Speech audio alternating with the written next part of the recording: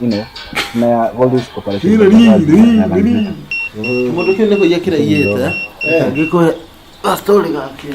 Yeah. Thank you. Oh, Jerry. Karibu kwenye mic.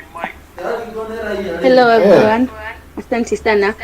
So let me talk about what happened yesterday. Yesterday I'm in Rongai right now. I'm coming from Rongai and going to town for the demos, and I got to town a few minutes to 11, and whatever I saw was crazy. Unaona vijana walikuwa wanatoka huko chini like River Road. Vijana wachafu. And at some point I got to a point that tear gas imerushwa nikaingia kwa choo, and what I was looking at ni vijana weird wanani surround, niko like wa hadi heri nikwe kwa wale makarao, because yesterday was crazy. Those goons were being protected by the police. The police were attacking the people who are very clean. Mimi kuna karao alinisimamisha akaniuliza, nimekuona ukizunguka hii town sana, ati nimekuspot. Nikamuuliza, umeniona so ni vibaya kutembea town? Akaniambia aje, ati unajua nyinyi ndio mnaiba. Nikamuuliza, mimi naiba nini? I'm just a girl with my bottle of water. Ukiniangalia hivi nini naweza iba hapa? And he was like, no, tunawaona mnajifanya nyinyi ni wasafi, ati mnafanya tuwekelea hao vijana wachafu ndio wezi na nyinyi. And I was like, I'm not arguing with you because you clearly see who are the thieves. You clearly see who you're even protecting. Yesterday was just insane, and within 2 hours venye nilikata au nikajambia isi maandamano, hii ni wizi, and this is a lot of hooliganism. And it's crazy to know that the county government of Nairobi sponsored whatever happened yesterday. It actually did, and I'm not even ashamed to say that, because of the fact, do you explain vijana wenye hata waelewi whatever is happening in the country, wenye hawatujawahi waona kwa maandamano, wanakuja and they start ati wao ndio wanaandamana. You can't even ukiuliza kijana au watu walikuwa wanafanya nini hapo hivyo. I had someone confessing ati mnataka nilale njaa na Naivas iko pale. I had somebody saying that, and this person was holding a can uniambie. It's just crazy, but at the end of the day, jana tulipigwa 10-0. Hiyo nayo atukatai, hata tumekubali, but it's not like we've lost the war. We are not losing the war. We are actually they are pushing us to go hard on them. If they think that we are surrendering on this one, we are actually not. And I hope you guys, you are thinking on how to attack again, because we must come out strong. We must come out strong. Jana, that one really pissed me off. And the reason I was going to the streets yesterday is because I saw the president has no remorse in whatever happened to the people who died, and is clearly not even informed in how many deaths we had in the demos. But anatutumia goons tena ndio tukiuliwa hadi na hao goons walikuwa hadi na visu. Imagine, those people, they were our enemies. We thought that they are even with us, but these people were our enemies. I saw somebody saying that kwa street bado akisema venye anaendanga chemotherapy Kenyatta, and this person lives in the street. We had people who are there for the right reasons, but we had people who are there kuiba juu walilipwa. And I really wanted to know how much these people were given, because hao watu hata hawana nyumba za kulipa. Ni vijana wenye wanaishi tu like they don't even have anything to lose. And at this point, I thought I didn't have anything to lose until I saw those boys. Because how do you explain to me ati mimi nilifuliza fare? I actually didn't have transport to go for maandamano, and then you're coming to say that sisi ndio tulileta coffins kwa streets. How do we even afford coffins kama hatuwezi afford transport? It's just crazy. But at the end of the day, guys, let's not give up. Let's not surrender. We are undefeatable. If you think that ati hatutakupigania juu wewe una relent, mimi, I will be on the front line. Kama watatuwa basi watuwe wote.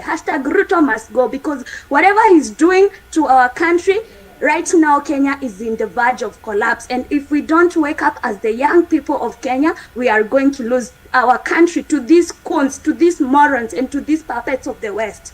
Thank you. Thursday uko streets? Thursday it's okay. Thursday sini kesho. We can just call off the demos for now, but we have to restructure. We have to come up with a better idea.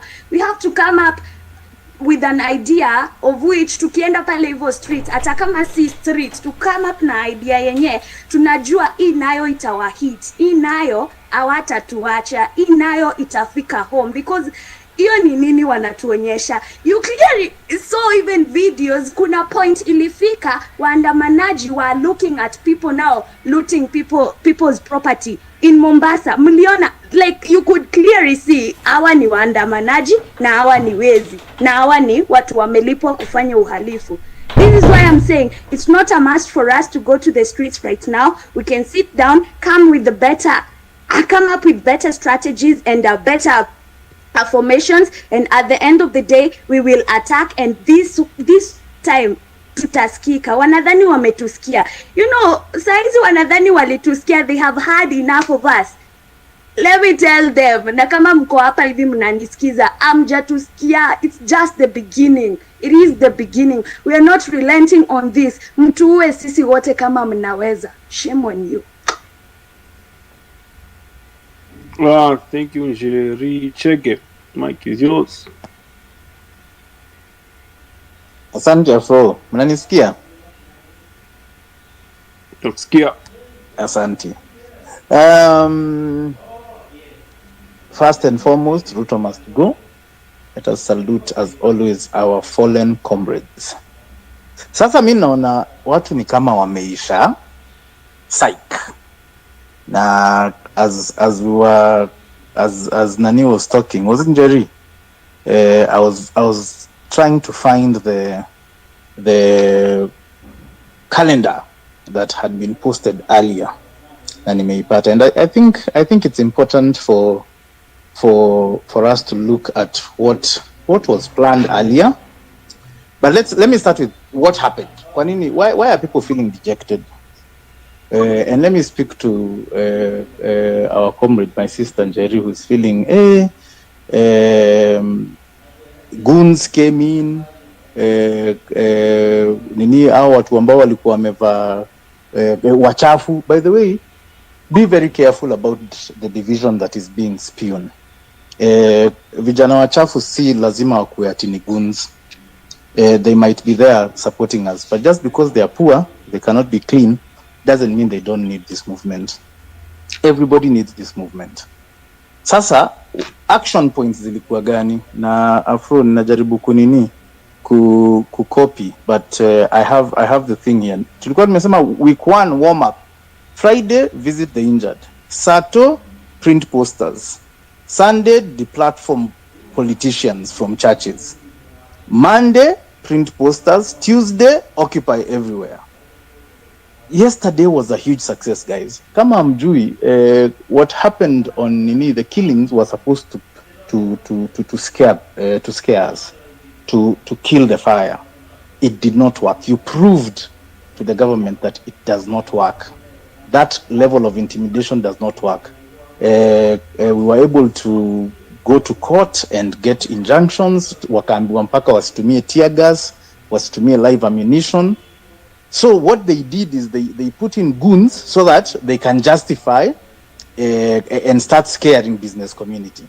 So what I would say, what you need is start showing your humanity. They are showing us off as goons, wanaweka goons. Let us focus on our fallen soldiers. Let us organize prayers. Avoid business premises. Tuseme kesho ni maombi. Now the guys who are pushing these posters, let them come up with, we are not goons, we are peaceful. Let us come out and pray for our heroes, and then let us name them. I've just posted a list of the the different people ambao wameuawa in the different counties. So let us organize. In Nairobi, prayers zitakuwa hapa. In Eldoret, prayers zitakuwa hapa. In Mombasa, prayers zitakuwa hapa. Have that sort of thing that coalesces the people. It reminds the people. It shows the humanity. Kama Hanifa ame succeed. Let us have those successes. Now, especially also the injured. I loved what you guys did on Sunday with going to Kenyatta National Hospital, giving blood, comforting the injured guys. That is an important thing. Now, the next thing, Sabasaba is on Sunday. Organizing bash. Wacheni tukue na bash Nairobi on Sato. Bash Nairobi, either Friday ama Sato. Bash Mombasa, bash Eldoret, bash Kisumu, ya ku celebrate the wins, na ku denounce all the whatever. Watu wakule nini, wakwe na barbecue, wakwe na ma DJ, wajibambe. Kama ni Nairobi, tuseme ni Uhuru Gardens. Organize something that brings the people together, says sorry to the nini, raises funds for the injured, raises funds for the families that have lost their people. All the things that the government is not doing. All the things that the churches are not doing. Let us shame them. Wacha tuwaonyeshe. Alafu Sabasaba, thank God it is a Sunday. Tuseme the mother of all peaceful demonstrations. Okay? Sabasaba used to be held in Kamukunji. Okay? You guys can choose wherever you want, in Nairobi, in Mombasa, in wherever. Let people continue seeing the face of the youth, the Gen Z. Now the resistance to say apana, you're not going to fool us. We are not goons. We are not we are reclaiming our country. Keep the fire going, guys. Do not feel dejected. You have done extremely well. Finally, I want you guys to realize that Africa is now pleading. He's saying, Kenya, please do not give up. Gen Z, don't give up. Okay, we are looking at you for leadership and for the fire. Keep that fire going even for the rest of Africa. Let us ask them also to join us. Kama ni Sabasaba, the mother of all, wacha wadini upia or to join from wherever they are. Dar es Salaam, Uganda, peaceful, and they should all come out peacefully in solidarity with the Kenyan Gen Zs. Asante for centric. I yield the mic. Thank you, Chege. Guys, tweet hashtag Ruto must go. Don't give up. We are still on it. Brenda, microphone is yours. Guys, you're not tweeting, guys. Hey, tweet. Brenda. Morning all. So, first of all, RIP kwa wenye walikufa. May your blood don't go in vain. So when this movement started, when this campaign started, ilianza reject finance bill. And we came out in large numbers and people were killed. Now, the campaign changed from reject finance bill 2024 to Ruto must go. We can't use the same strategy zenye use when tulisema reject finance bill, to use the same strategy in Ruto must go. Use strategies za come out to the street and more than 39 people were killed. Do you think now when we are saying Ruto must go, come out kwa street saying Ruto must go, more people won't be killed? We have to re-strategize. And re-strategize means that to give up.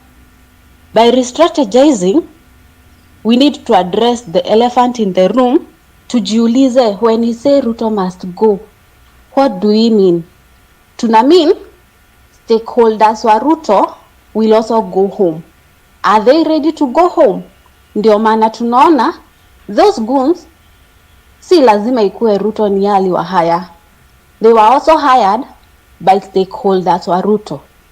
Ruto akienda hivi, wenye wote wamepewa tenders, pia wao wataenda. So they are also fighting hard. So our next question should be, what should be our approach kwa hii fight of Ruto must go? What should be our approach? Just like a mathematics problem, we should not just have one plan. Ati our plan ni maandamano na maandamano pekee. No. We should have several ways to solve a problem. One ni maandamano, yes. Second one, the constitution. Na ndio maana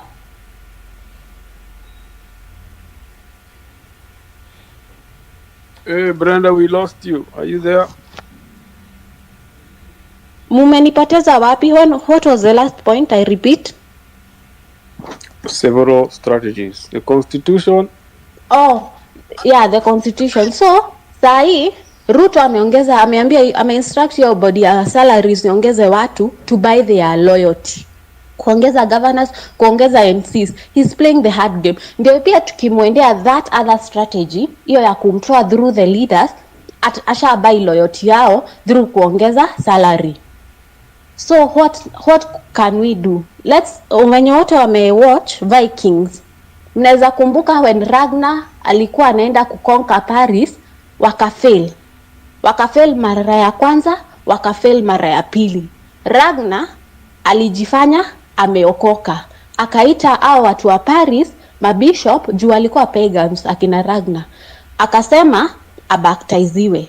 Then Ragnar since alikuwa mgonjwa akajifanya amekufa, akasema his last wish ni azikwe like a Christian, na azikwe kwa church, na aheldiwe mass kwa church ya kina au Paris aheldiwa mass huko.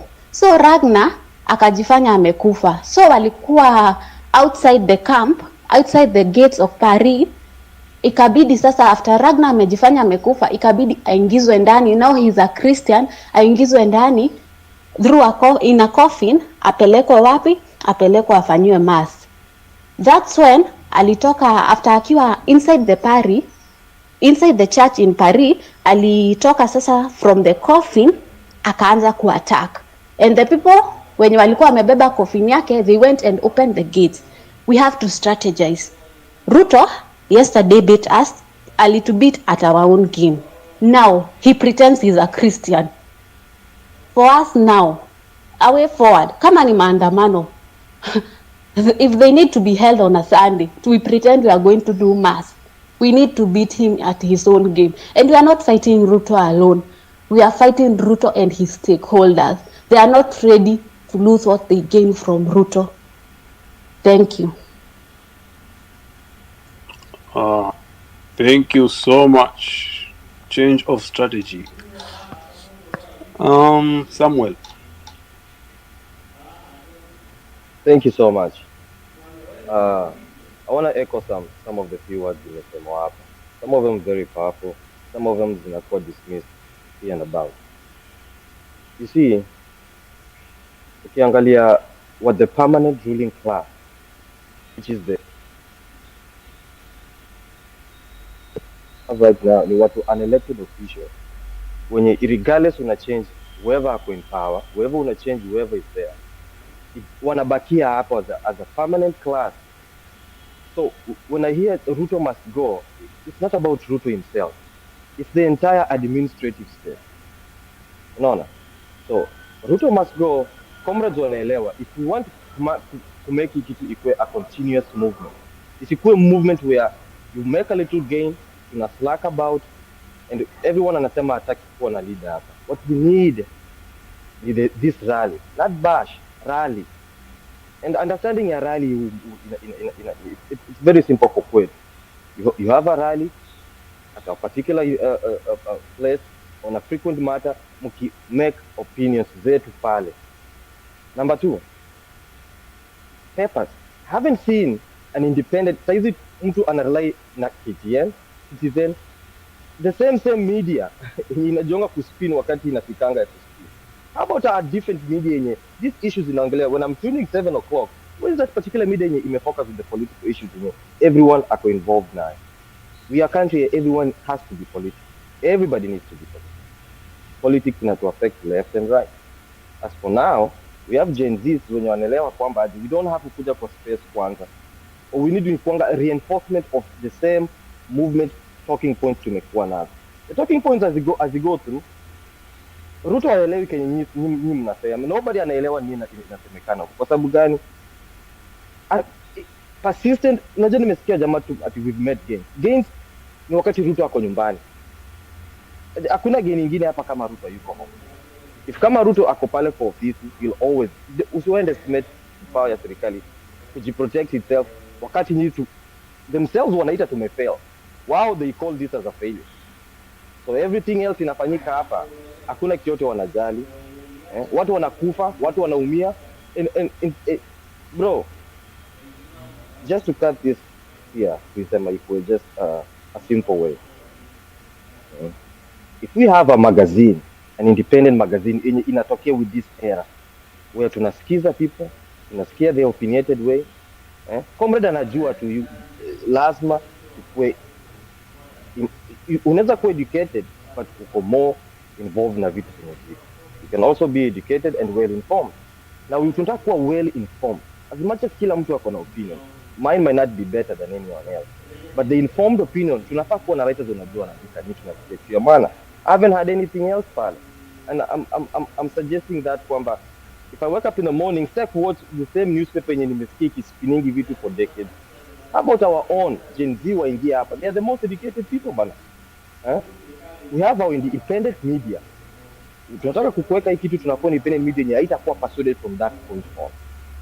Tunasikia media, tunasikia moderator wakiongea on a daily basis to informed what is going on.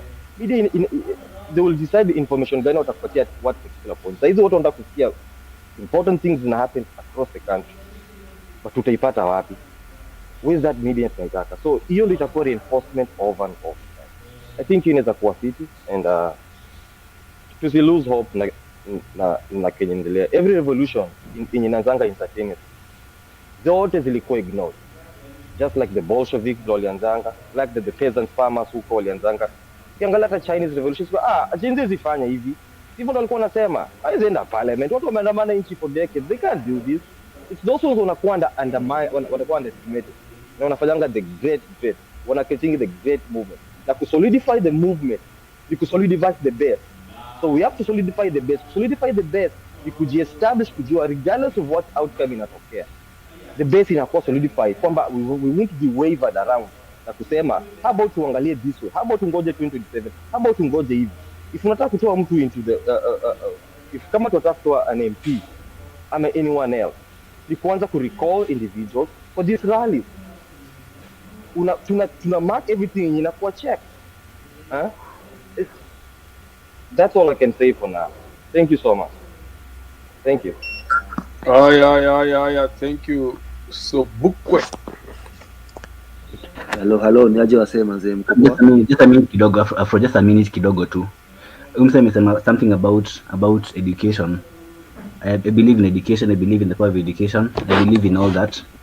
If you look at Ruto, is a very well educated person. If you look at Waiguru mwenye alipora mavijana, amesoma, na get.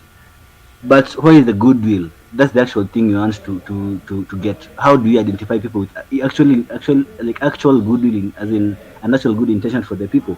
That is the primary thing. How do we differentiate? You can have a bunch of educated fools out there leading us who are the best of thieves, paper thieves, the best accountants in tupu. As in, how do we get these guys of goodwill? That's the big question. Try to think about it. Is it quite in your that you're getting someone because ni Gen Z? Utachukua Gen Z mwenye amesoma but yeye buda yeye ni mwizi yule mkubwa hata afadhali wenye currently in power. How do we get the guys who have actually, as in, washako in goodwill into power? What is the vetting process? How do we know these people? Si wengi, because ukiangalia all across the country, there are very few people who have actual goodwill for the people. Very, very few. Not all julikanagi, they're just chill, quiet and everything. The noisemakers, our politicians, and someone who is good in noisemaking, on the conmen, on the government wanasumbua watu. How do we differentiate? How do we know? Actually, guys, yanakuja next should be the way forward. You can be having all these Gen Z should come, you should do this. The thing is, how do we get to identify the people who are actually, who actually on paper and on the ground they are good? Si ati unachukua mtu simply because ni Gen Z tunamweka hapo ati sasa una represent our interests. Then how do you become transparent? How do you have like all these itemized budgets for everything? That's the point. How do you have transparency, 100% transparency? Every question that can be asked is answered even before the question is even asked. Kama ni budget ni 1 million ya shule, msumari ni how much kilo moja? Unaget? Kuni ilibaiwa ni how much per ton? Nani alilipo hiyo pesa? Mbona alilipo hiyo pesa na market price ni here amount of money? Those questions is what you want to have on the ground. So if that's not the direction you're taking, then you'll be lost basically eventually. So you should have those accountability steps and procedures that should be proved and tested even way before anyone gets into power anymore. Kama CDF anapewa 200 million, mbona every MP every year, as in between 150 to around 213 million per year? How much is being spent actually on projects? How much is being looted? That's the big question. How do you even there are 270 plus, CDF projects going on in the country. How is the money going to? That's the big question. These people are being paid salaries already. They're being paid allowances. Then why are they taking the loot from all this money? Where is the money going to? That's the big question. Thank you. Yeah, thank you. So we'll go ahead. Najua sasa unanisikia poa? Yes. Sawa. So watu wengi wameongea na mapoints, nimezisikia points poa sana. So first of all, nitaanza na rest in peace to all the fallen comrades who died in the struggle, who died in the liberation. Second, good riddance to all the goons who died trying to spoil the liberation, or who died trying to divert us away from our goals. Yeah. Sasa to my points now. Students here wapi? Haya. Kuna msalisema point fulani muhimu sana about tulianza na reject finance bill, then tukaenda kwa Ruto must go, and these two things haziwezi fight the same way. I think na agree na yeye.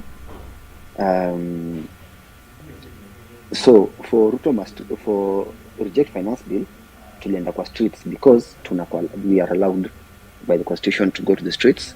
It's our right, na hiyo ndio ilifanya tukaput pressure because legally place hiyo bill ilikuwa imefika, legally ilikuwa imefika place ya presidential assent, na through these demonstrations we could now force the president not to assent it, not to sign it. That's why hata hiyo demonstration will work for that one. But now for something like this, ya pili, ya Ruto must go, hiyo Ruto cannot go through demos alone. Constitutionally, he cannot. Hiyo tutakuwa tunago outside the constitution. So pia lazima tukue wajanja constitutionally. That's why I feel kwa hiyo Ruto must go, and hii nyingine yote lazima to bring in the constitution, and from the constitution sasa hapo tutaleta IEBC, because Ruto can lazima kuresign na ama aimpeachiwe, unaona kitu hizo, na hizo lazima tuko na IEBC in place, because there's a very big question pia lazima tufikirie, if Ruto goes, nchi inabaki aje, ama inabaki na nani? Which drives me to my second point. We should be very, very careful not to let politicians take over our revolution. Watu wengi, politicians wengi wameona chance yao ya kugain momentum sahi. Unaona, political enemies wa Ruto wameona opportunity. Akina Gachagua wameona opportunity. Kuna watu wako na machungu na Ruto pia chini ya maji for the wrong reasons. See ati it's for ati Ruto is mismanaging the country or anything. They are also power hungry. So watu kama hao follow kariye follow who the fuck is that? And yeah, bro. Yeah, go ahead. Watu kama unawaambia sijui tunaongea lugha gani. Anyway, sasa let tusiache politicians wa take over hii maandamano yetu, hii revolution yetu. Tuko na very good cause na tuko so close to winning. That's why wameona opportunity, wameona kitu wao wenyewe walishinda kufanya. People have tried fighting Ruto for so many years, and wanaona ni kama tumewafaitia, tumewaletea, hiyo vita tumewapigania, so now they are just coming for the kill. As we are not fighting Ruto, our issue is not even Ruto. Me personally, I don't even have an issue with Ruto. I just have an issue with the system. It's with the system. And currently, Ruto is the head of the system. You see, that's why when I say Ruto must go, I mean the system must go. Ruto na system yake yote. It's the whole system. And kuna msali sema, ukitaka kumaliza general lazima umalize foot soldiers wake. Hiyo ni very very true, very very true. So kuna vitu tunaweza do sahi in all honesty, hata sisi tupende tusipende, tupige kelele ama tupige tarumbeta, hatuwezi tuatu Ruto atoke. Ruto ni either a resign ama akwe voted, akwe impeached, si ndio? But kuna vitu that don't need IEBC, that don't need all these things. We can put pressure on Ruto to actually fire all these guys, our ministers wake, because that does not need the constitution. It just needs the president atoe amri, yo wananchi hawataki nyinyi, wanasema wamfanyi kazi, okay, tokeni kwa serikali yangu. You know, hizi ni vitu tunaweza ka pressure on the president, and it's hii pressure tumekuwa tukiweka, tukiendelea tu kufinya kidogo, because the president already aliwield juu from the previous interviews. Na hata mimi alisema ni sawa, hata mimi najua kuna corrupt elements kwa gava yangu, they could have done better, vitu kama hizo. So he knows them personally. Naona kama tunaweza mwandikia list ya watu watutaki kwa gava, I don't know if that's possible, tumwandikie na wachujwe watoke waende. My third point, tenda kwa politicians. Kuna hii point amebonga wa mwisho sasa, amesema something to do with watu wamesoma na bado wafanyi kazi ni nini. All this is true. So how do we make sure politicians wako hapo for interest ya nchi, Kwa tulisema hii revolution ikianza tulikuwa tumesema we should make politics a very difficult job. You know, we should make hii kazi ikuwe ngumu na ikuwe very unattractive, very very unattractive. Unaona, ikuwe just like any other government job. Kama mwalimu, unaona, kama walimu hata they don't campaign, just unaandika letter, unaandika job kama una qualify, So to make so unattractive, ndio ikuwe tu only for those people, ikuwe ni kama calling. Mwenye tu kuna hiyo calling ya kudo job ndio aiende, And one suggestion mimi niko nayo for kitu kama hiyo ni, I don't know if it's possible, but maybe bring in a new law that politicians hawalipwi salary during hiyo time wana work. Walipwe allowances, wapewe tuzo allowances za nyumba za nini. Salary yao inaweza hesabiwa, lakini salary wanapewa at the end of their term only. Wanapewa at the end of their term if and only if walifanya kazi. Sorry afu mazena kusikia. If kama walifanya kazi ndo wapewe pesa yao. Kama wakufanya kazi kwenda huko to good dance with you manze. Nilikuwa streets jana nilikuwa streets after tulifanya ile live ile space, and I saw something very interesting. Hired goons walikuwa, so actually mimi sikuona hata protesters. I saw very few protesters, very very few, hata sidhani kama wanafika 50. I only saw goons. I saw media, I saw policemen, and I saw people who are protecting their businesses only. The goons I have on video, goons walikuwa wanakuja mpaka karibu na makarani, karibu kabisa, karibu na wanatont makarao, wanarusha mawe, watu ni karibu nipigwe na mawe sio mara ngapi. Police did not do anything, and I have it on video. Hawakufanya anything kuwashika. Yaani mtu anakuja mpaka hapo mbele ya karao anarusha kiega huko nyuma yake. Alafu mtu anaambia polisi, mbona tupa huko na mimi niko hapa? Nitupia hapa, mimi ndio huyu mimi hapa. Karao anamwangalia, wanacheka. I have that on video. So hiyo ni kitu inayofanya ajua these guys were actually paid, and polisi wako najua about all these things. Haya, jana kulikuwa na plain clothes police wengi sana. Sorry mazee, I'm the last point here. Nilikuwa na policemen, nilikuwa nasikia live kuna makara walikam wakatuambia, nyinyi watu wa media nyinyi mtaona, nyinyi mtajua mjui. Baada plain clothes police wakatuambia tunawakazia kufanya job yao. Kufanya job yao vizuri juu tunawamulika kila saa. Unaona? Hao ni makarao. Hiyo ilikuwa ni after wameenda Kilimanjaro kujaribu kushika peaceful demonstrators wenye walikuwa hapo Kilimanjaro, wenye walikuwa wanawashautia when they tried to arrest one of the peaceful demonstrators. So my question to them was, mbona mnashika peaceful demonstrator na wale goons wako pale wote, you are not arresting them? Na mingia mpaka ndani ya Kilimanjaro kwenda kushika wasi na kunywa chai huko ndani wenye wako very peaceful, very very peaceful, I'm not even throwing stones, na mmewaacha, you know. So manze, hiyo kitu manze haifai kabisa, haifai kabisa. Yes manze, and please you point manze, tusikubali politicians to take over our revolution, wataribu hii kitu manze, sawa? Yeah, that's. But if you're saying we don't take over the revolution, do you know nature abhors a vacuum? So if you say we step away from the streets, we step away from protesting, that revolution, number one, will be stolen by Ruto and his goons. Ruto has already anointed youth leaders. He has said he wants to separate criminal elements from the protesters. His modus operandi, he wanted yesterday that the protesters who are there to look like criminals. That's why those criminals were sponsored by the government. And the jana protesters ilikuwa chafu sana, ilikuwa chafu. Kulikuwa wezi na maguns kila mahali, wanavunja maduka, wanapiga watu, wanapora watu masimu na mabag na mavibeti. So he has achieved that. What I mean by that ni jana pia mimi notice hiyo kitu. So kuna two types of goons I think you need to know. So kuna goons wako sponsored by the state na kuna goons wako sponsored by enemies wa Ruto. There are two types of goons. Ruto also, kuna watu sahi wana fight Ruto ndani ya gava and they are not part of this revolution. Au wako hapo hivyo wana fight Ruto for their own for their own personal issues, you know.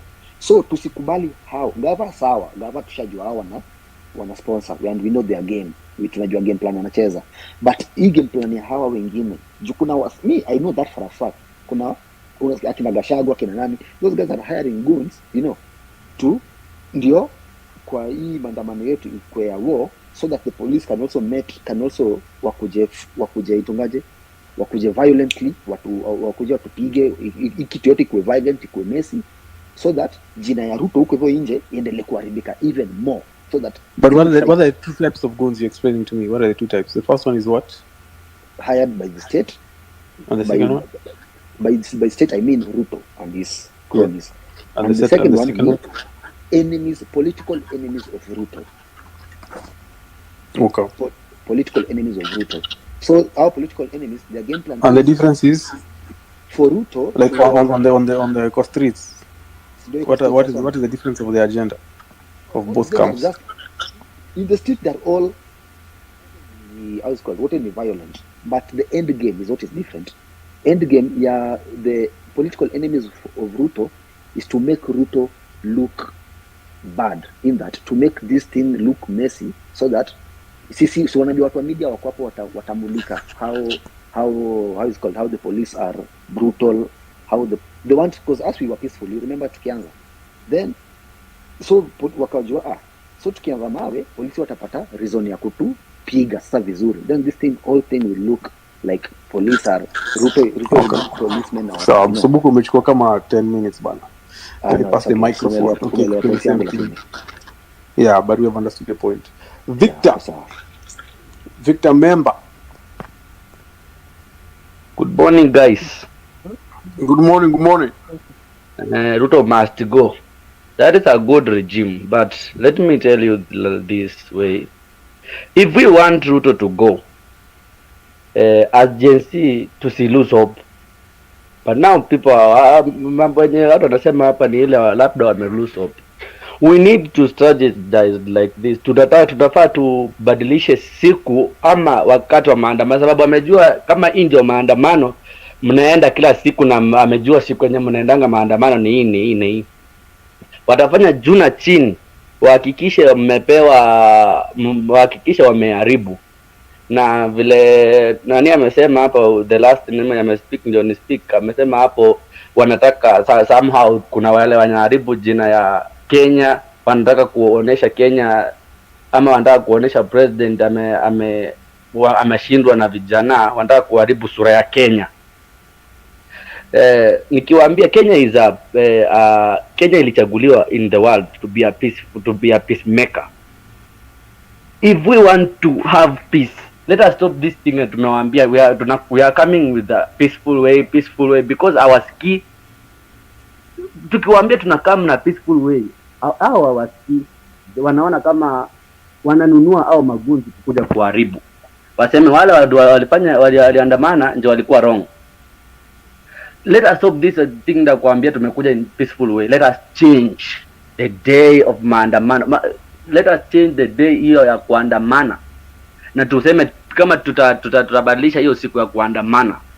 Tuseme tutachukua siku gani ambayo itakuwa the mother of all. Nani ametuambia Sabasaba ni Sunday. If we can take this Sabasaba to make this regime or this revolution to be heard, national, and all the world to hear us as GenZs, to take hii mambo watu wanapenda mpira, to take hizi viwanja zetu, to make this revolution to be heard, to take kama churches after Sundays. Let us make this thing to be heard. You know, Ruto has not heard us. Yeah, amesikia tu GenZ, they want to talk. If Ruto want to talk with GenZ, let him call all of us. Tusisema ati tutaenda pa State House ati Ruto atatuchagulia watu wa kutusikiza. We need, if Ruto want to, let us call us like the president of Rwanda, the president of Rwanda. Anaitanga watu wake kwa uwanja kama Nyayo, wanamuuliza maswali. Mbona Ruto hataki kuitana wote aulizenge maswali one by, hata kama ataweza jibu maswali 7 days akisikiza hiyo maswali. But ya kutuambia ati you want to call leaders for GenZ, na hii mambo ya GenZ mambo ya politicians kutaka kuingia kwa hii revolution ya GenZ, wanataka kujaribu kutetea GenZ. Let us stop them because they are the same. Hao ndio walikuwa kwa serikali. Mbona sasa wanataka kupiga serikali kwa kuingia kwa hii revolution ya GenZ? If we want to make our voice to be heard in this nation, don't lose hope, and let us change the days of maandamano. Tusiandamane tu kwa sababu ati tunataka Ruto must go, because if we want Ruto go, he will not go like that. Kama tunataka Ruto aende, let us change this hashtag. Tuseme we need IBC. After needing IBC, Ruto ataenda. But kama tutakuwa na IBC, Ruto ataenda. If tutataka Ruto aende hivyo, wanajeshi watakuja kututawala. Na wanajeshi kutawala will be worse than even Ruto must go. But even if we need Ruto go, we need IBC first. Kama tutachange hii sasa hii hashtag tuseme we need IEBC. The moment Ruto ataweka IBC, is ready to go. Because IEBC watachagua mtu mmoja lead hapo paka tupige kura. Na mkue macho. Be wise. Msifate watu. Be wise. Be wise. Be wise. Be wise. Hata Biblia inasema be wise than a serpent. Let us be wise. Let us open our eyes to see. If we will do that, our voice will be heard. Only in Kenya, in all world, that there was a revolution in Kenya for the young men who stand up to say we are tired of corruption, we are tired of these things that are going in our nation. Thank you guys for giving me mic. Goodbye. Goodbye. Nelson Weru. Are you there? Nelson? Yeah. The Watch Commander. Are you there?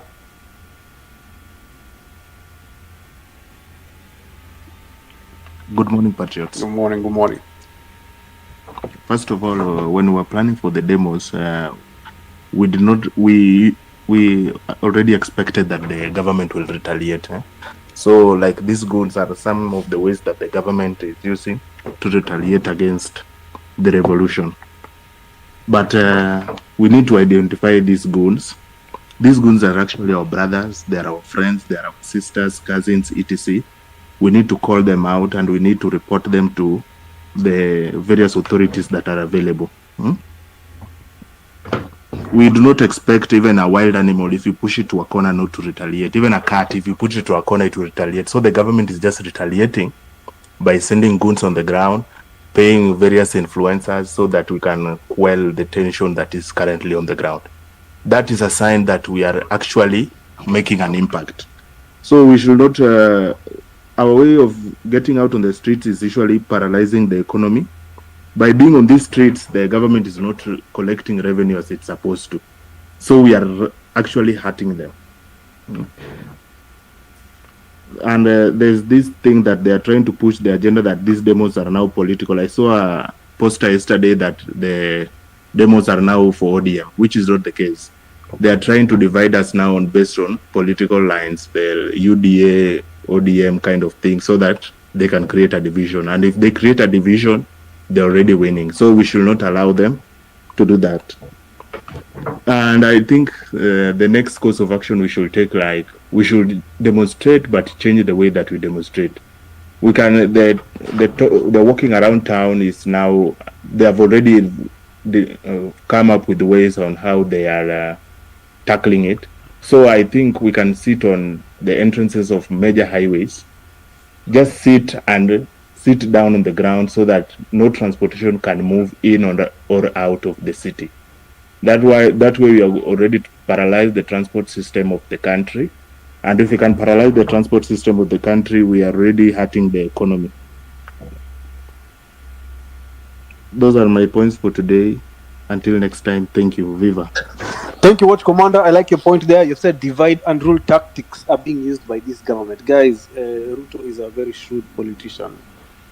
And these guys were not sleeping. When we were planning these demos, they were up spending sleepless nights. Ruto has not left the country in 2 weeks. I think the presidency of Kenya had become a remote job.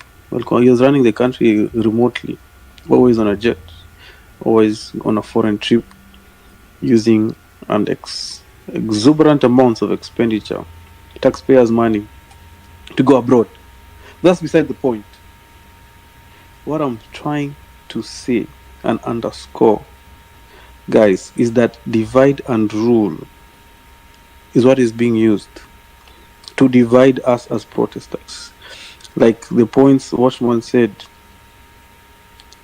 very profound, that people have been paid and goons have been paid to tarnish this protest, and also influencers here have been paid who have changed the tune.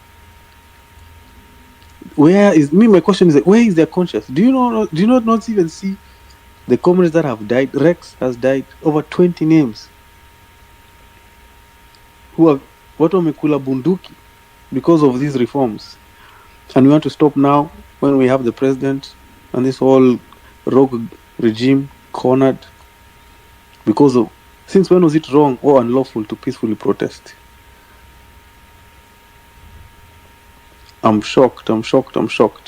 And now they're pulling the red carpet. Mtonapa, the president is going to come on X Spaces to talk to GenZs and millennials. The same people who have received money will be hosting them. And then we're going to get in bed again. Why are you even saying occupy churches? If now Ruto has bought churches, Komfuko, Parliament, Legislature, Komfuko, Judiciary, Komfuko, Sasa, the only people who are keeping them account right now ilikuwa GenZs kwa mfuko. Do we have a country? Are you guys ready to give up?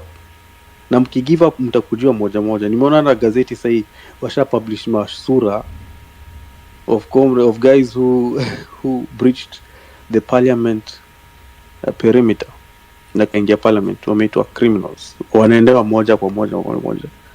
And you will remember, by the way, you will remember my voice when I told you guys, do not surrender.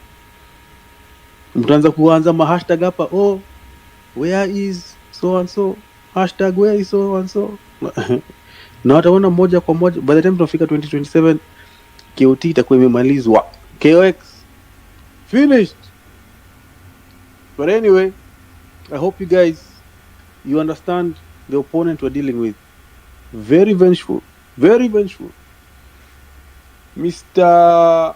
Kolo, Mike Miyako.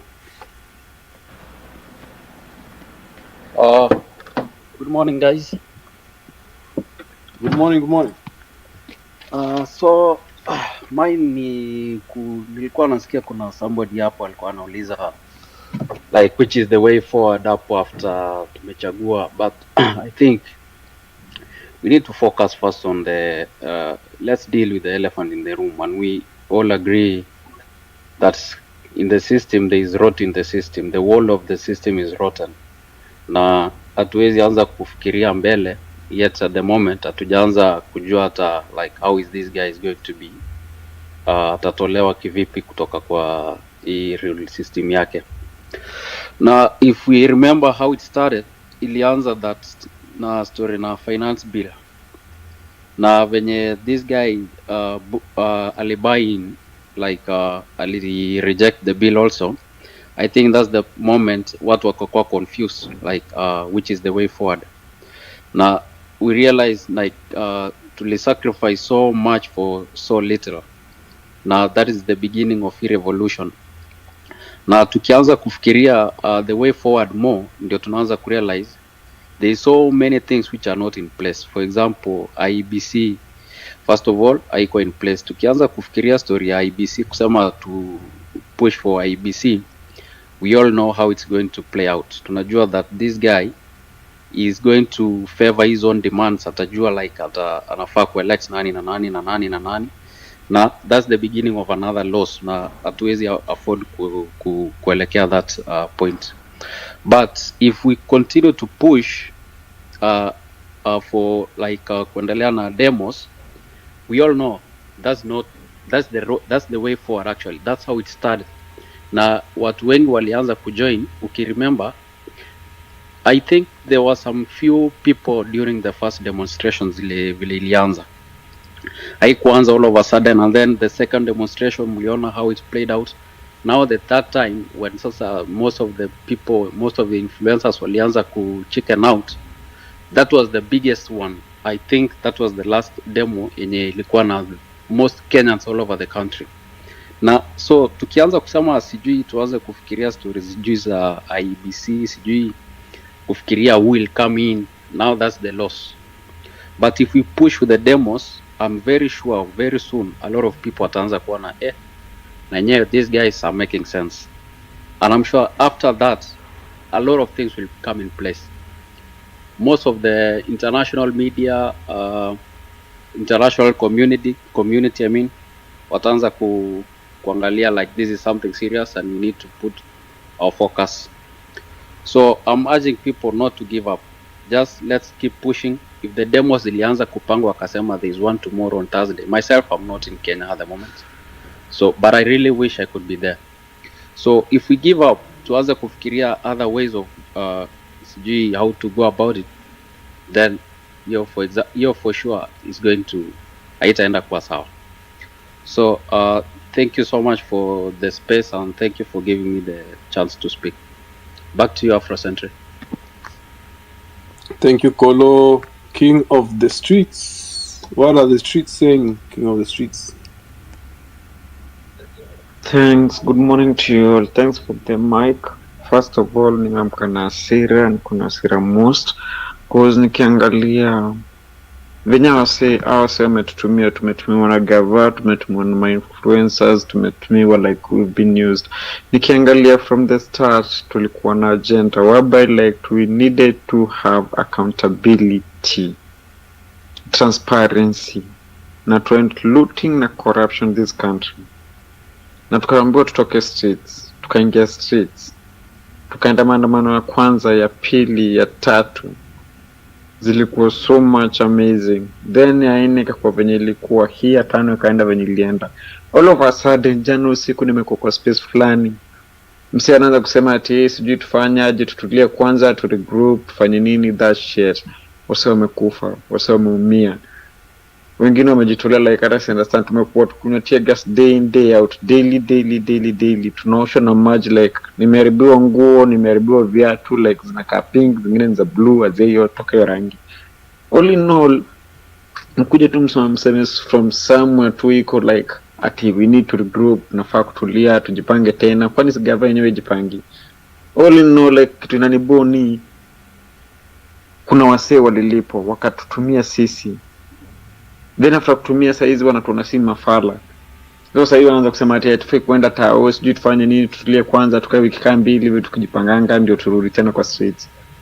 Nikiangalia the first demo yenye ilikuwa hiyo Tuesday ya kwanza, tulikuwa less than 2000 people wenye walikuwa wametokea. Ya pili yenye ilikuwa mfuata hiyo Thursday ukija pata almost 500 people, 500k. Hiyo ilikuwa inafuata more, na maanisha like tulikuwa more than 3 million. That means like all those 3 million youths ilikuwa na Tuesday.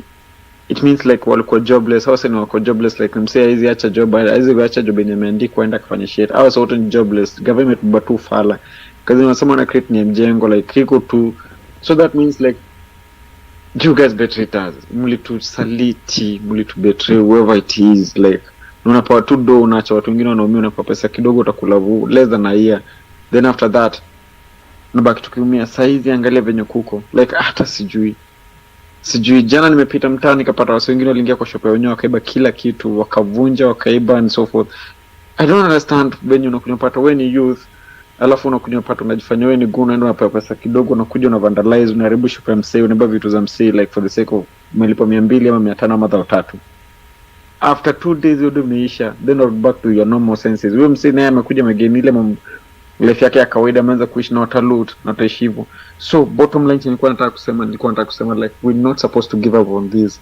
Hata kama twende streets tufunge road ukuje upate like iko tu hivyo, si lazima twende Nairobi CBD ama twende best towns. Tunaweza fanya hii shit ikuwe bado back ikuwa vibrant cause kuna watu wamekufa, kuna watu wamejitolea kakufa. Rex alishutiwa, mwingine tukiwa parliament, it was next to me, alishutiwa kuwa next to me, like I was nilikuwa side yake ya left, yeye alikuwa side of my right, ni venye mimi ni shorter than him.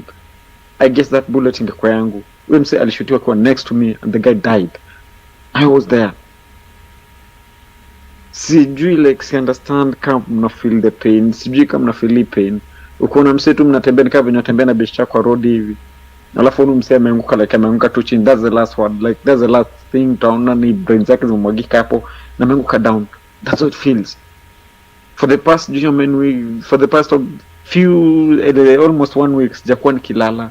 Kila time nikilala tu hivi nikikumbuka hiyo story, nikiamka tu hivyo ni hivyo, silali tena.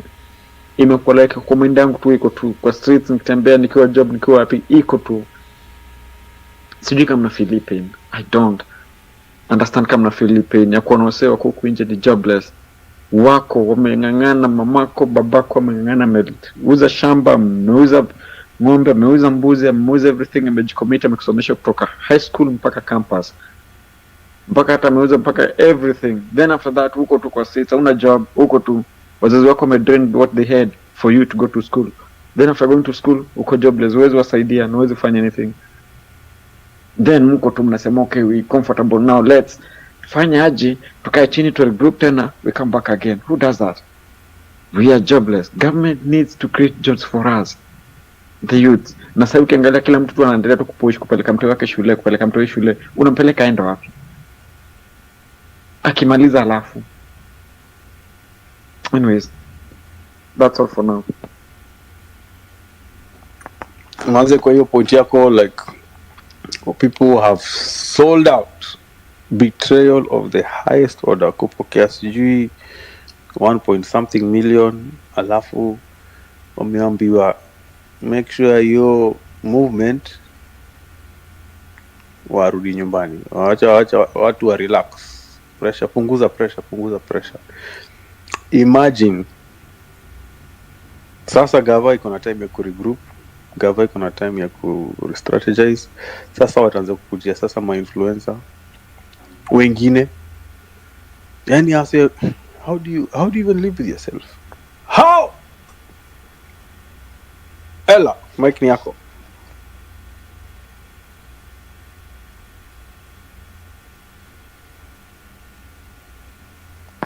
Ella, can you hear me? Yes. Yes, the mic is yours. Can you hear me? Yes.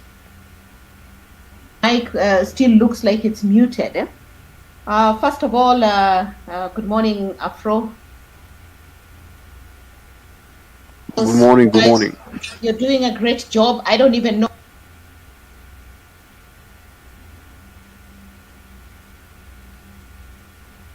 Ella, we have lost you. Ella? Can you hear me? Yes. Yes. Now I'm saying thank you for your service to Kenya. I don't even know when you get to sleep. But thank you for your service to Kenya. One, I want to tell you, you remember I told you guys, this is someone who is a dyed-in-the-wool KANU operative. And he was going to use KANU tactics, but this is the new era. This is a new space that you are in. If you remember Youth for KANU 92, he's already bringing out groups. You would call them Youth for KK 24. He's already bringing out those groups. So I said, you need to sit somewhere and sieve through these things and find ways to conquer, to counter what he's doing. You are in a constitutional moment. Do not be dissuaded by what you're seeing. For those of us out here, we can see what you're achieving. And no, I'm not out of Kenya. I am actually in Kenya. It's just I'm not in Nairobi. But we can see what you are achieving. This is a constitutional moment. Let nobody tell you that you cannot walk and chew gum at the same time. The issue of IEBC being reconstituted, that can be happening while other things are happening. You don't stop doing things because IEBC is being reconstituted. That is false. That is actually, that narrative is being pushed to have you guys chasing after your tails. IEBC may never even be reconstituted for the next 7 years. Does that mean that our lives stop because IEBC is not being reconstituted? I'll come back again to the issue I said. Focus on an issue. You guys are doing great. You have moved the conversation away from the finance bill. It's now Ruto must go. But we said piecemeal steps. It must build a momentum. Focus on your dead colleagues. That is a thread that unites everybody who has a heart. I mean, unless you're Ruto, who seems unfazed by the death of somebody. But if you're a human being, you would be affected when you're told someone, a kid age 12 was shot, 8 bullets. People have been killed. Your colleagues have been killed. Bring this to the fore. Change. What you're going to do is change your tactics, not retreat. Change your tactics. You can have maybe even, say, for the next 3 months, you're going to be deplatforming MPs. You're going to be calling out religious leaders, going to church, and call them out over the deaths and their silence. As your futures are being robbed, have them with their backs to the wall. And this will push the momentum. Someone said sit on roads. You can even say every Tuesday you will do this. Go and block all these roads coming into town and just sit there. Or have people drive their cars, park them there and walk away. So that you bring everything to a standstill. Change your tactics, not retreat. You're dealing with a very, very dangerous man who has plenty of psychosocial issues. So pushing him out will take a great effort on your part. But you know what? You guys are equipped for it. Look out for these goons. It's easy to identify them. You are more than the goons. You will overpower them. Eventually they'll give up. So guys, I want to encourage you. Change your tactics, and I'll remind you, make collaborations with other people. Where is ISPAC to speak about this debt that people actually even borrow like under the water. We don't even know when that was borrowed, but yes, we owe. And even after it was borrowed, we don't know what it did, but we'll need to pay. Call ISPAC, that is their job. On the matter of reconstituting IEBC, jettison this to the LSK and other bodies like those. Pick out issues and remove them from the center so that you don't feel overwhelmed. And then your focus is on now, as you'll find now the crisis will come about and come to the fore. and cause the pressure points from inside. Thank you. Thank you so much, Ella. Stephen. Bull. Yeah, good morning, everybody. Good morning. It's a crazy time living in this country, but again, we have to soldier on. So, first and foremost, Maze, all my condolences to the fallen heroes, all my condolences to the families, that their sons have just spilled blood in liberation of this country. I've been a keen listener and a keen follower of actually any matters constitution, any matters governance, and any matters, conspiracy theories, entertainment, podcasting, traveling, and all these economic activities come down to us in one thing. I realize that all our Gen Zs and millennials, I am a millennial, but heavily involved with the Gen Zs. I have to actually point out one thing, that there is a thing that I have noticed with the Gen Zs, that they cannot actually, take hits for longer periods of time. They don't have the endurance. They don't have the, the capacity to hold trouble for more than 2 or 3 days. One thing I would like to point out is the fact that when we are talking about demonstration, it involves a lot of courage. It involves a lot of endurance. The endurance that people have to take for days. If you're a sniper and you've been taken to a warfield, there are times that you'll be needed to actually take cover for close to a whole week. You're only surviving with water, let's say some, biscuits and some canned pineapples. That aside, we have to be strategic, and being strategic, we have to be strategic on the way we are attacking in regards to our demonstrations. Why am I saying this? We have to look at the essence of, pursuit. What are we chasing? Are we chasing Ruto must? Are we chasing the cabinet secretaries must go? Are we chasing release so and so? All this is consequential in the endeavor that we are trying to pursue. So my take would be, if we come straight and provoke a snake, be ready to be eaten by it or bitten by it. So we have provoked a regime that is Ruto's regime. Remember, for those guys who are older than us, they can actually attest to what happened in 1982. After the coup attempt, Moi was soft-spoken and all that. After the coup attempt, the guy went back to church. He actually got all churches to bow before him. And then he became a tyrant that ruled this country for 22 years. We are dealing with a student who's been taught by Moi. What does that tell you? The mandamanos that guys were pushing in the streets were literally something to talk about a coup attempt to some extent. Mudavadi is on record saying, if the financial bill goes down, that simply means that the government has gone down. So if the government has gone down, but these people are still in office, what are they going to do? They will come back bigger, better, stronger. But we don't have to be cowed, because we have to be courageous.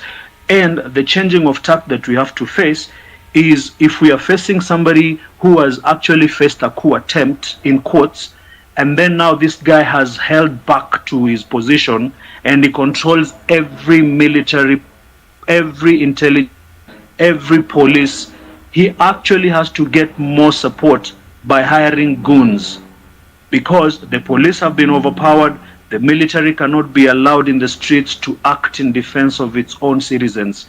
That one is an international crime, actually, if you ask me, at it from a common sense of view. So if we keep on pushing and we see that Kenyans are an emotional lot, we are an emotional lot, because these guys have mastered the art of playing with our emotions. They will push us a little bit further. After we tire, they come back stronger. Our emotions have been ruined. They will identify a few folks who are vocal, pay them off the street, sway their following like this, and that's gone under the bus. We remain headless, we remain faceless, but we remain defeated. So what are we asking for? If the tension among the Gen Z is so heavy and it can be felt, Those guys are here in this space listening and get points. We are giving them clues. Oh, these guys are now purporting to plan things like this. That is how we are going to throw ourselves out of the bus or out of the rail and actually derail the whole movement. So if we get the process of home, the president is categorical in saying that this person has been accused. He has been taken to parliament. Parliament has found out that he has nothing to do with it. As we speak, the directors and some of the staff members of the NCPBA are in court simply because this guy is one of the main funders of the president's kitty when the campaign was, taking place. And if you read all the books of history, you realize that there are points that we need to pick from historical injustices. What have we been doing? Where is our problem? Are we focused? And again, I kind of bring it to the attention that the problem that we face as a society is that we replaced common sense with education. We tend to think that as long as a doctor, as long as a professor, as long as a scholar speaks, then that is the best. But you forget that there is common sense. Education is good; it polishes, it makes you speak, it makes you, aware. But is common sense too common? Not at all. Why? We've replaced it with education. So you realize that the planners, the choreographers of the demonstrations, the planners of the economy are not some, guys or people from uneducated backgrounds, but people who are literally in class and taking education are the ones who are messing all this up, because we know why. So my strongest point would be we should not even be actually singing Ruto must go, because if Ruto goes and then there is a new president, he still is going to work under the current constitution, which is the burden. I mean, where is the wage bill coming from? Where are we getting money to pay 47 governors, 47 deputy governors, 47 senators? And you know how that list goes. So my take would be we should be in the streets right now demanding for an amendment of the constitution. We have to amend it. Are we amending all this constitution because we're calling for a few slots? These guys are saying they don't have money for doctors, they don't have money for JSC teachers, but they are paying MPs, governors who've been actually added 50,000 on top of what they're earning. So what does that tell you? That they've been paid to take care of the economy that is harsh to a common mwananchi who is struggling to even put food or 3 meals on the table. So are they so special more than us? Are they more Kenyans than we are? So if we amend the constitution and we come up with a strong point and say we don't need nominated nobody, why are we nominating an MP? Why are we nominating an MCA? Why are we nominating a senator? Why are we having a deputy governor? What's the work? What are they doing? Why are we having women representatives and at the same time we are having members of parliament who sit with them in parliament? So what is this that the woman rep is going to do that an MCA cannot do, that a chairman of Nyumba Kumi cannot do? So my problem is the constitution. Are we ready for a new dispensation? And again, remember, somebody will come and say there is a budget that is needed for this constitution. No. Every Kenyan agrees that the constitution is a problem. We are going to amend it maybe by an act of parliament, and we say these are the clauses that are needed. We are supposed to do away with all these positions, and just like that our economy bounces back. Guys, we don't have to lose focus. We don't have to be in a position to be questioning our people like, what are we doing? Our guys are being taken to public hospitals and they're being turned away now. So if you've been hurt in a demonstration, you cannot be treated in a public hospital. Why? Because the public hospitals are run by public servants who are doctors in bed with government. You see how they're cornering us?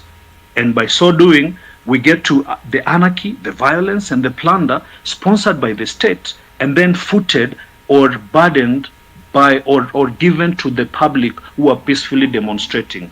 So we have to re-strategize and avoid the Ruto must go shit. Let's avoid all these people must go shit and say it's time to go to a referendum. We need a new constitution and this is what we want. By so doing, the wage bill will stabilize, we will stop excess borrowing, excess spending, and again, we will have our country back new, better, and bigger. Thank you, guys, and thanks for your time. Thank you, Steven. Okumba. Keo, Mike Niako. Thank you very much to you and to everyone listening in. One thing that I want us to ask all of us is what type of Kenya do we want? Where do we see Kenya in years to come? And this world that we are into, or is it a game, is it a war, or whichever activity that we are engaged in, are we doing it for ourselves only, or we are looking for a future beyond 300 years, 1,000 years, that it will have an impact that will save future generations? And if you're looking at it from that perspective, this requires sacrifice, it requires dedication and persistence to whatever we are doing.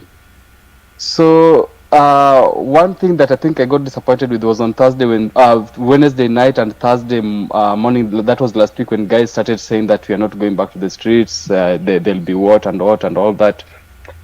Another thing, everybody already knows that we are dealing with Ruto, and Ruto is strategizing in so many ways. He has lawyers advising him, he has different group of people, and he has been using different strategies to counter this. He started using class issues, wale wa KFC and all that. He has used goons, he has used police officers, he has used military, he's using the church, he's using parents. Actually, this weekend, one of the things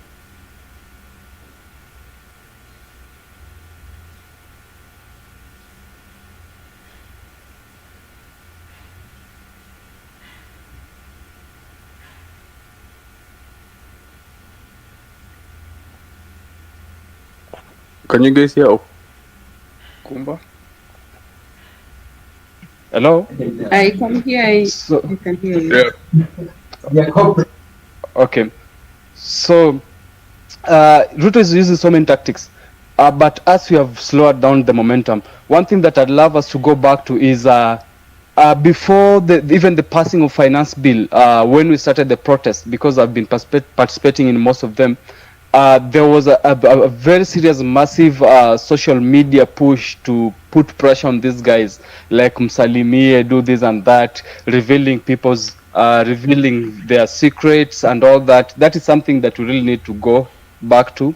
Another thing, we can also use flash mobs and sit-ins, like somebody was saying that we sit on the roads and all that, but also there's that flash mob whereby you surprise the government with this protest when they don't expect them. People are on the street, so there's nobody should start saying that we call them off. One thing that people are saying that our key objective was rejecting finance bill, but when I was in all the protests, one key thing that also people were chanting was Ruto must go. Reject finance bill, but Ruto must go was also part of it. Ruto is a Kenyan like us. The goons who are disrupting these things are Kenyans like us. The military, the police, all of them are Kenyans. But the advantage that Ruto has, he knows the loopholes which are in the constitution and is abusing the constitution because we gave him the instruments of power, which we need it, and part of it was already taken when various legislative assemblies were disrupted, like various county assemblies were burnt down, the National Assembly, that is both the Senate and the Parliament were invaded. It meant that people already took back their power. We don't need an IBC for us to move forward. So many people are asking themselves that, what next if Ruto leaves office, that we are going to have anarchy? No. One solution that I think people have given, one of them is indeed when he changed his tune, was that we can have something similar to whatever we had in 2007, a national accord, and we have a dialogue, which for him was suggesting his own people to negotiate that, and that doesn't make sense. But we can have something similar. We're going to also give something about transitional government. We can have a transitional government. If you have a transitional government, this transitional government can ensure that you have a smooth and a good election and transparent election. This doesn't require IBC. We have so many options. Then there's a group that people have ignored in this society, When all this was being mobilized, there were doctors coming together. We have seen LSK coming together. We have seen psychologists coming together. Various groups. We've seen even artists who came through for this, or even through their contents and everything. In Kenya, I believe the people who went to school like Mutai Nguni and studied political science. If this particular group can also come out, have a group of lawyers. We have political scientists, we have young political scientists, we have lawyers, we have maybe 1 or 2 anthropologists, sociologists, psychologists, and even doctors. Then they have a sitting, then they tell you the loopholes that are in the constitution and how to deal with Ruto and even the entire system. Otherwise, if we are focusing on reconstituting IBZ, or we should not go on with the protest, it means we are not even focused. We don't want change for this society. We want a society that, if we have decided that we are rebooting the entire system, it means we reboot it so that we have a moral society that works for everyone, be they in Turkana or whichever part of the world they can enjoy. It is possible that we can have free education. It is possible that we can have a free healthcare system, because we've seen it is working. One strategy also that we can implement, particularly at this time, is instead of guys paying taxes to government or channeling funds to various government institutions, this fund, like you've seen, we've had something like Mchanga. This can be channeled to these particular taxes can be channeled. People boycott paying taxes, or businesses boycotting, they channel them to maybe something similar to that we can trust, that can help us make sure that our systems work for us and works for the entire society, because it is something that I believe it is possible. Apart from that, also we can talk to. Thank you very much for your time, and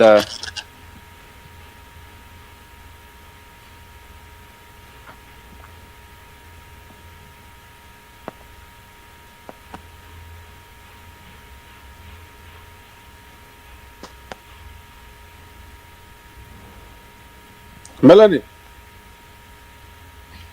Great. I hope I'm audible.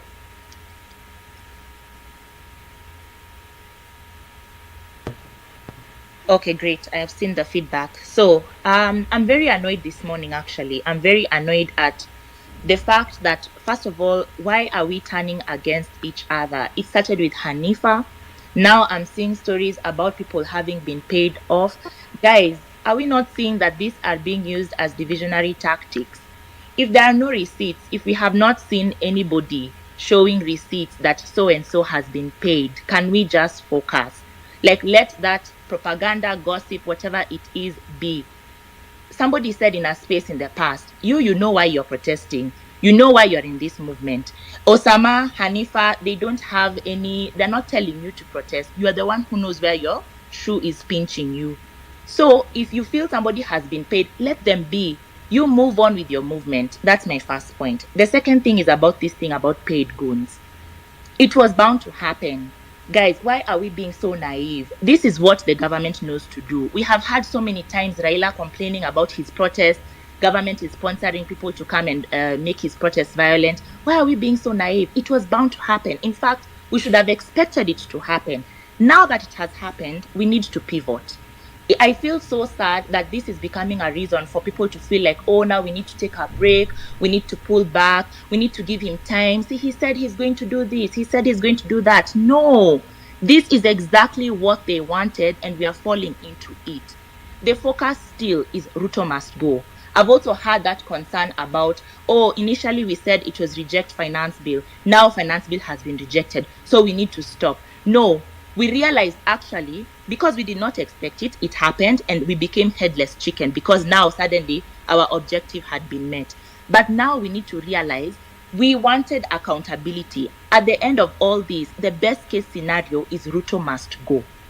How he does it, I mean, that is now, it's another agenda. It's something else that we need to discuss. But if we're going to get byproducts out of it, the other day he mentioned about removing the CAS positions. He mentioned about these offices of the first, second, third lady.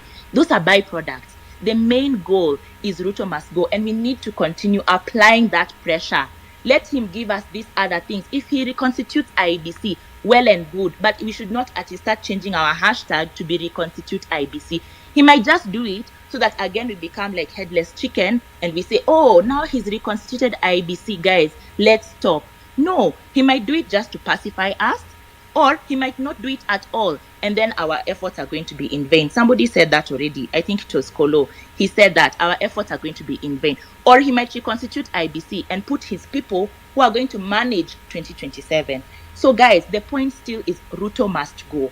That we need to continue applying pressure in all ways, whether it is Mandamano, if that is what we agree, whether it is online, whether it is lodging reports at the ICC. We need to get international community to have international attention on him so that he stops flying around with the taxpayers' money everywhere he goes. People should know that his people are very dissatisfied with him. We need to continue with that pressure. We should not falter. Guys, have you seen these things that were being that triggered the finance bill protest? Things like edible oils, things like diapers, they have been brought in the EAC level. So we cannot sit here and say reject finance bill was successful, so we need to stop protesting. I don't think it is fair for the people we have lost, for the time we have put into this, for the effort we have put into this. We need to stop this fearfulness that we are having. In fact, I relate very much with what Miguna said. If you joined his space the other day, he said this is going to happen, you guys. And that's what we need to have a mind shift. Expect it's going to happen. Expect obstacles. Expect it. Now we just need to know how to pivot. This talk of pulling back, I don't know, taking a break, we need to stop, please. And also that story of bringing him to our space, I don't want that story. Let me speak for myself. First of all, he will come to trigger us some more. And secondly, he's actually going to use it as a PR tactic to say, I went to the space, I talked to the GenZs, tulikubaliana, tukasema, tutapanga. Do not give him that platform. He said everything he could have said on TV. And he's going to come and say the same things to us. He's going to make us more angry. He's going to trigger us. He's not going to be empathetic. He's not a person to take accountability. So let us not platform him in any way. That's all I have to say. Thank you. Thank you so much, Professor Fred. You are speaking for me there about the president coming to X Spaces. Please, let's not do that. Let's not do that. More lies, pathological liar. Thank you, Afro. I have a few issues that I'd love to address, and the first one is, first and foremost, we need to condole with the 41 comrades we've lost. Actually, they died in line of duty, and that's so sad. And we believe Ruto's life is not important than the 41 lives we've lost in line of duty. So let him not think that is so much important to us right now. We are very angry at him. Number two, this government must compensate the families. We are tired of this issue whereby Kenyans are murdered like chicken and their families are not compensated. This one must take place. Underline the word must. We are not begging, we are not pleading, we are not requesting, we are commanding and ordering this government to compensate the families of those they've killed. Number three, the issue of constituting IBC is not urgent. I've heard people talk about constituting IBC. No, we don't need that. Let us not be ignorant. And 2027 is also so far. We cannot wait up to 2027. This person must leave State House as soon as possible. We shall appoint, nominate, or elect a leader once this dictator has gone home. He should be home. The fourth one, as a team, we need to constitute an intelligence section, because we've realized that they're trying to use what we call divide and rule. They're using the goons, as Melanie put it clearly here. Let us not be naive. These are things that have happened before, since 1990s during Moi's time. This person has just, this is a replica of Moi, by the way. He uses those tactics. And he's forgetting that we go to school. He's forgetting that this generation is not a backward generation. We are very much technologically advanced, and we cannot fall into such tactics. In the 21st century, we call it the regeneration. We millennials, Gen Z also, we cannot buy these. And so what we want is for us to constitute an intelligence. We are leaderless, and we remain so until this person goes home. Once he has gone home with his cabinet and his government, we shall now nominate, as I said earlier, elect or appoint a leader who will take us to Canaan. Because Ruto is a very good person in terms of line. Even if you invite this person to space, you'll hear what he'll say. Akona ile mdomo, yani inaitwa mdomo tamu. Hiyo. Huyu mtu ni pro kwa hiyo. So hatutampatia nafasi. Sasa sisi tuwe tight. Tushikilie pale. Challenges I usually felt along the way because there's no struggle which comes easily. We have to know that for us to reach Canaan, for us to enjoy honey and milk, we must fight hard. We say fight hard, okay, train hard, fight easy, right? So I don't have much to say. Let me leave it at such, and thank you so much. Thank you, Professor, for your points. Guys, if you consult the Jumbotron, you'll see a picture of goons taken outside Oscar Sudi's home. Do you know the camera is a very powerful weapon? As you can see, you are allowing 2 chess pieces to move against this whole revolution that has shaken Africa. Sudi's goons and possibly a few influencers who have, dropped out away from the movement, who have distanced themselves from the movement. How can we allow that to go on? Something to ponder about. Lemiso, microphone is yours.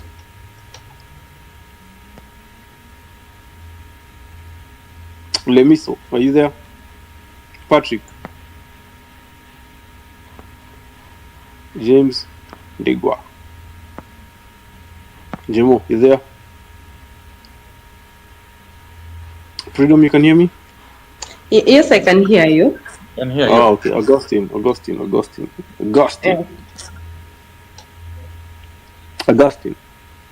Yaani mnakuja hapa kama na muongee.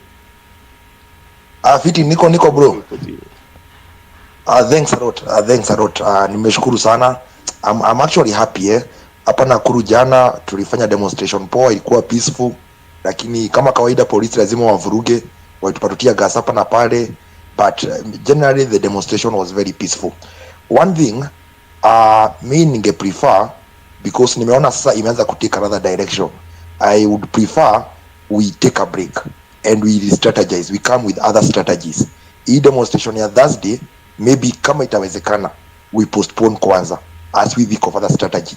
There are even over 1,000 strategies we can come up with. Tunaweza fanya mpaka sit-ins tu kuamua tu kwa barabara bila tu kuambia watu watokee kwa CBD, because venye inaendelea sasa italeta issues na tutakuwa tuna risk sana.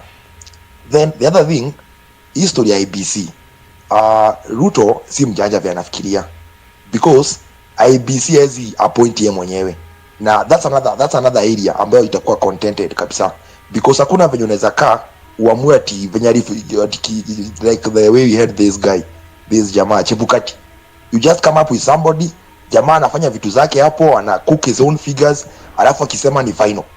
Hata unashangaa what is the issue of the other, why have the other commissioners? Because a commission is supposed to have a say, not only one person to come and say this is the final, this is the president. So IBC, even if we are restructuring it, there need to be some changes regarding the way how IBC is managed. Right now as we talk, kuna constituencies which their MPs either died or there are some petitions and they are supposed to go for by-election. Up to now, those guys have not been represented for over 8 months. So mina feel Kenya it's like a failed state. So constitutionally wise, people are supposed to be represented, but those guys wamekaa over 8 months, sijui Banisa constituency, sijui wapi, over 8 months without representation. So IBC is something which needs to be done ASAP. Then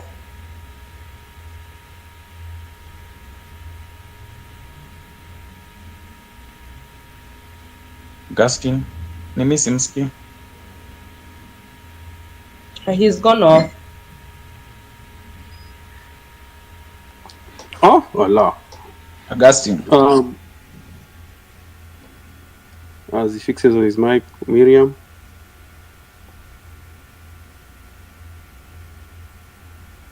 Miriam, can you hear us? Oh, yes, I can hear you. Good morning. Or I don't know, it's good evening wherever you are. Now, just a quick one. I was listening to, I think it was Steven's submission. That was a very good submission.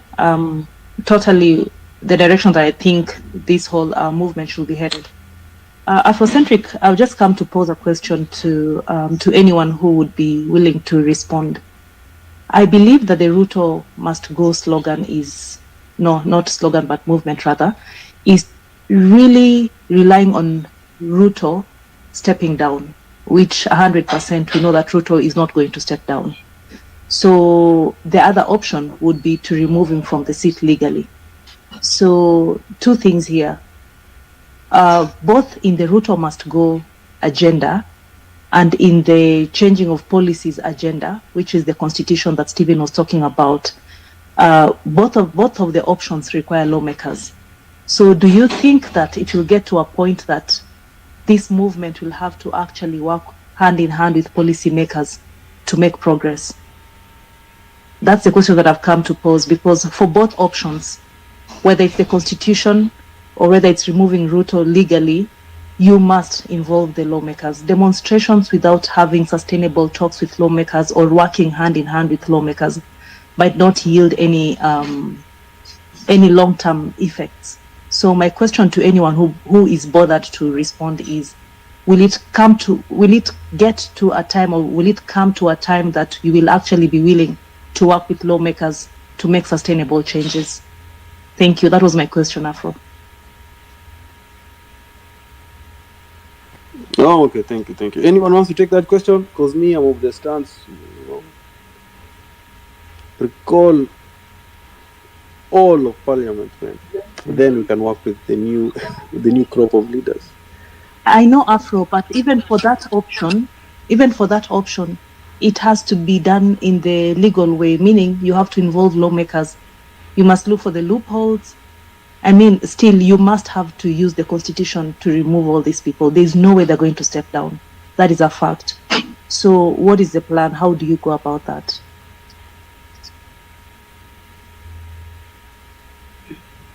Hi. Can you hear me? Yeah, we can hear you, Freedom. Right. Okay. I don't know if I will be answering Miriam's question or add to it the questions. As she has said, we are not looking at someone who will step down. We are looking at someone that we have to fight. You see how yesterday he did us on the streets.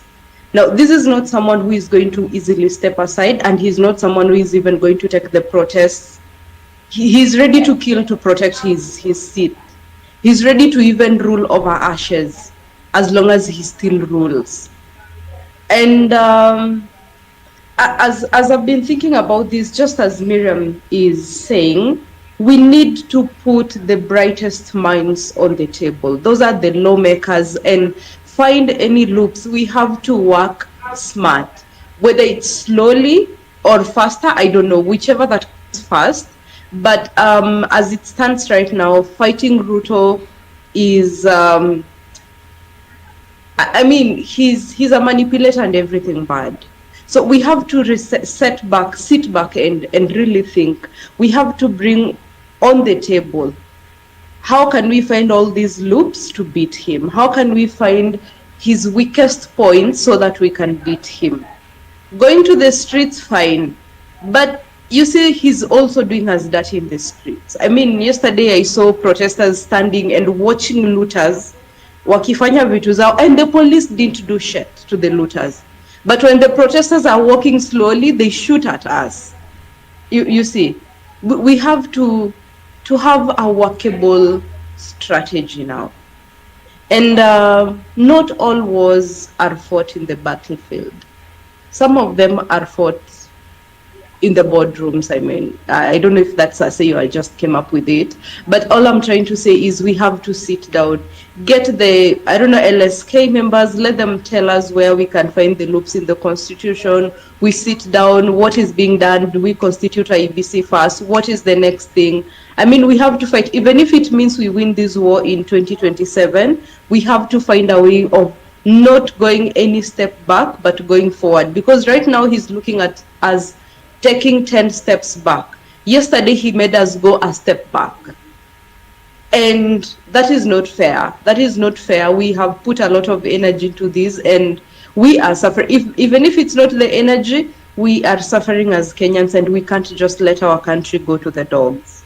Yeah, just as Miriam is saying, we need to put the brightest minds on the table and have a workable work plan, even if it means winning this war in 2027. But make sure that each day we make a step, each moment, even if it means us crawling, but we crawl forward. We don't take any step backward. And at this moment, Ruto is doing everything to make us take a step backward. So we should try. If we can't beat him in the streets, he's sending his people to kill us. Let us fight the war in a different way. There are so many ways to skin. There's so many ways to do something. It's not only one. We can either do all the strategies, but we don't have to rely on one. That is my point. I don't know if anyone has a way of how we can do that, but I really do support Miriam in her thoughts. I want to add to something, Freedom. Sorry, just before I drop, because I know you have a lot of speakers. When we speak about IEBC, we need to remember that Ruto was able to buy these people when he was actually out of the government. I mean, in the last elections, he was out of government, and the government was trying to front a candidate. Ruto was able to manipulate the IEBC, and he got the presidency. We know that there was conflict when he won the elections. So even as you are fighting for this IEBC, you need to have that at the back of your mind. And then the second thing that I'd like to throw out there is that we had Mudavadi, and lately we've had Raila's team talking about the shooting down of the finance bill being some sort of vote of no confidence towards the president. Maybe that fear that Mudavadi had fronted earlier and Kina Raila are trying to ride on is something that you actually need to explore in terms of loopholes, even as we're exploring loopholes that we can use constitutionally. So yes, that has been a fear that was there before. It is something that is being used now by the opposition. So it's another angle that you need to look at. What does the constitution say about that, and what weakness did the president show by just shooting down the whole finance bill? So thank you very much. I appreciate the time. Thank you, Miriam. Thank you. It's Mariam, actually. Thank you, Mariam. And before I also give to someone else, I got to speak to some members of the Defense Force, and he's ni mtu wa uko cheo on the Defense Force, and he told me the fact that Ruto decided to deploy KDF to the citizens, that means actually he's unable to contain whatever is going on in the country. Because when it comes, the KDF are deployed when there's an emergency or there's terrorism attack or something bigger. They are not supposed to be deployed to citizens protesting. Those are police work. And the fact that he saw it fit for the KDF members the KDF guys to come to the streets where we are, it means he is losing it. He is being defeated in a way. And also that is something else that can be explored. Was there someone stronger as a CDF? I don't know. Someone stronger or someone who knows how these rules apply? Probably someone like the CDF that we lost. Then the military was supposed to take over government.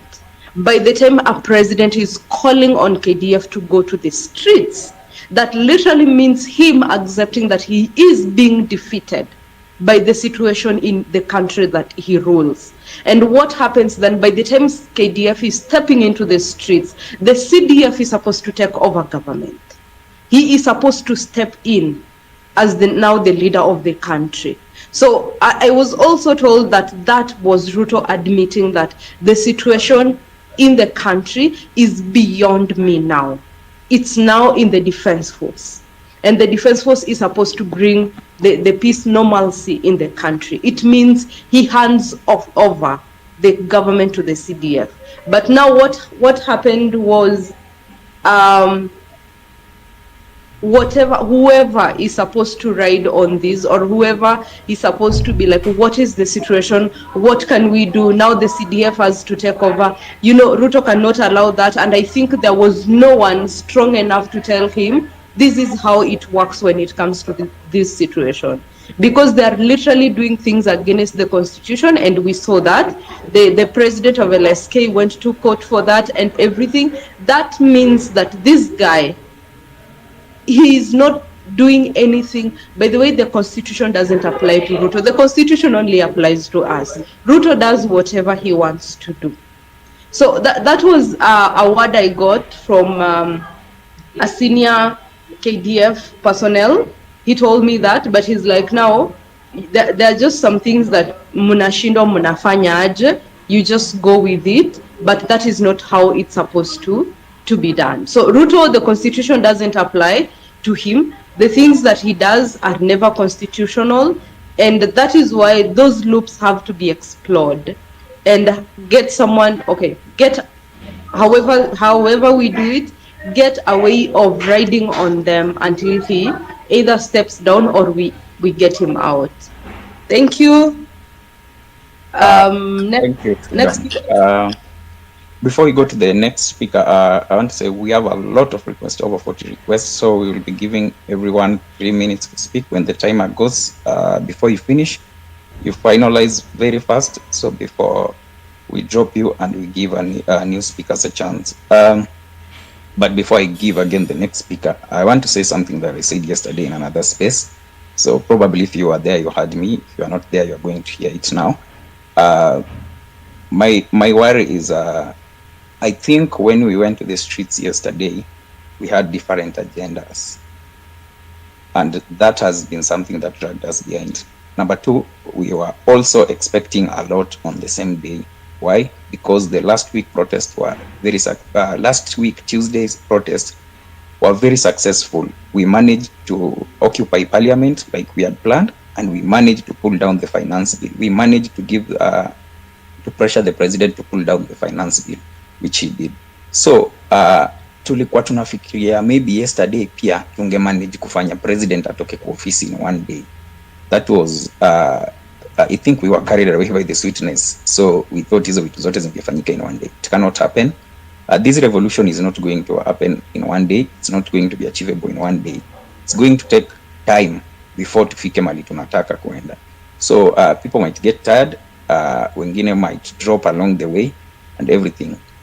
Another thing, I believe if you are not in a government, if you are not in the maybe Security Council or anything in the forces right now, amongst us here, you don't know what the government is planning. And that is why, where they beat us. Why? We don't know their plans. For us, all of us, we've been coming here, airing out our plans, tunasema tumejipanga aje, tunafaa tufanye nini. And that has been our downfall, because tunaenda in a war, ama kama ni game, but kwa hiyo game, the opponent ashajua all our tactics that tunaenda nayo kwa hiyo game. You cannot win. We cannot win, hata kama ni a football match. Yeye ashajua venye wao umejipanga, anajua nani anaanza kuwapa and all that. They know who to mark, they know what to do and everything. Again, wamekuja na tactics ya kutu-divide. They are dividing us, tunajipiga vita wenyewe hapa timeline, unapata mtu akishasema kitu anaanza kutusiwa umbo and all that. What if mwache kuengeja hata huyo mtu mna feel maybe anawa divide? You'll move on peacefully, mtaendelea na revolution yenu. But for us, tunataka kupigana vita wenyewe azao as they strategize. They strategize their house. For us who are in Kenya, wenye tuko Kenya, wengine, they come here, wanakuambia, unasikia maybe Afro ananiambia, kwa hino tuende maandamano. Mimi nitaenda huko nipate hata Afro mwenyewe hayuko. And then, mimi niko huko niko like, hao walikuwa wanachochana tu na Wahindi. Again, that in a drag people behind. People start feeling like, wengine wana insight watu at the comfort of their homes, wanataka wengine waende wapigania wakufie. People won't turn out. So I think we kama ni strategy, tunataka kukuwa na strategy ya kuwini revolution. Hatufai kukuwa tunakuja hapa kila saa ni kuexpose those strategies, kila saa kuexpose those strategies. Talking is not bad, kuongelea ills zenye zinafanyika is not bad, but sharing our strategies everywhere. People are here in the government who are listening so that they can strategize. Sisi, we are not listening to what they are planning against us.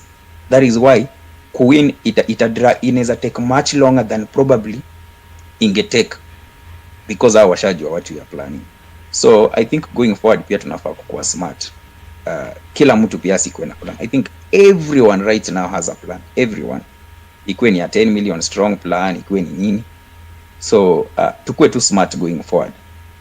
Yeah, we can share our grievances, we can vent, we can share the strategies, but in a way pia that they don't read what our next move is. So tukiendelea, the timer starts. We will take 3 minutes per person because requests ziko hapa mingi sana. So Joel, your hand was up first, ulikuwa, then you dropped, you said your speaker, your internet, you had lost audio. I'm good. Joel, are you there? Yes, I am. Can you hear me? Okay, I can hear you. Your 3 minutes starts now. I have so much to say for 3 minutes, but I'll try. Thanks for giving me the chance. You spoke very well, by the way, Kowino. Last night I was listening to you, and I think I even sent you a message to say umeongea vizuri sana. What I have been sitting in this spaces, first of all, I'm not a Gen Z. I'm a parent of a Gen Z. I am fed up with this government, and I've been itching to speak because when I attend these spaces, everybody's talking about we need to, we should, we ought to, how about we do this, and there is no follow-up or follow-through action. Obviously, we are faceless, leaderless, so nobody is owning anything. And I think also the lack of leadership, visible leader, is also a disadvantage, as much as one may refuse to admit it. In war, there needs to be a leader, but if I think there is a way that we can combine having no leader with having a leader, where you have like what the Mau Mau had. By the way, I'm also a history enthusiast. The Mau Mau had a war council. In the war council, some of the leaders were known, like Dedan and General Madenge, who trekked northwards to Ethiopia. They were known, but down the chain it became amorphous. So at the grassroots, people did not know much about the leaders. And we have technology now. We have Twitter. We can have what are they called? Pseudo accounts. No phone numbers exchanged. The government will not know who is, who are the people who are running the crowds. But anyway, I would like to address hosts first. Afrocentric. I think there are other hosts who have been eminent in this protest. Kimuzi, Osero, Afula, Pepita, Jelani. I feel that everybody is running with their own spaces, but there is no unitary messaging. So in one space last week, people were saying, let's meet at UN. Another space, let's meet at State House. The reason why I think we were successful on Tuesday last week is because everybody wanted to besiege Parliament. So there was everybody rallied or galvanized around a single target. And as you know, the tip of the spear is as tough as the weight behind the sharpness. A toothpick is sharp, but it's nothing. So everybody rallied around Parliament, and that is why that tip of the spear had a lot of weight, and there was focus, which is the sharpness I'm talking about, and everybody came to Parliament, and that is why we were effective. I am a more of a strategy person, like I said. I think there are a lot of things that we should be doing. So, for example, I don't know why. Okay, let me just wind up quickly. We should have more parliaments to storm. I'm saying parliaments in quote. The IMF, the World Bank, the US Embassy. Let's dump coffins. Let's dump bloods of pigs or something symbolic to make a statement. I don't know how many of you guys realize the ramifications of the to the US elections, especially when you go to the US Embassy. I'm not saying we storm it because it's sovereign. You can't storm an embassy. People will die. The US Marines will shoot you. But I'm just saying that if we rallied the US Embassy and we protested and we laid coffins symbolic, that will help put pressure on the president, especially now that the US is, just months away from their national elections. We need to have allies everywhere. Let's have the media with telephoto camera lenses to zoom in on the goons. Let's splash those photos. Let's ask, do you know this goon? Send me their number. Who does he work for?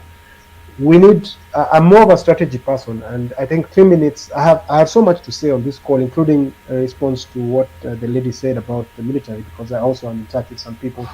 It's not the president who ordered the military. I can assure you that.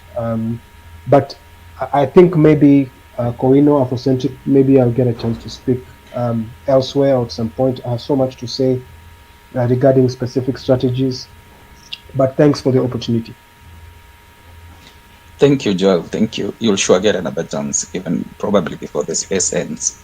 Next, Revolution. Your hand has been up for a while. Your 3 minutes starts now. Thank you. Thank you for this opportunity. And I don't think I will say so much. I have few things that I want to mention. These distractions, these diversionary tactics, the government is not going to, get away with this. And I want to say to those who are thinking that we should back off, then you don't know why you are here. You don't know why you started all this. And it should come to our minds very clear. Let us don't think that only CBD is Kenya. This is bigger than just Nairobi CBD. The first day I protested in the CBD, jana nilikuwa Kisumu. It does not have to be that you only think of being in the CBD. People should organize protests across. That is how we will be strong. But we cannot back off at this point. If you don't know how Ruto managed to win, or to get out of the ICC, it is because after things cooled down, he started getting those people one by one, and he ended up that he finished all of them. That is why there was no, people to be there as witnesses. And that is why that thing was like, it is just put aside, because there are no witnesses. We cannot allow Ruto to get away with this. These are diversionary tactics. These are threats. These are things. We knew very well that it will come to this point that we are infiltrated and things like that. We should be focused. We should employ very, very many tactics that can make us move forward. But we cannot, and I can say fuck you to those who are saying that we should back off. Where are we backing off to? Should we back off at this point? Well, even yesterday you hear they are increasing their salaries. Where are we heading to? What do you people think when you are saying that we are backing off? Backing off to where? And I sometimes get so angry. I don't want to speak so much, like I said. But we are not backing off to anywhere. And let me tell you people, right now, even if you say you back off, you will back off, but tomorrow you will see people in the street. Those people who mentioned, even Hanifa said that people should not go back in the street. Right now, she's quiet. Because people are still going on the street. Let me tell you, even if you say here that people should not go on, to the street, you will see people on Thursday tomorrow. You will see people, because people are tired. People are tired.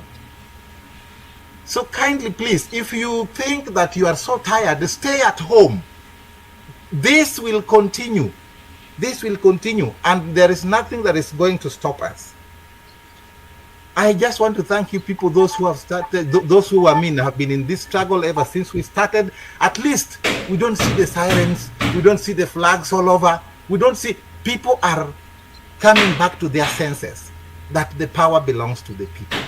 But this is not the time to back off. I will not say much than that, but thank you guys. Thank you for the opportunity. Thank you, Revolution. Again, just to kusaidia probably people who say that people should back down. I don't know what they really meant, but I don't think they said that people should just down their tools completely. I think people wanted us to have a clear strategy before we take the next course of action. Personally, I was in the protest yesterday and I saw what happened. People were really looting. The police were shooting at protesters, throwing tear gas at them. But what was happening is they were not concerned with people who were looting other people's property at all. No police whatsoever tried even to arrest one of the looters. That shows you that the government had a strategy. Probably we didn't have one, or a clear one, and we didn't anticipate what was going to happen. Next we have Jason, then Odera. Jason, your 3 minutes starts now.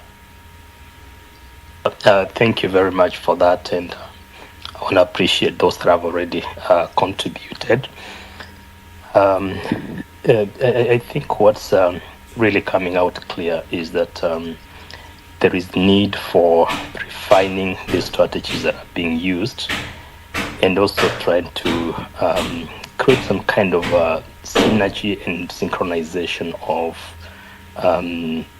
the kind of message that we are taking out there. I have, just like most of you, have been able to attend different groups, different, of course, spaces. You can realize that really we have almost similar end goal, but the approach seems to be different and the messaging seems to be different.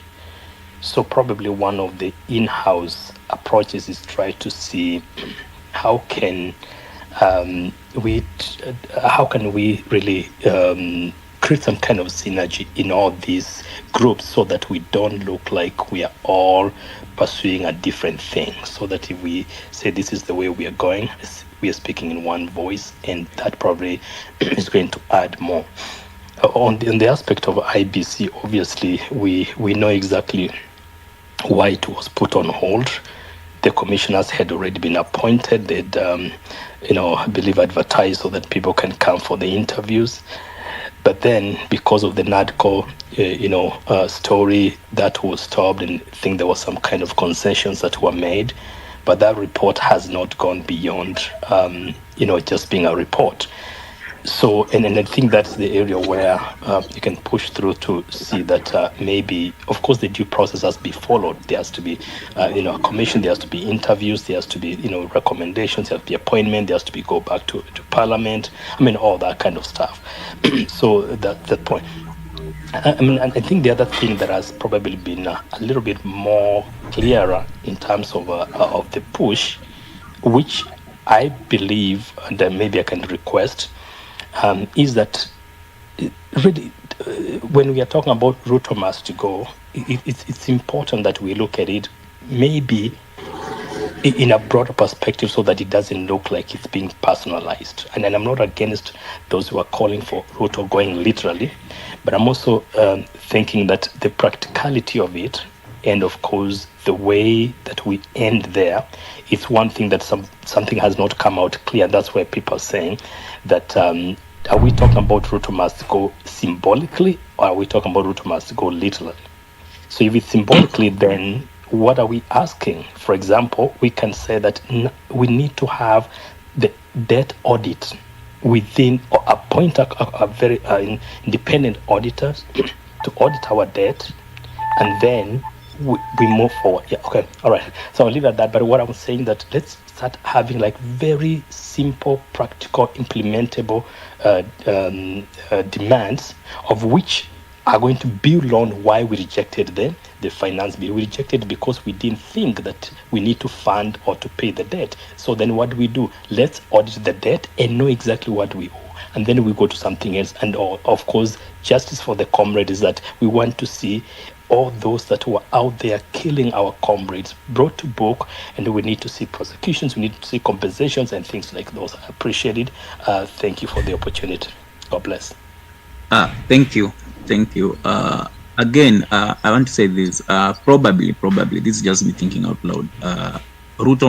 We might say Ruto must go, but maybe he's not going even as soon as we think. Maybe he'll go during the 2027 general election. Again, the reason why the Nusu Mkate government probably worked, or the president didn't have so much powers, is because there are a lot of opposition MPs in parliament, and people who could not be corrupted would stand for the people.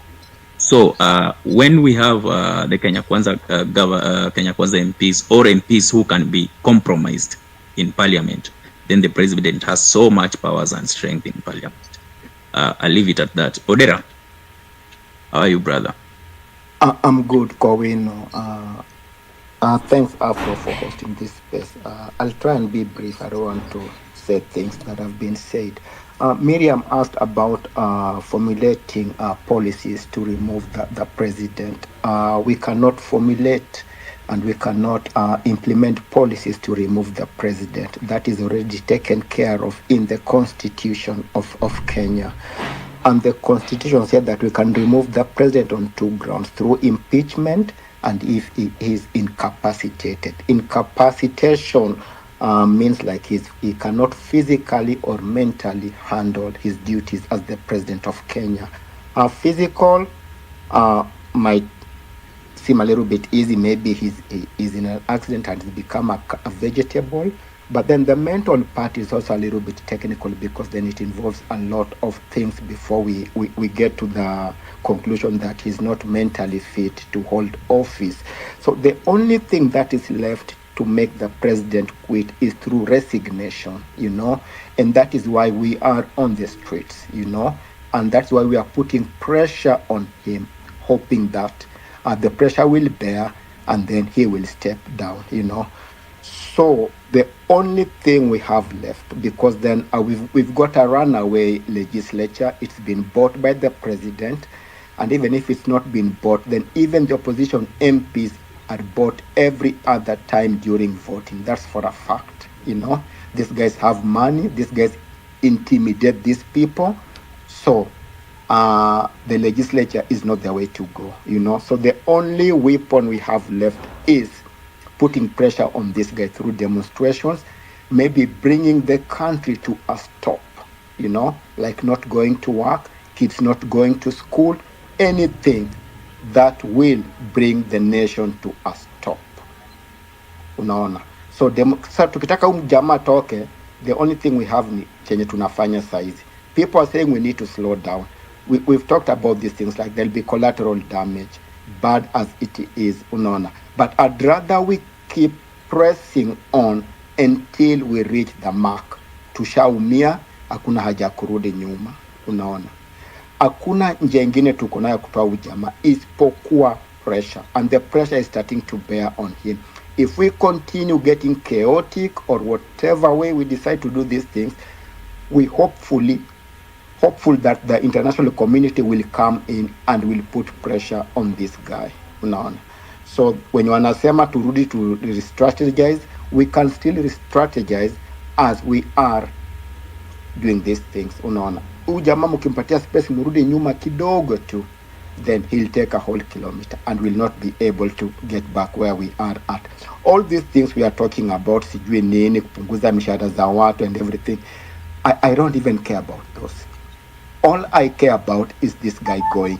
And this has got, yes, on finishing, this has got nothing to do with Ruto as a person, but how former leaders have handled the presidency. And that is what we want to correct, Na tutai correct na nani, tutai correct na Ruto, So what I want to say is that no, we cannot formulate policies to remove Ruto. It's already taken care of in the Constitution of Kenya.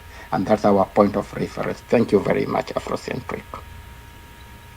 Thank you, Odera. That was very clear. Meskia, no backing down. We can strategize when we're on the field.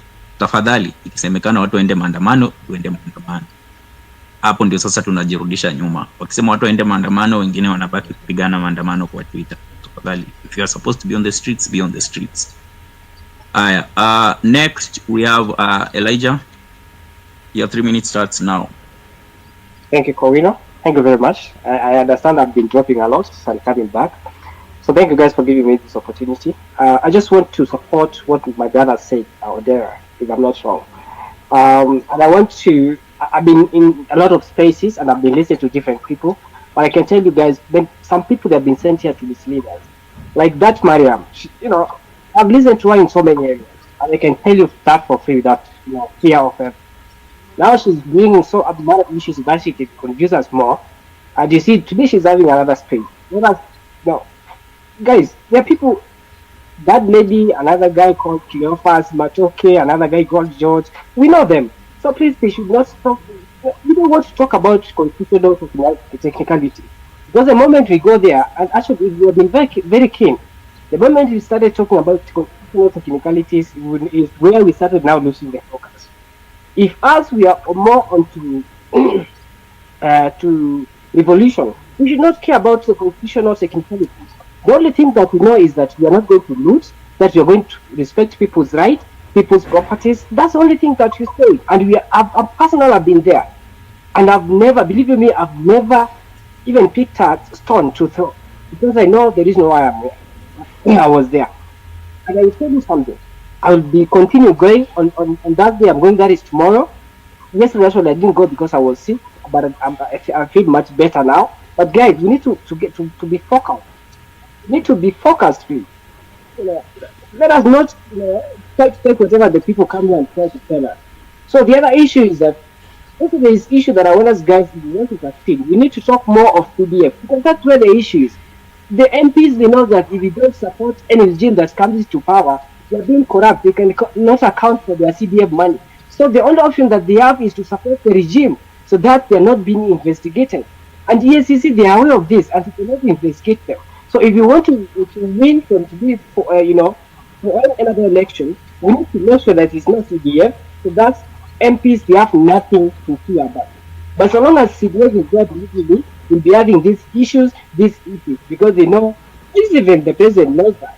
So we need to make sure that there is no CDF at all. The other issue is that whoever is telling us to back off, they are lying to us. Because this is a trick that Ruto and the team, they are trying to, they are instilling fear in us.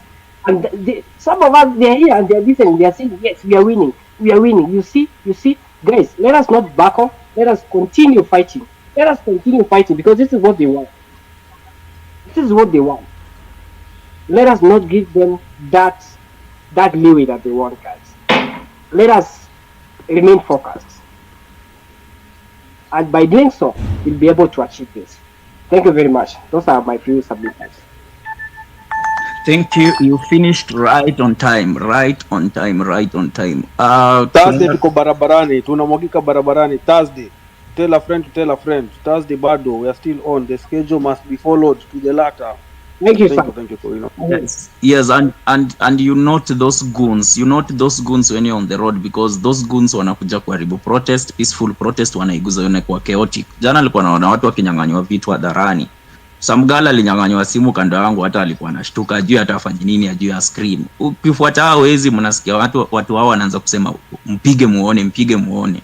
Like they know what they are doing, they know what they have come to do. Wanavunja maduka za watu, wanawachoma vitu, and then the police are just there watching. So as you go for the protest, tafadhali, as we go for the protest, personally as someone who has been there, you note these people when you are not part of us, when you wanataka kutuharibia jina, and you know how to deal with them.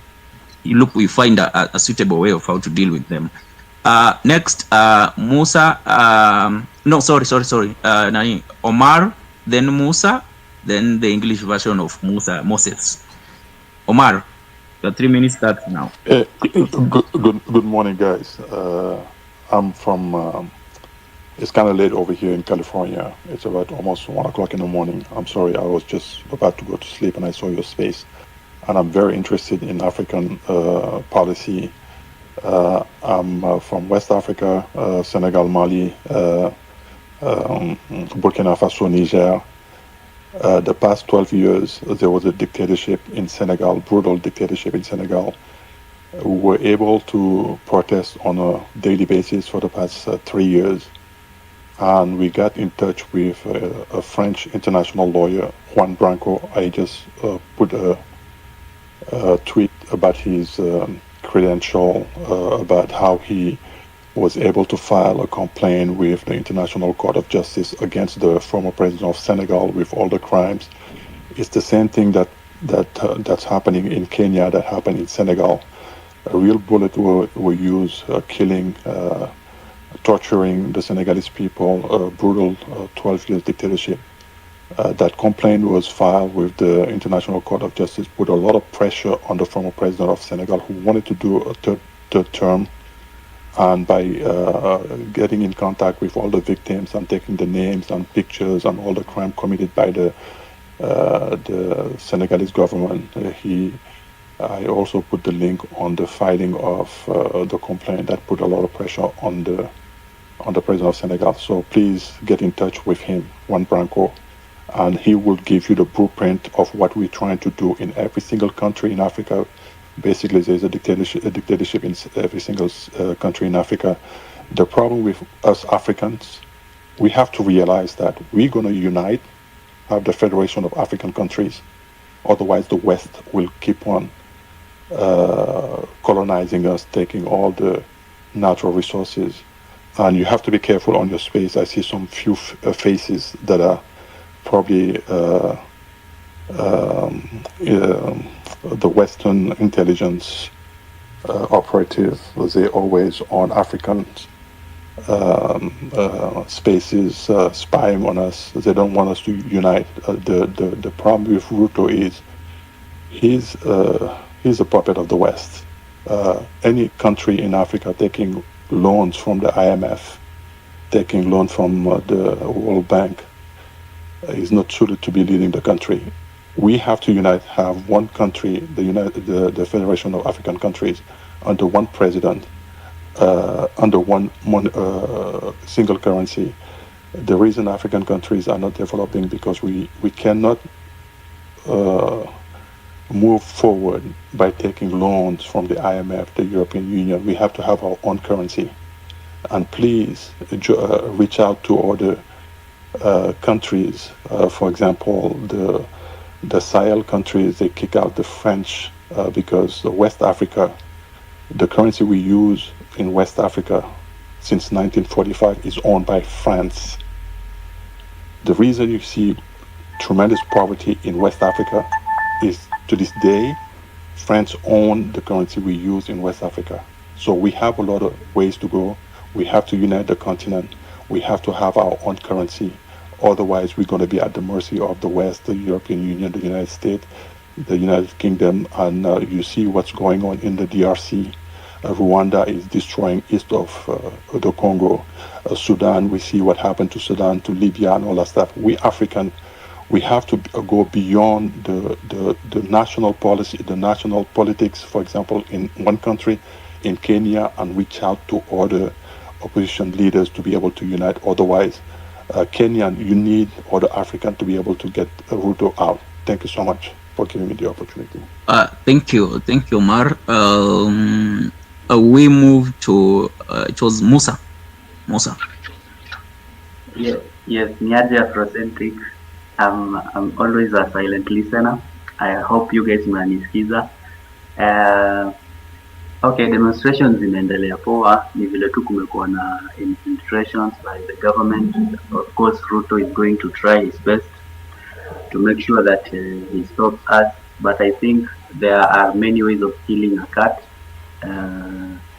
I think kuna hii kitu yenye inakuanga we should reject some certain, is it food products ama nini, we should find a way of rejecting some things so that we make sure that the economy does not run according to Ruto. Unajua tukimweza in a certain way, sijui kama mnanielewa, like tuna avoid kama ni kutumia Safaricom, kama ni kutumia kitu fulani, and our only weapon sisi kama millennials, mini millennials, and sisi kama GenZs and millennials and Gen X, our powerful weapon is internet. So tunafaa tuchangamshe each and every one of us. We speak in one voice, tunaambiana we should avoid these things so that we can cripple the government itself. Also, for now, that's just what I wanted to say. And you guys, we should not give up. We should not tusonge nyuma so that we can re-strategize.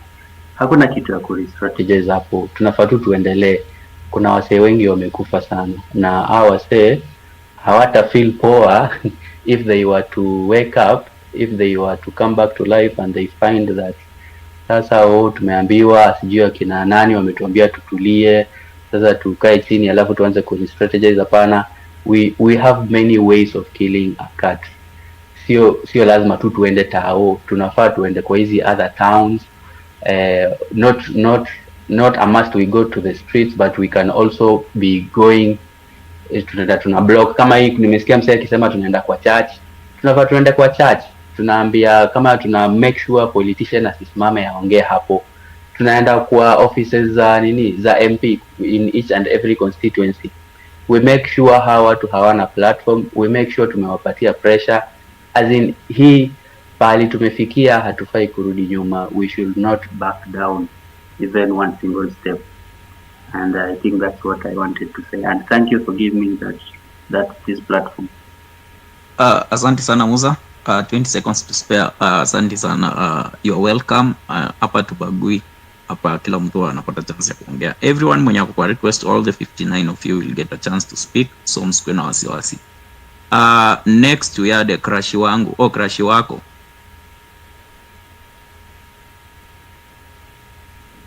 Crush wako.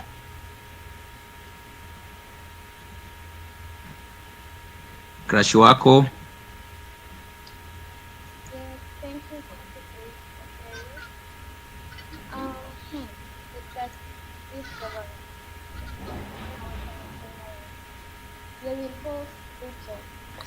Come closer to the mic, we can't hear you. To the mic, uko mbali kidogo.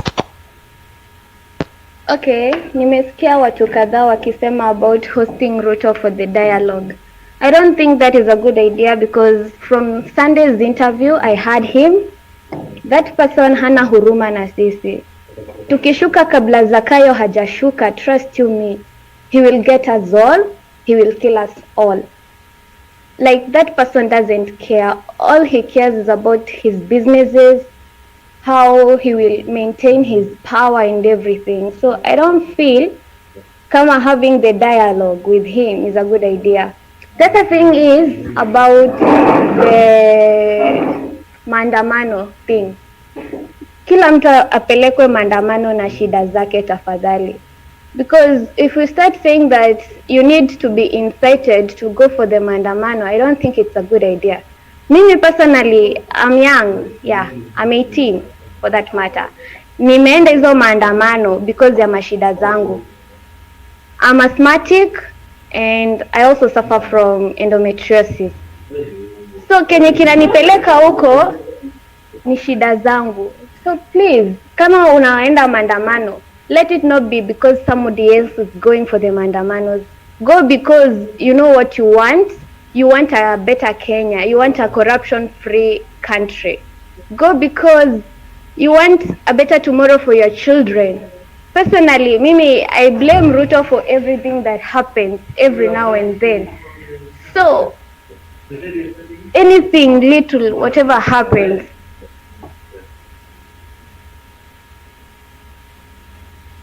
Go ahead. Was the noise from her end or someone else? I think we lost her. Crush wako, are you still there? We lost her. Sure. I blame Ruto for everything that's happening. Kila kitu, hata ile kitu kidogo inafanyika in our lives. You find something to blame Ruto, find something to go for the maandamano. I'm sure every one of us kwa his space anasuffer from something. Kuna kitu inakusumbua ndio maana you want Ruto to go. So please guys. And then the other thing inaniuma, tunalipia ID na hakuna mtu anaongea. We are paying for the IDs. Naenda naambiwa you have to pay 1,000 to get your ID hapa Kariako. No, Kamukonji. Yes. No, it was Kariako, I guess. Naambiwa I have to pay for my ID. Like, it is my right as a Kenyan to have an ID. Sijui mbona tunafaa kuilipia. The other thing, Nakumicha, umeharibu this health sector. Umeharibu. You're so incompetent, you have no knowledge about this sector. And you need to also step down. Actually, all the CS wenye wanafanyia hapa kwa Ruto, they need to step down because honestly, I don't see any work that they are doing. So to wind up, please, weka unaenda maandamano tafadhali. You go because you have your own reasons. Usienda kwa sababu mwingine anaenda. Tafuta shida zako uende na tuache kuwa divided. Because this division inatufanya kila mtu, kama watu wa TikTok wako na mambo yao, sisi hapa Twitter kila mtu ako na shughuli zake, and then everyone is following some sort of leaders. Okay, tuseme hivyo, wanajiita leaders. Because unaenda because someone else is going. Tafadhali, find your own reason to go for the maandamano. Kama hauna reason, kindly stay at home na unyamaze. Thank you crush wako, umesema vizuri sana. Find a reason to go for maandamano, but in maandamano tujue ni the goal ni Ruto must go, because again kila mtu akiwa na agenda yake huko he might not achieve something, but umesema vizuri, we find a reason tuende maandamano because kila mtu amefinywa in one way or the other. Thank you. Next Koech. Asante sana bana. I want to throw a spanner in the space, and if you allow, you can add me 1 minute. One, some people are saying that they talked with some KDF staff. I think putting that on space is very dangerous because it is very easy to know Kowino or Afrocentric, his numbers, his contacts, who are the people who are speaking with. So you are reporting someone indirectly without knowing. That is my thinking. Number two, hashtag Ruto must go, justice for comrades. I don't know whether it will be the legal part of it or what people are saying we must push him until he resigns. When he resigns, the next person who will take over is Gachagua. I'm trying to speak at a good speed so that I can try to catch up a number of things. The next person who will take over technically or by legally will be Gachagua, who is blaming NIS for purposes of not reporting to the president. By blaming NIS for not reporting on the president, he's saying actually he needs to monitor every individual technically. I don't know whether we are getting that information that what is suggesting is akin to special branch. Only that special branch didn't have the gadgets that we have now. So we need to be very careful on some of the issues that we are saying. But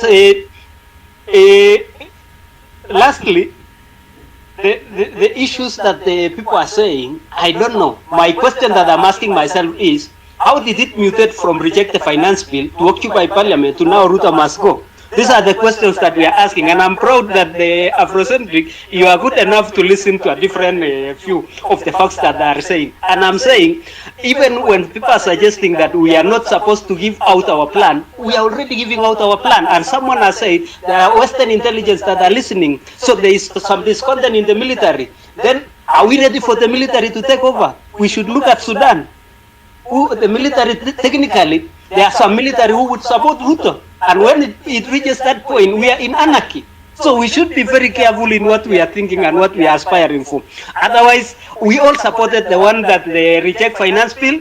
But I think the step that we moved to occupy parliament to Ruto must go, I think that one is a little bit on my side, a little bit concerning. Thank you. Thank you, Koech. Bado watu wamesema the goal ni Ruto must go regardless. So because we have an accountable president, the president is not accountable, he's not remorseful, he lacks situational and emotional awareness, doesn't respect the dead, respect property more than human life. If we go that direction, if we down our tools, then we are doomed. Probably we are. Anyway, next we have not to mention all the lives that we have lost. Yeah, exactly. Exactly. That's what changed. Yeah. How can we have a president preside over us who is killing us? That's why we say, stop killing us. We are peaceful. Ruto must go. Yeah, exactly. Next, we have Stephen Oburu Ogechi. Your 3 minutes starts now, brother. Yeah, thanks again, bro. You know, this is the second time you guys are giving me a platform to say something. And what I'd seen actually in the first place, Mariam spoke of some of the things that I put out. Basically, as much as we are going to adhere to the rule of law, you realize that we are adhering it to a person who does not actually implement the rule of law. So we are out here trying to figure out, you know, getting answers and at the same time confusing ourselves. So I have realized that one thing that actually is applicable in this rule of law is the fact that if we keep on pushing on peaceful demonstrations, you realize that we are going to paralyze the whole country. And unless he gets support from elsewhere, there is no way he's going to man each and every person or man each and every street. So if we are demonstrating, we not only have to be in the CBD, we can actually be in all cities of this country. And I can tell you for sure that he cannot have the manpower in police and the military to man every corner of this republic. So if we are paralyzing businesses, we are paralyzing businesses because he is not going to even get the, you know, the revenue collection that goes into the daily pockets of the treasury. And another thing actually I would also highlight on is the fact that we are giving in too many clues. And when we're giving in too many clues, actually state agents are looking at it. You know, they are planning on how to tackle a team or an opponent that already is giving out the attack positions. So the propaganda that they're using is they're infiltrating every process that you're doing. They're actually putting in people to make it look harder. But at the same time, let me reiterate to the fact that peaceful picketing and occupying all the streets in the country, that is the only way that this guy can be forced out of office. It is constitutional, it is enshrined, and if we keep on pushing with it, we are good to go, guys. Thanks, Go. Thanks again. Thank you so much. Thank you. You done speaking with a minute to spare. Guys, ukitaka kuongea tafadhali raise up your hands so that tunakuwa na easier time. Tunajua nani ameongea nani hajaongea, so that we give other people chance pia kuja kwa speaker panel. We have over 80 requests. So ukitaka kuongea, please hapo chini kwa simu hapo there is a heart sign, you press that. On the far right utapata mkono, you raise up your hand. Unaongea, we bring other people on board. Lynn Idhiri. Hi everyone, my name is Lynn Isiri. This is my second time speaking on this forum, and the first time I was so worried because I wasn't sure if we're all thinking towards the same direction. But I'm happy to see that people still feel that we need to hit the streets.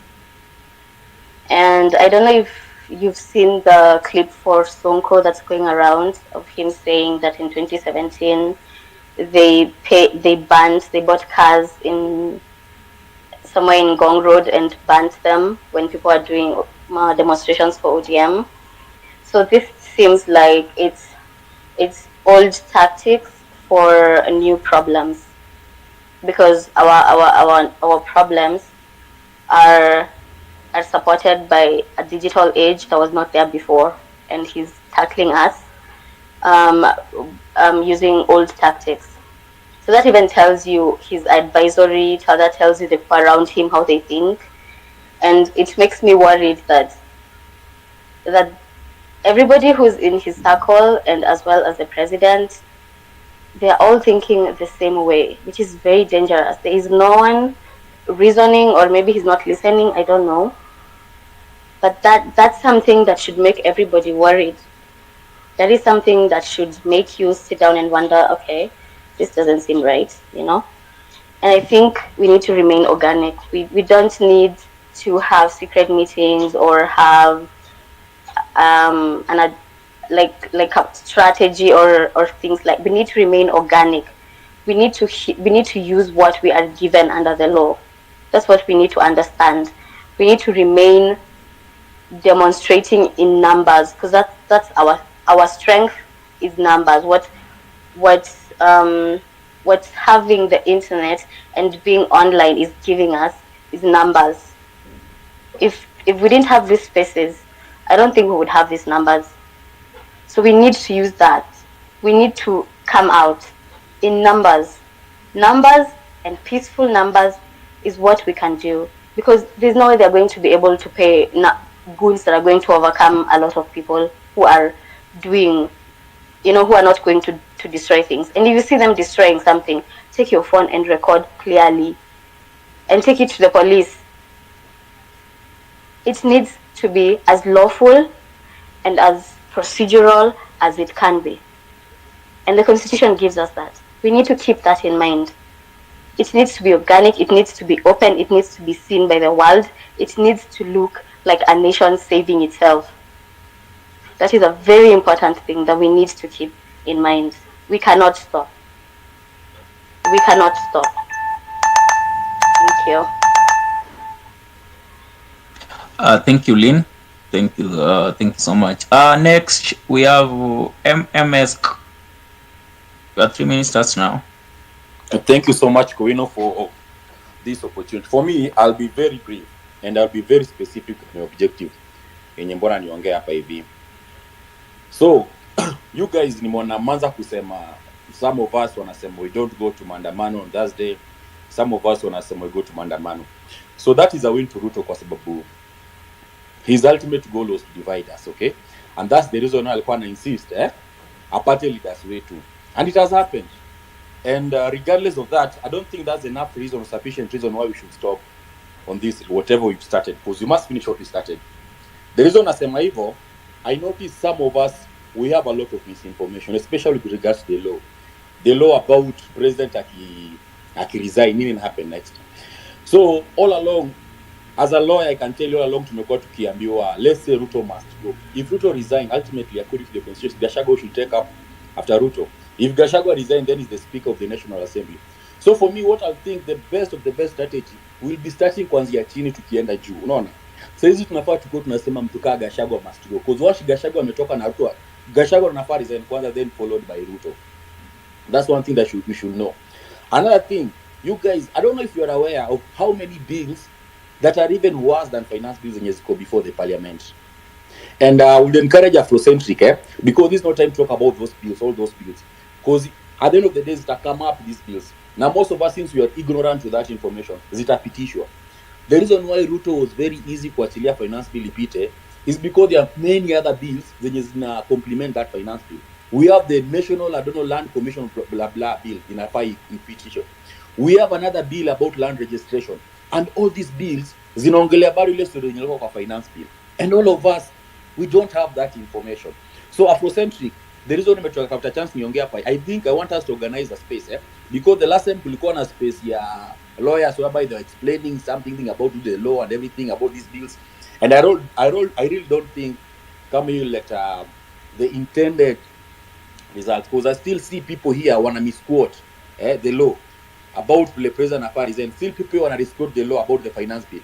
I can tell you for sure the finance bill is still alive. Okay, it has chance to live bad. The president, there is no law that gives the president authority to withdraw any bill before the parliament. You need to mjue.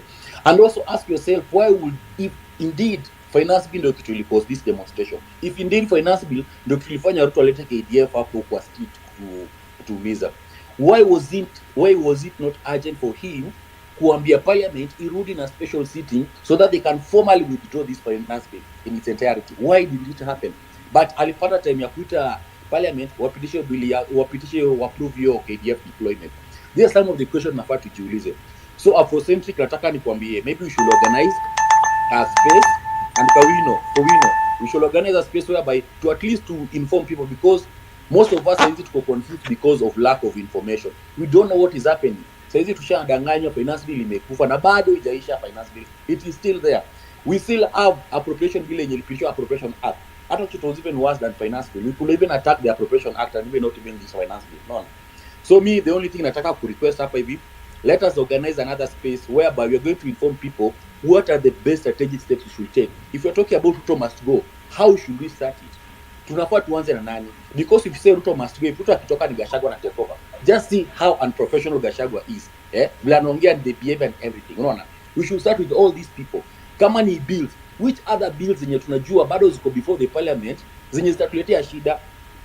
Nimejiona juzi kuna another, I don't know, farming registration and licensing something. It's very bullshit.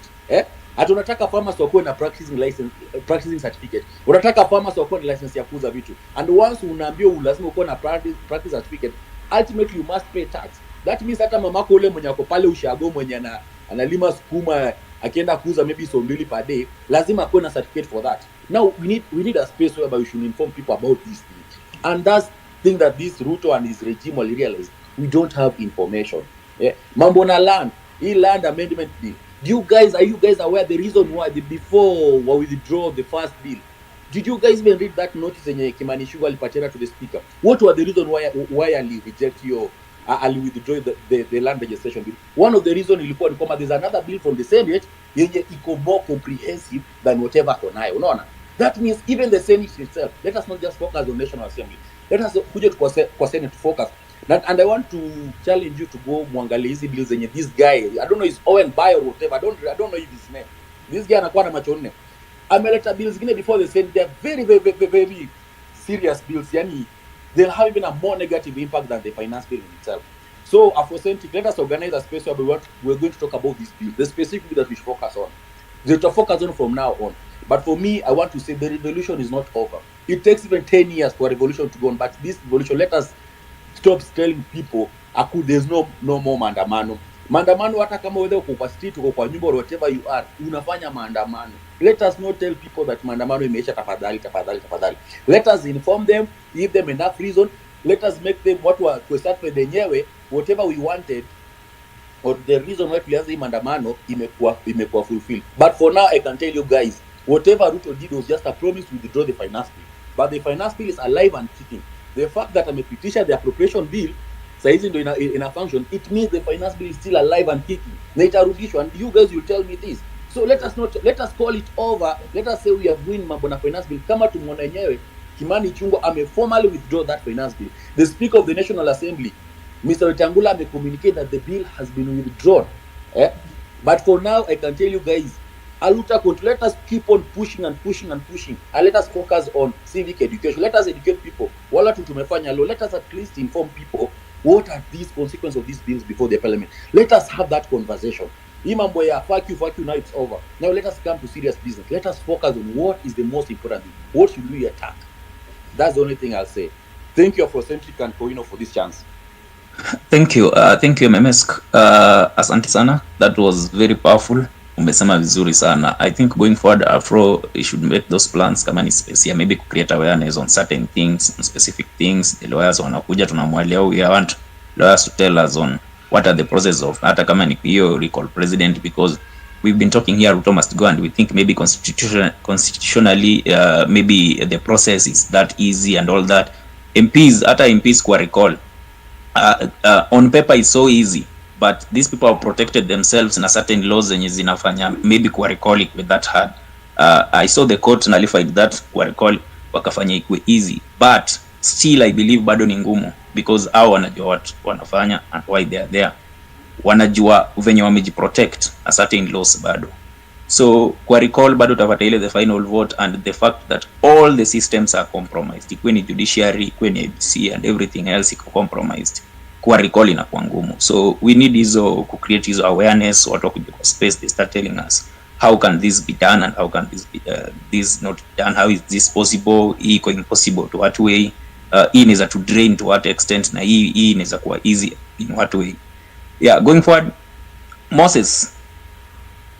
Let me say something. I'm reading in the comments here. Reading in the comments by Chege. Yes. Moses, hold on, Moses, hold on. I'm reading here. He has said, during the Egyptian revolution in 2011, when Hosni Mubarak hired goons, often referred to as the Baltagir, to attack protesters. This is the same script which was being used. The youth responded with resilience and determination. They organized themselves to defend against these attackers, setting up makeshift barricades and forming human chains to protest against the president, especially in Tahrir Square. They protected the sites. They used social media to communicate and to coordinate their efforts, ensuring that they could mobilize quickly and efficiently. Their persistence in the face of violence. Let me read that again. Their persistence in the face of violence and intimidation was a significant factor in maintaining the momentum of the protests, which ultimately led to Mubarak's resignation. Guys, we have to be resilient. If you hear anyone telling you, hey, siendi kesho, siendi kwa barabara, please remind them this can be done. Do not feel deflated. Do not feel defeated. Next speaker, Moses or Jefferson. Yes, can you hear me? Yes, your 3 minutes starts now, brother. Okay, first of all, thank you for giving me this chance. Thank you for hosting this space. First of all, I would like to say that we are at a very crucial point as a country, because right now the person we are dealing with is an inhumane person who doesn't care about lives. You saw him on national television questioning about property, which can be returned back, but the lives that we have lost so far, we cannot get them back. You know, we can even raise that money the way we have raised for other victims and pay back the properties that have been destroyed, but we can't bring back the lives that we have lost. Secondly, whatever spurred this protest was the finance bill, which is something that the president is being pushed by IMF and World Bank. So this is something that we need to keep the fight going on. The struggle has to continue because we are on our own. Our president is being used by the West, because you saw on that day that the police were being released to go to Haiti is the same day that Biden granted Kenya a major non-NATO ally status, meaning that we are just pawns in this game, and the West is trying to use William Ruto to achieve its end goal. So because of this and many other things, the struggle must continue. Thirdly, we are calling for accountability for our government. Our government, not only this government, but even previous governments have not been accountable. But this is the moment that we should be calling for accountability for our government. I have seen Aaron Cheruyot almost crying in the Senate, saying that, it's very bad for the salaries to be increased at this crucial moment when the country is yearning for change. You've seen even Senator Sifuna has rejected an increment in his salary. But at this moment, those are the things that should make us not to give up with this struggle, because we are continuing with this fight, and yet we wake up to such news that salaries are being increased when we are fighting for the reduction of those same salaries, when we are fighting so that we can live within our means. It's sad as a country that we wake up to such headlines when just a few days ago lives have been lost, people fighting against the same atrocities. So these are the things that we should keep on. They should keep on putting us in a cycle to fight for the rights of this country. Another thing is the reconstitution of IEBC. My 3 minutes are over, but IEBC should be reconstituted so that we are denying some people who, like those people who lost their MP in Northern Kenya, we are denying them the right to be represented in parliament. So we should push Ruto to reconstitute IEBC as soon as possible. And we should have this agenda on the table. As we fight, we should have agendas like 1, 2, 3. Let's say number 1 is reconstitution of IEBC, and many other agendas like those of pushing our government to be accountable. So I stop there, but we need to strategize, put those ideas on the table, and push for those ideas. We are not giving up because already lives and property have been lost, and the sovereignty of our country is at stake because our president is an American puppet as we speak right now. So that alone puts our sovereignty at risk. So I stop there, and all I can say is a luta continua. The struggle continues. No giving up. Thank you Jefferson. Umesema luta continua, no giving up guys, no giving up. It won't be easy. Hakuna safari inakuwaga rahisi. In fact, the fact that we achieved, we partially, or we sijui nitumia word gani, because tumeambiwa again the finance bill probably hasn't been drawn because parliament iko recess pia. So the fact that we did what we did last week, we should not give up at all. We're relentless. The fact is more lives will be lost, but probably the end goal, one day we will achieve what we want for future generations, for our children and all that. Guys, ukitaka kuongea tafadhali, like we agreed na kwa speaker panel, tafadhali inua mkono, make it easier for us, for the host and the co-host, make it easy for us tujue nani anataka kuongea. Just raise up your hand to pick faster because we have a lot of requests. Everyone wants to speak and everyone will speak before this space ends. So tafadhali, if you want to speak, raise up your hand. Tukue na kazi rahisi uongee, tupatie other people. Hi, sorry to interrupt. Can you please remove me as a speaker? I had spoken before. Oh, okay, thank you, Brenda. Thank you. I can see we have Queen Degwa. You're here. You want to say something? Yes, I am. Okay, your 3 minutes starts now. Tafadhali the rest kama unataka kuongea, inua mkono, raise up your hand. Tuko na a lot of requests. So kama mtu hataki kuongea, we can drop you down, we bring other people on board. Go on, Q. Okay, mine is just to say that I think where we are heading, we need to re-strategize. As much as we're going out there to protest, we've also realized there are other people who are coming to spoil this for all of us. That is clear as of last week. And maybe as much as we're going to the streets to fight and to ask for what is ours, because this is not something we are doing, there's also the fact that the leaders whom we hope are supposed to be looking after us, or rather kututetea, they've just gone, they're in bed with the executive, and so we are not going to achieve anything.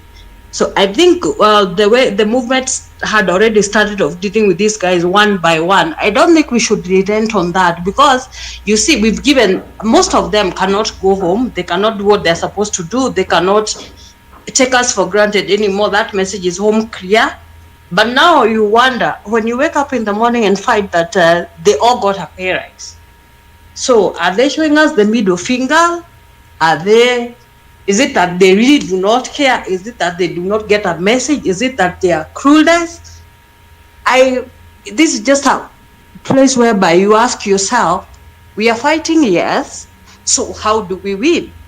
And like someone said, maybe we need to act from an informed point of view. So we need a lot of people on this space who can educate us and let us know what we need to do for us to achieve what we want to achieve. Because if we keep on being pulled to the mud, we will eventually look like we were not fighting after something, and we'll be dismissed and we'll be told we just wasted our time and all that. So from a point of concern and reflection, anybody who has something they can educate us on, inform us, tell us this is the way to go, tell us this is how to win a battle, because it's not every time you need strength. Sometimes you need to be tactical and to be smart and to be informed, so that whatever it is that you're doing at the end of the day, you can achieve something. And having said that, I think for today I'm done, and you all have a good day. Thank you, Kui. You're done with 30 seconds to spare. Anthony, you just came in and your hand is up, so that is how we'll go. Someone will just come in, raise their hand, and speak before the others. Anthony.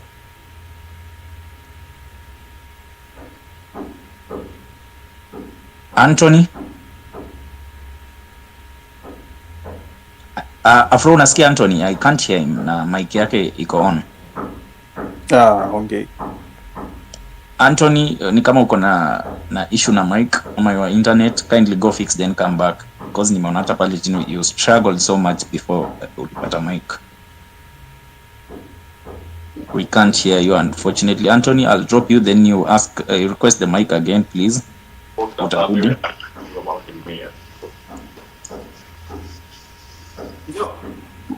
Hello guys on the speaker panel, tafadhali. Hapo chini on your phone there is a heart sign, hapo na plus sign. Please tap on it. Utaona mahali pa raise hand on the far right. Please. Make it easy for us. DCI sio Kimau. Are you there? Okay, Philo GenZ, your hand is up. 3 minutes starts now.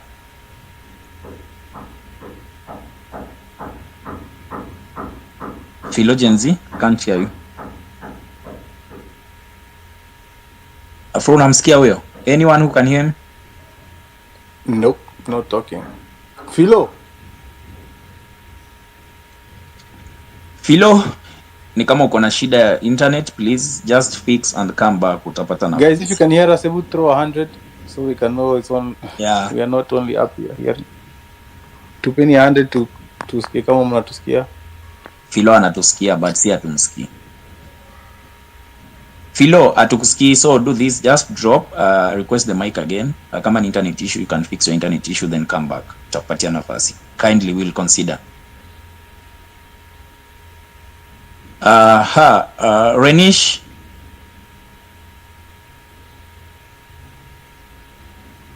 Renish.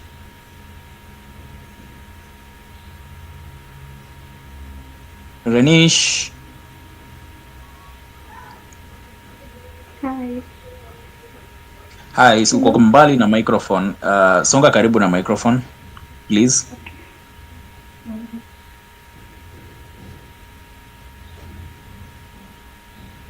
Nasikika sasa? Yes, unasikika. Your time starts now. Okay, shukran. First of all, I send my condolences to our fallen comrades. May their souls rest in peace.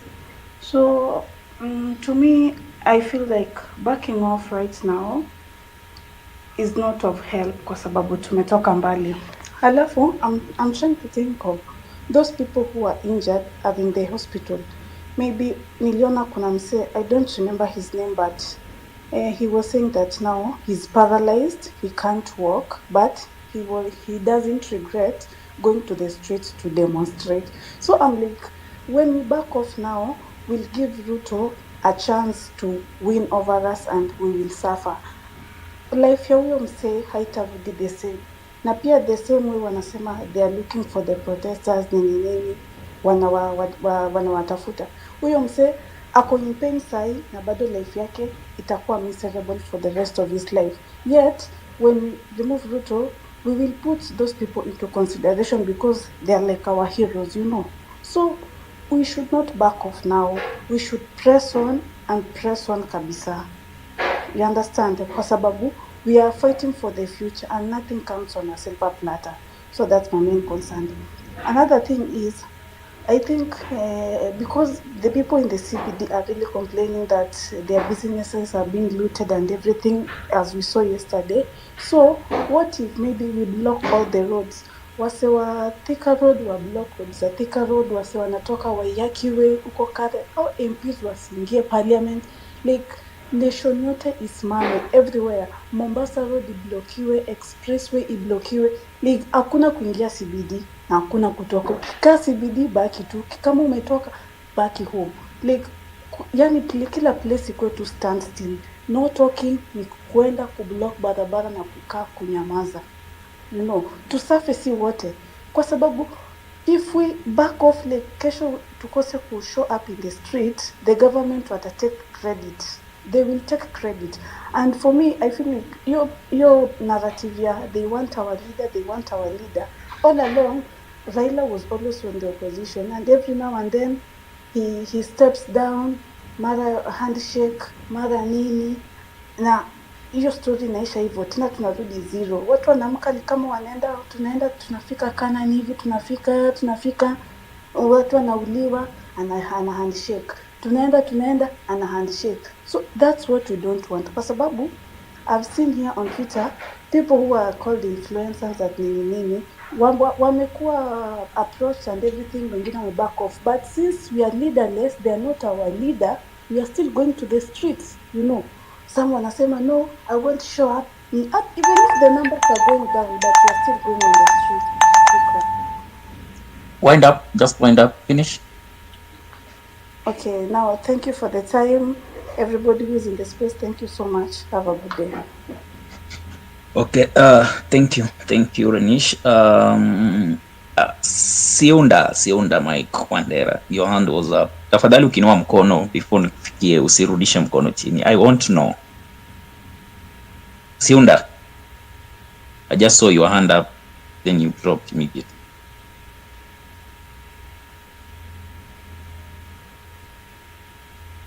Siunda Wandera.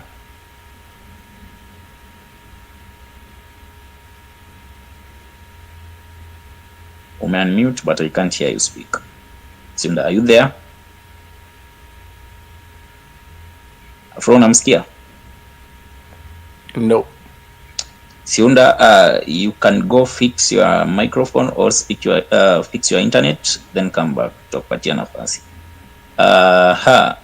Now who will I give the microphone next? Me and my mind. Are you there?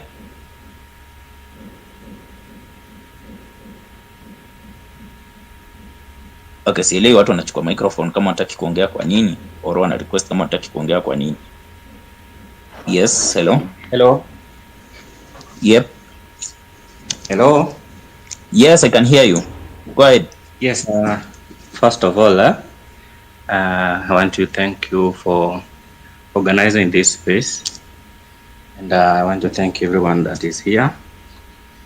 And just one piece I wanted to pass through is that no matter what the government is doing, no matter their response to grievances, we are on the right track. And whatever any direction any person is taking, whether you are deciding you want to look at this sector of our country, whether it's the parastatals, the institutions that we have, we are doing the right thing. It's not just a matter of Ruto must go. Yeah, even though Ruto must go, we are saying that because we are seeing the responses is having to how we are trying to shape the direction of our nation.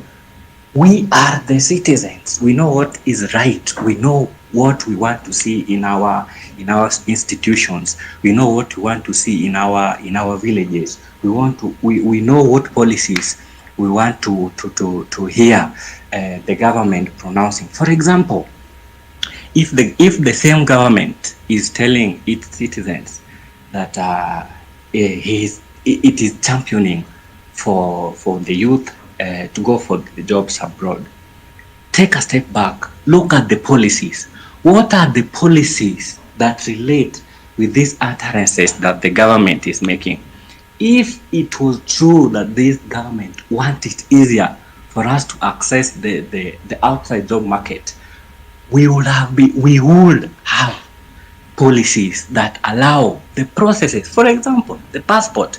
Why would we increase the first step that a Kenyan citizen needs when you want to go to work for abroad, you want to go to look for education? How are you increasing the cost of these processes? Then you are the same person telling the nation that you want them to go for the jobs abroad. There is disparity there, and as long as citizens are saying, "I'm seeing this is not right. I'm seeing this is not right," then the person that is at the helm is convincing us that we are on the right track. And majority of the future generation are seeing we are not. No matter what you are doing, no matter the grievance, no matter what you are seeing is going wrong, talk about it. We will always see the responses they have for us, and for that you will always know what government actually wants for its citizens. It's the policies, not the talk on the TVs, on the whatever. It's the policies. Thank you. Thank you, me and my mind. You spoke your mind. Next, advice, your hand is up. So I'll go with this order. After advice, we'll have Sam Wagacha. After Sam, we'll have Rosters OG. After Rosters, we'll have Lucy. Then after Lucy, we'll have Odera. In that order. Advice. Yeah, it's also awesome that umenipatia mic because I was actually texting Afro and sijui hizo dakika tatu kama zitanitosha. Ni sawa, let me try. Number one, I think we should all acknowledge that having no structure in whatever we are doing has also its weaknesses, and that is what the government is trying to counter and take advantage of. Now, having no structure and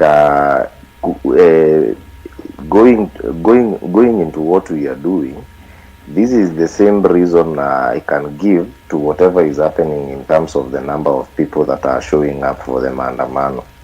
You will find that people now are getting discouraged, people are getting tired and what's not, some sort of things. And it is high time we come up with another strategy And that is why I was trying to text Afro. And if Afro, you can get people like Kina Kimuzi. I have a strategy that I think shouting it out here itakuwa suicidal for me, because we need to have a maandamano kama yenye tulikuwa nayo tukienda parliament, such that hata goons wakikuja, it is very easy for us to pick them out, such that hata government ikiamua kufanya anything, they cannot counter the mass that is out there. That is a strategy that can work, and there is a way of getting people out again in such a magnitude. In as much as walijaribu kudiscourage watu by the shootout at Githurai and bringing out goons, because definitely there is a way to counter that. The problem is, if we shout it out here, our say wako hapa, they will go sit down, and then you realize maandamano yetu tunaipatia ka space, and then we go out. Hiyo space yenye tunawapatia ndio wanaenda wana sit down, wana strategize. It has been a problem getting them, but I think Afro, since umesikia utanisaidia kuwafikia. We can still do this, guys. Tutoke hivyo venye huyu jamaa amesema hapa hivi kwa comment, gava ikifikiria kucounter it, waone there is no any other way other than stepping down. Everybody from top to bottom. Na msiogope ati sijui ati military kitake over, sijui will be in anarchy. No, hakutakuwa hivyo. Our constitution does not give any room to of power. Hakuna kitu kaya ita happen. Kama watakuwa stripped out, there is a mechanism of how we can have a caretaker government as we prepare to go into elections. Kama kuna any other budget yenye inapaswa kutengenezwa ya kufanya elections. Hiyo ndio kitu tunapaswa kustress. Kwa sababu even if we have a meeting with the president, okay, let me finish this. Even if we have a meeting with the president, yeah, anajua we already tabled zile vitu tunataka, hiyo kuscrap out offices za au mabibi zao, scrapping out offices za CS, and finally having him resign. He already has that in his table. Kwa nini anatuita tena to discuss? What are we discussing yet? Tumemwambia chenye tunataka. So guys, it is high time we get tukue motivated again, tutoke na ile magnitude, warudi nyuma tena. That's all I wanted to say. Thank you. Thank you, advice. Next, we had Sam Wagacha. Hello, everybody. Thank you very much, Afro, for giving me this opportunity to air my views. Where I am right now is 4:44 a.m. I like listening to you guys, and I'm a Gen X with Gen Z kids. So, maoni yangu ni,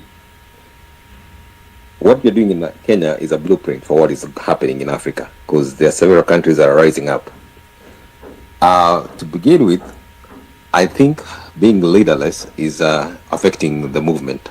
But my opinion is getting people who can go and represent. We have 290 constituencies. That is 290 Gen Zs, or you can get 2 from each constituency. That's 580.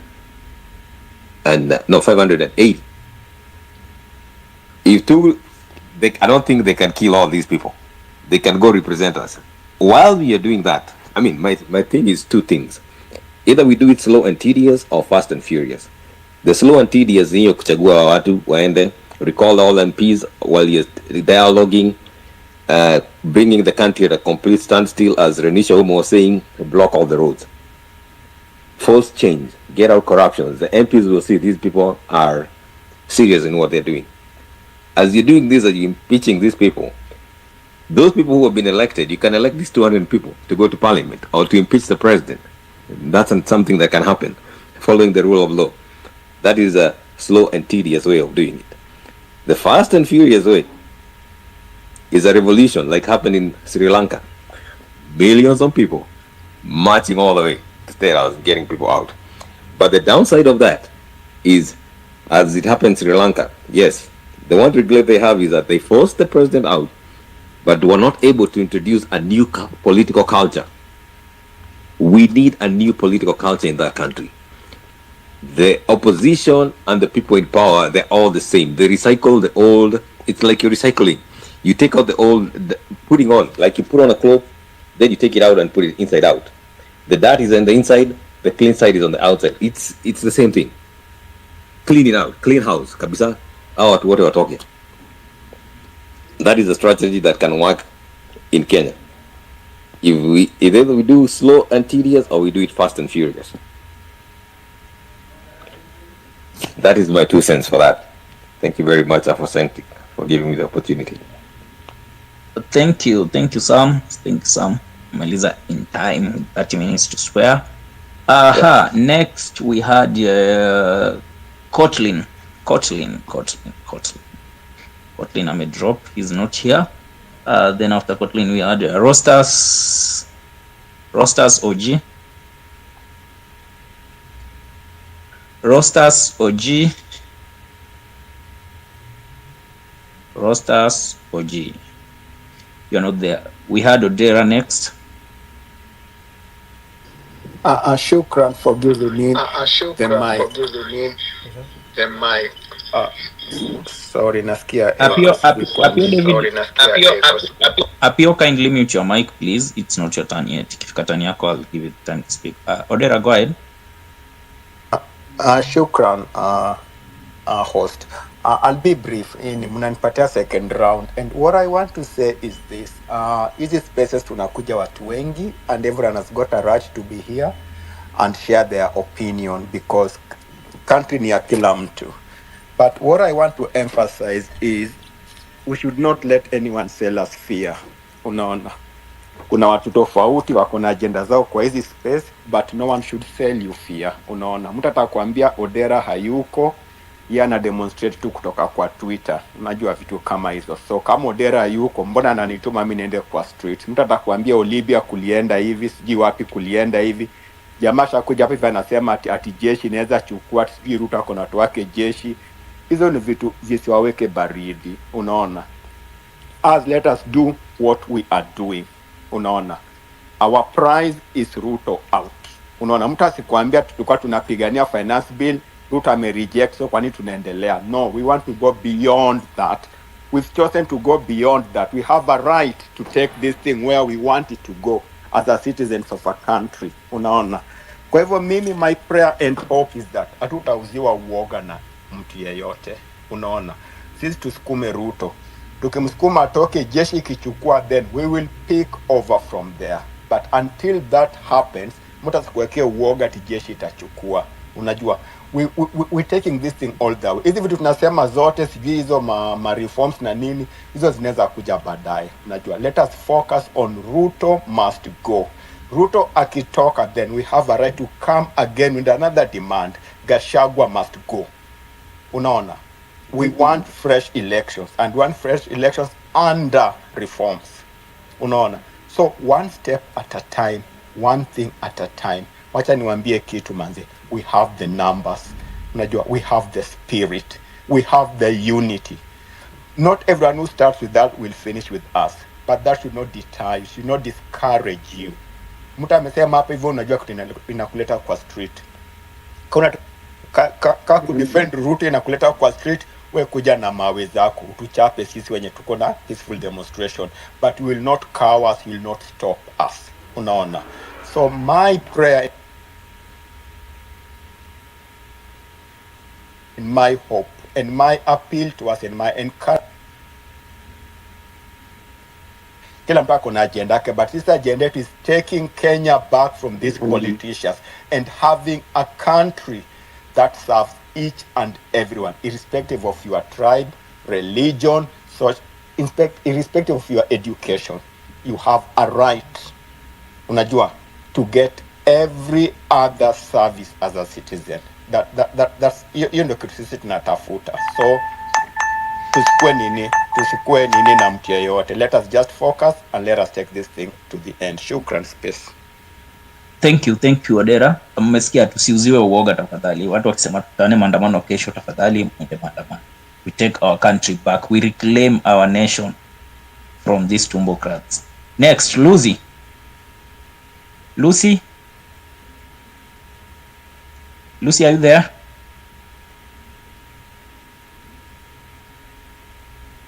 Lucy? Luz is not there.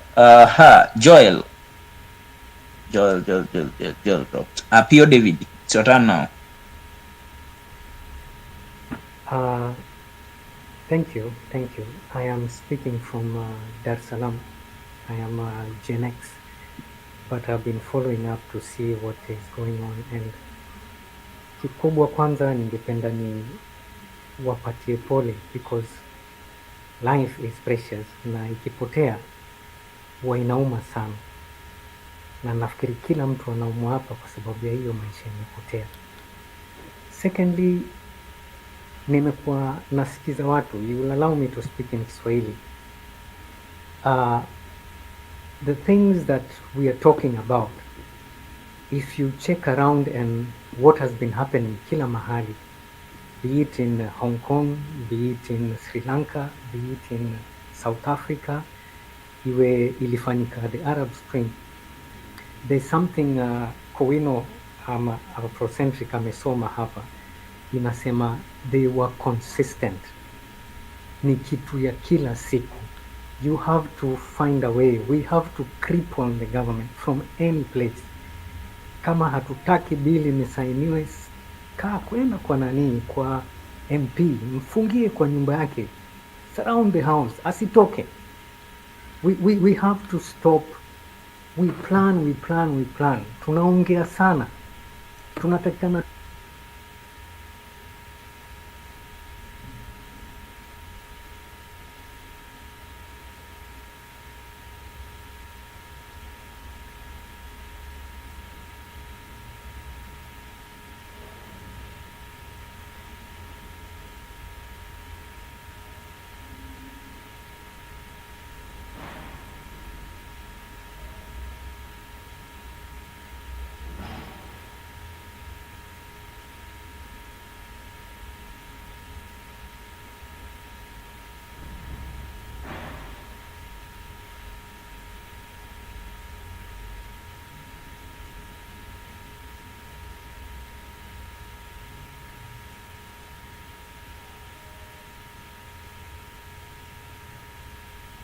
do. This is the price, and I'm sad that this has to happen, but that is the thing. But we won't do it here. Anybody will disagree with me. Social media is powerful, the internet is powerful, but these things were done physical by physical action. Kwa hivyo tuongee, lakini kikubwa tuwe pale kila siku. Sisi wenye tuko mbali tuna support, ndio tunaweza support through these forums and following and talking, but those who are there, kama Kenya ni yetu kabisa. Kuna juzi hapa, kuna msichana, there's a lady who put in the national anthem. It was the second stanza ndio iliniita, amkeni ndugu zetu, alafu mwisho inasema tuwe tayari kuilinda.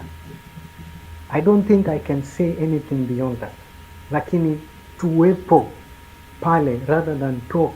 Let's get this talk.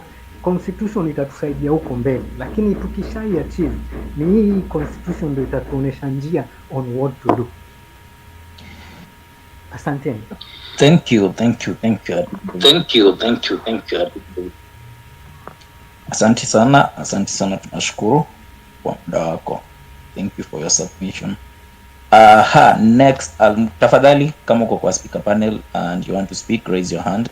Thank you, certified. You're next. Hello everyone. I want to thank the host and the co-host. I hope everyone can hear me. Yes, go ahead.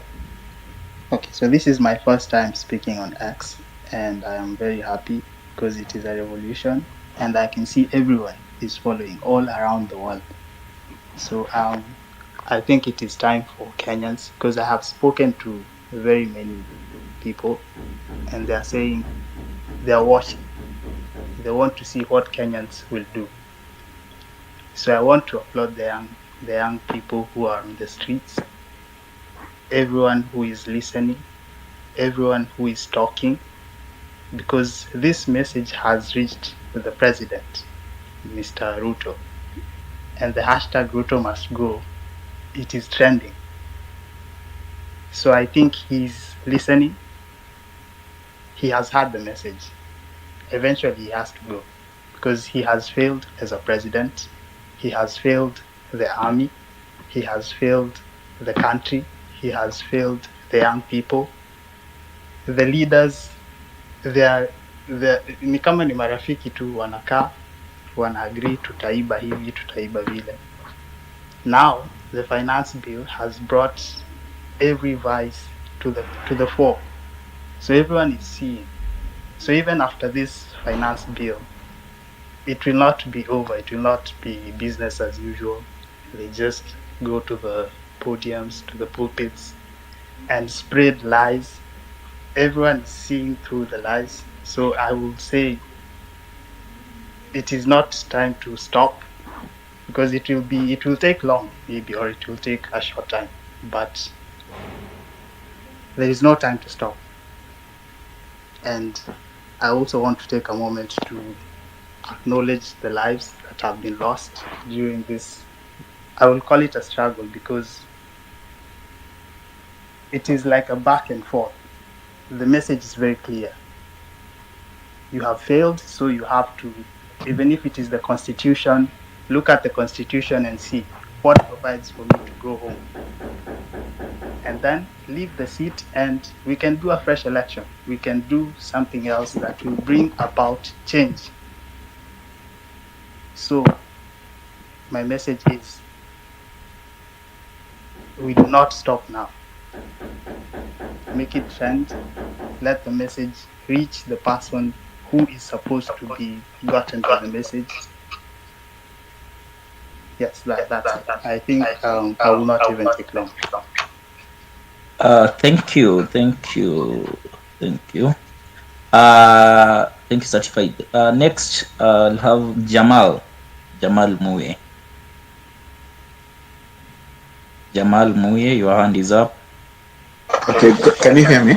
Yes, I can hear you. Go on, your time starts now. Okay, thank you for this opportunity. A few points. Kuna wengi wenye tunafuatilia probably constitutional, and let's not focus on so many laws about the country. Let's focus on Article 1. That is Jamal, there's a lot of feedback from your end, so I'm struggling to hear you. Let me see. What about now? Can you hear me? You're good now. I'm good. Okay. So, what I'm saying, let's focus on Article 1, because that is our guide. Then 2, this movement has gained credibility from all over the world. So what we need to clear the goons ambao wametuma kutafuta this movement. Jamal, let's come out to the streets. Yes. Jamal, bado kuna a lot of echo from your end, kuna a lot of noise. Like, I'm struggling, really. I'm really struggling kukusikia. I'm thinking maybe try and mute your mic. Go ahead, Jamal. No, you can hear me now. Ama bado kuna feedback? Uko sawa, go ahead. Okay, good. So, as I was saying, to see focus na hizi vitu mingi zenye ziko kwa sheria and all that, there are so many laws zenye some of them wenye wamezitengeneza, they are the same people wenye wametupatia challenges. So what we can do, let's focus on Article 1, because that is our guide. We are taking back our power. We don't have faith in the institutions, more so the parliament. So that's why we are exercising our rights as the Kenyan citizens. Tunachukua our power back through Article 1. 2, kuna watu wenye wanatumanisha gonza kuja kudistract na kufanya na kudiscredit hii movement. So what we can do, let's clear these guns. Watu watoke and let's mark our guns. Tukipata tunawachapa and let's clear them, because the police hawatafanya anything because they know what is happening. The target is to make sure that this movement lose credibility. Then 2, to see 3, let's not focus on so many things zenye you want to do so many things at once. Let's go step by step. Let's focus one thing at a time as long as bado tuko na consistency, we are going to achieve this. Let's take the advantage ambayo sahi the party ambayo is UDA sahi hao wenyewe within themselves wako na wrangles. That is an opportunity because that means the party is already weak. So let's capitalize on that and do our movement and go for the kill. This is our only opportunity. Me to thank you. Thank you, Jamal. Next, we have Captain Santos. We are in line, Captain Santos. Good morning, everyone. I hope I'm audible. Yes, you are. Yeah, thank you for the opportunity, and may our comrades rest in peace. My concern is about us remaining relevant and knowing what is going on, because for me, the way I viewed it yesterday, the goons came in place. Now you see guys are being added salaries. So I think we need to, as much as we are maintaining one goal, we need to be also aware of what is happening. We need to hold people accountable for what is happening, because yes, we are saying this is our agenda, but deep inside, where are we headed? Because the moment we start, and another biggest problem is when we fight among ourselves. We can see on the whatever is happening with the government, they are fighting each other. So the moment you start fighting, you lose credibility. So the moment us start fighting, we are going to lose credibility. And these goons that are coming up, I would say we have smartphones. I think it's time these guys are captured well, and we have the portal where I'm sure we have IT gurus in this platform where they can be put on one page, and we just publish them, because it's not right, because we are fighting even for them. Now they are being used to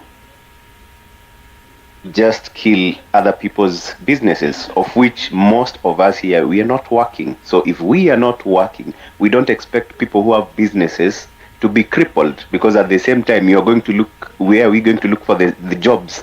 We are saying we don't have jobs, yet there are people who are being used to cripple people's or investors. So it's not right what is happening, and we need to remain firm and ensure that we don't allow loopholes, the way people just come and start fighting and loot people. It's not right at all. So we as GenZs, this is something that we are not advocating for people's businesses to go down. So we need to uphold these people that are coming and capture them very clear, to ensure that they are out there and everyone knows them.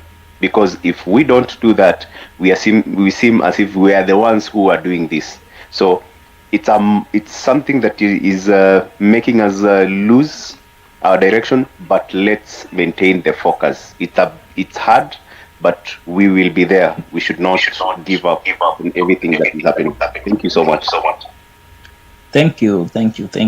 Right on time. We should not lose focus.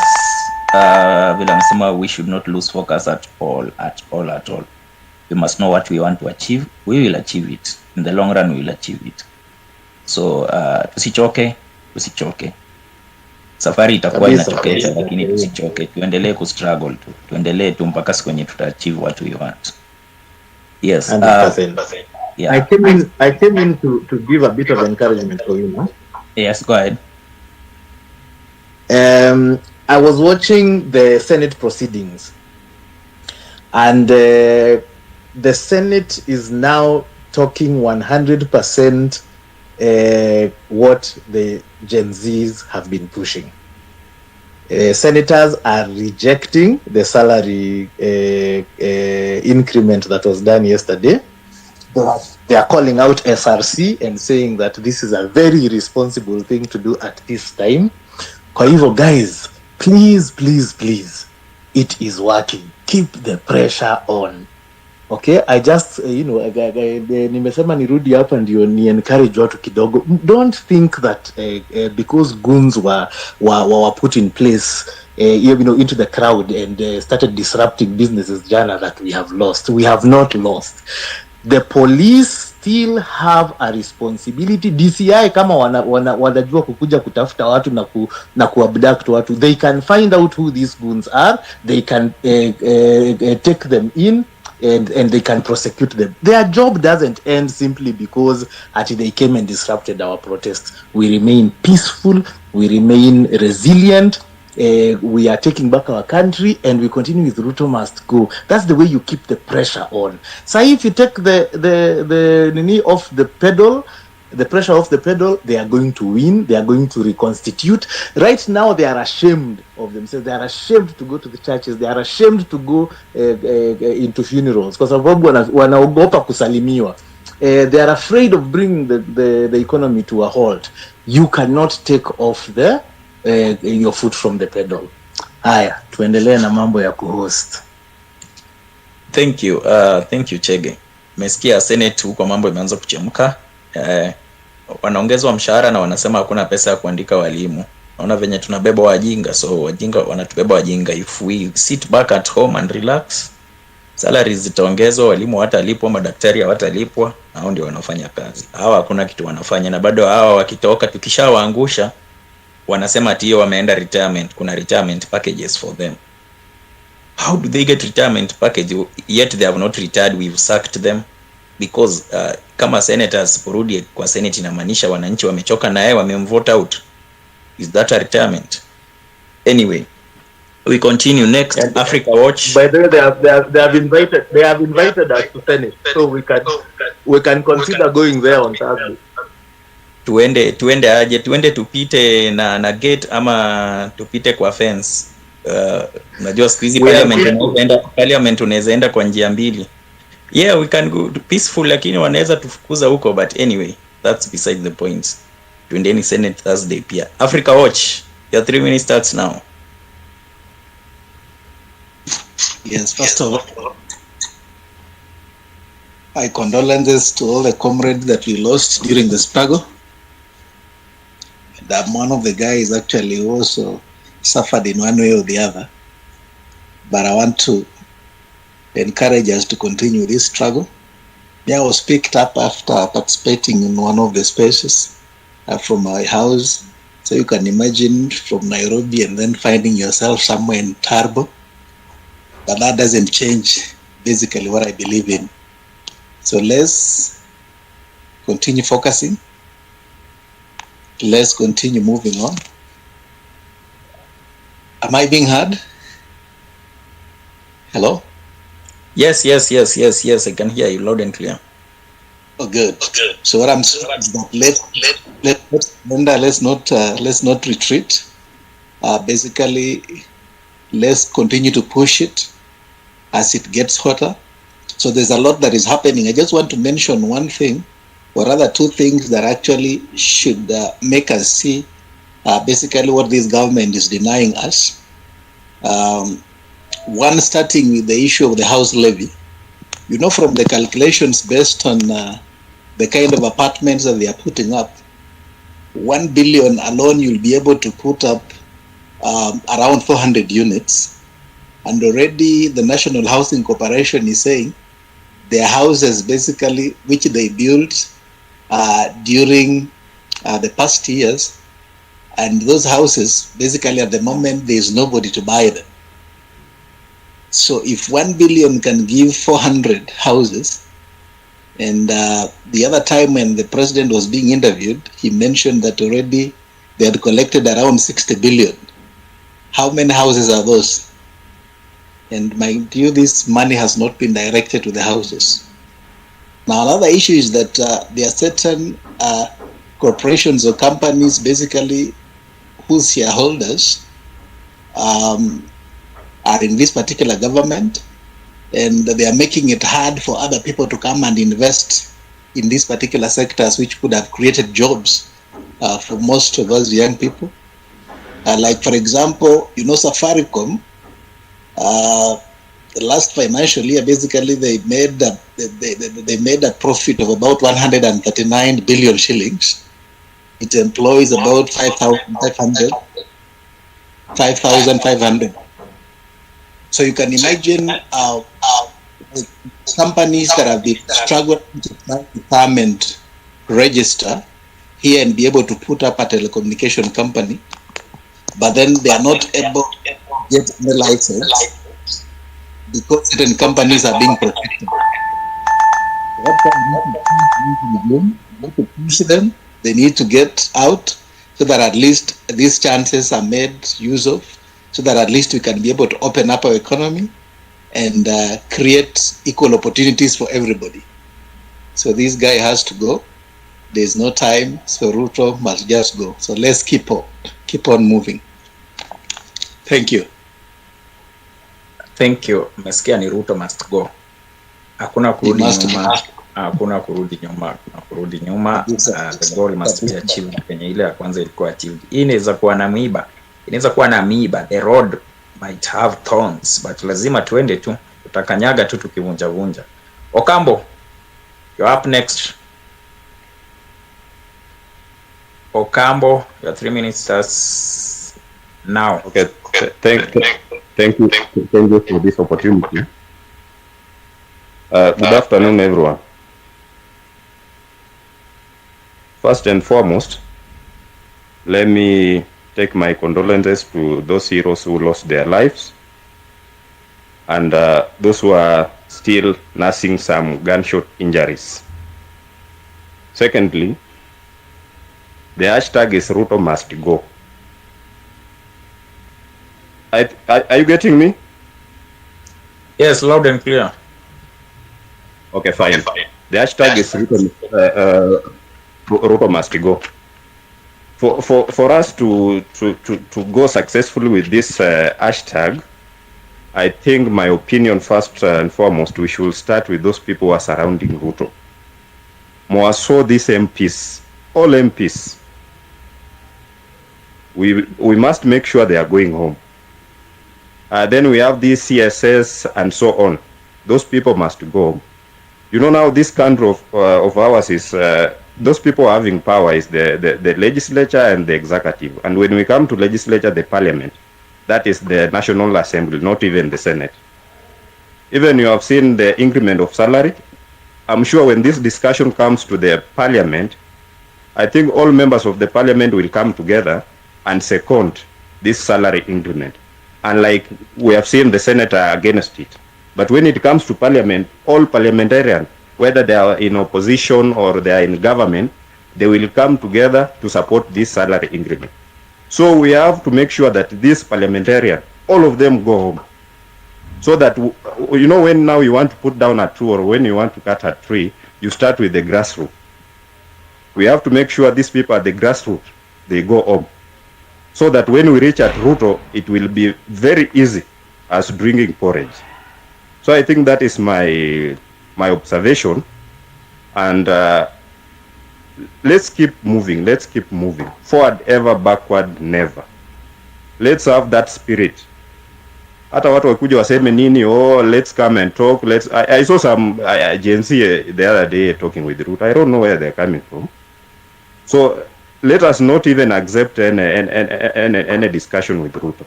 Let's just fight, keep on fighting, and more so let's not waste our time on doing maybe this social media. We need now to come on ground fully, everywhere. Like tomorrow, we need now to come out in large numbers. And make sure now, we need now to differentiate ourselves from other goons. Maybe we can now discuss, like tomorrow we put on certain kind of dress code, and if we are walking, we walk in a group, so that we keep ourselves with the other groups of goons. Thank you very much. Thank you. Mesikia, the agenda huku ni hakuna kurelent, hakuna kurudi nyuma. Ukishaanza safari lazima tumalize. No going back. Kennedy, ni aje? Mzuri sana. Hello guys, good afternoon to all of you. Kitu yangu ya kwanza ni ku pass my condolences to those people who have lost their loved ones. Na tunasema poleni sana. Ya kwanza ni kuwaomba sisi wote tujitokeze na tuseme this government enough is enough, na mambo imekuwa mingi, wametuumiza sana. Na tungeomba tufanye ile yote inawezekana hii government iende nyumbani. Hata kama ni ile ya ku collect signatures, I think kuna certain amount yenye ina required ndio hii watu waende nyumbani. Na mimi ni mtu kutoka Isiolo. Last Tuesday there were no any protest yenye ilioka Isiolo because usiku watu walilipwa and they ended up kila kitu ikaisha. Nilisikia there was a guy mwenye alikuwa Isiolo anapeana pesa, analipa vijana wasijitokeze kuandamana, and mambo mingi iko like here in Isiolo we don't have any development. Hakuna chochote inafanyika, na ingekuwa mzuri kama kuna way to organize all the 47 counties wajitokeze wa participate. Na I think ni Ruto must go to. Hakuna any negotiation we should take. Juu hata hii watu hawataki kutusikiza. They are just about their mambo yao tu ni kuchukua pesa ya watu, kukula vitu kama hiyo na kuwa watu. Na tungeomba hakuna venye unaweza anzia kitu then ukifika katikati una give up. So the only way ni tuamke, hata kama ni kutua sisi wote, lakini maisha ikwe mzuri baadaye. For venye tunaendelea hivi, no way, nobody will atakuwa anataka kuishi kwa hii country like this one. These people are very corrupt. Like all they are about ni kupeleka pesa ya wananchi na kufanya mambo yao. Thanks, nasema asanteni. Asante sana Kennedy. Mmaliza in time with 1 minute and 1 second to spare. Mmesikia the theme ni moja tu, Ruto must go, na tusichoke. Safari ni mbali, safari iko na miba, iko na nini, iko na kila kitu. Tusichoke, tutafika tu hiyo safari mdogo mdogo. Kijana USIU ni aje? Poa sana Okoi. Mnanisikia? Sikia vizuri sana. Time yako inaanza sai. Thank you sana Afro Kowino na Chege Wamburu kwa hiyo opportunity. Nilikuwa first and foremost kwanza nataka kukondole na familia wenye wapoteza their family, the heroes. My heart inaenda kwa familia wote. Alafu I want to reiterate kwanza kenye Chege amesema. The moment tumerelent, the moment hii pressure imerudi chini, ni hivyo, it's done. This guy anakuanga vengeful. Umse ni vengeful, like umse ni motherfucker, umse ni vengeful. The moment tumetulia and he goes back to the constitution akatulia, with the democracy vizuri sana. You guys, like sisi tutakasikizia, umse lazima ataenda from each one of us, atafute mnani hii kitu ilianzia wapi na iliishia wapi.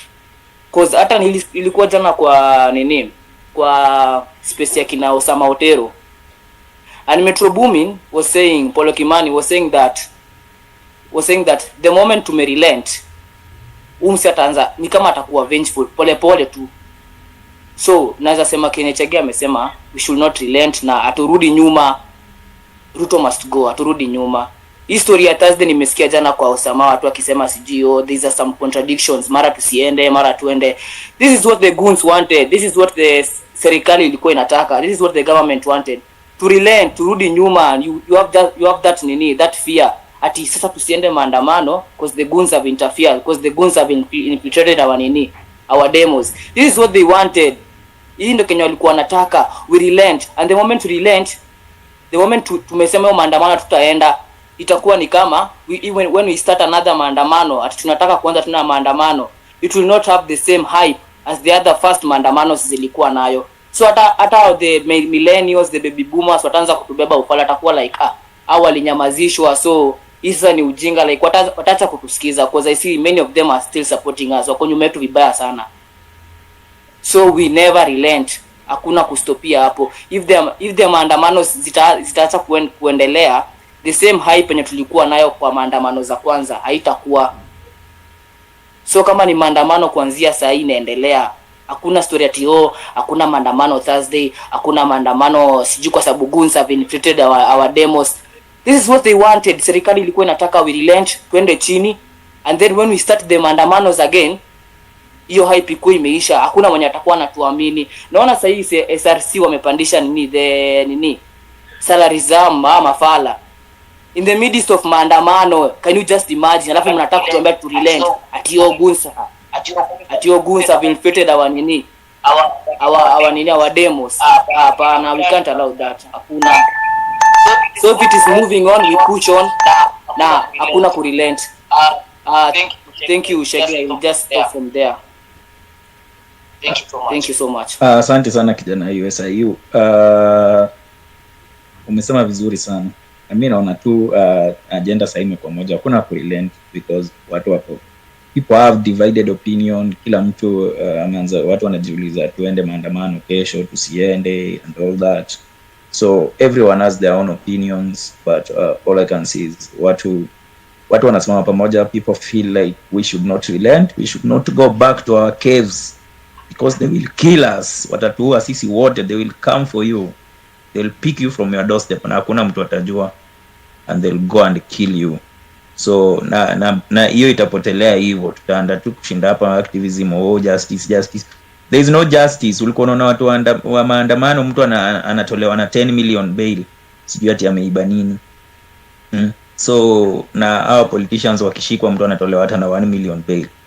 Juzi tulikuwa hapa na Western, I think you heard him, na Western alikuwa anasema kitu moja, system yote iko corrupt, because if the system was very fair, sahi tungekuwa na former MP, former governor, former president in prisons. But Kenya we can't have that because the system is corrupt. Huwezi pata MP yoyote former MP yako in prison, huwezi pata former senator in prison, huwezi pata former governor in prison. In fact, the more you steal, the more you are rewarded. Ukiiba sana, ukiiba kama 100 billion, unapewa the highest seat. Like the more you steal, the more you get rewarded, the more tenders you get from the government.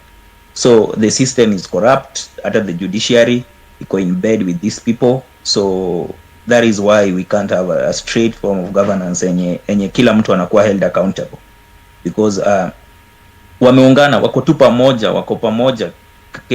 Court cases unaona, mtu ameshtakiwa nini ati DPP withdraw case ati ana evidence, au na evidence aja, and the evidence is right there before your eyes. So this is the system we live in. Tukirelent zitaendelea, extrajudicial killings zitakuwa.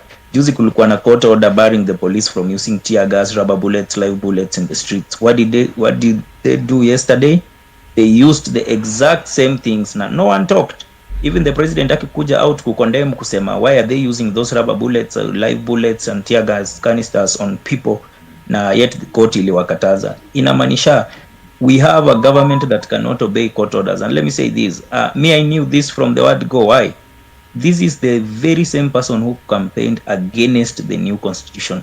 Did you people ever think this person was fit enough to uphold, defend, obey and protect the constitution that he campaigned against? It was going to be impossible.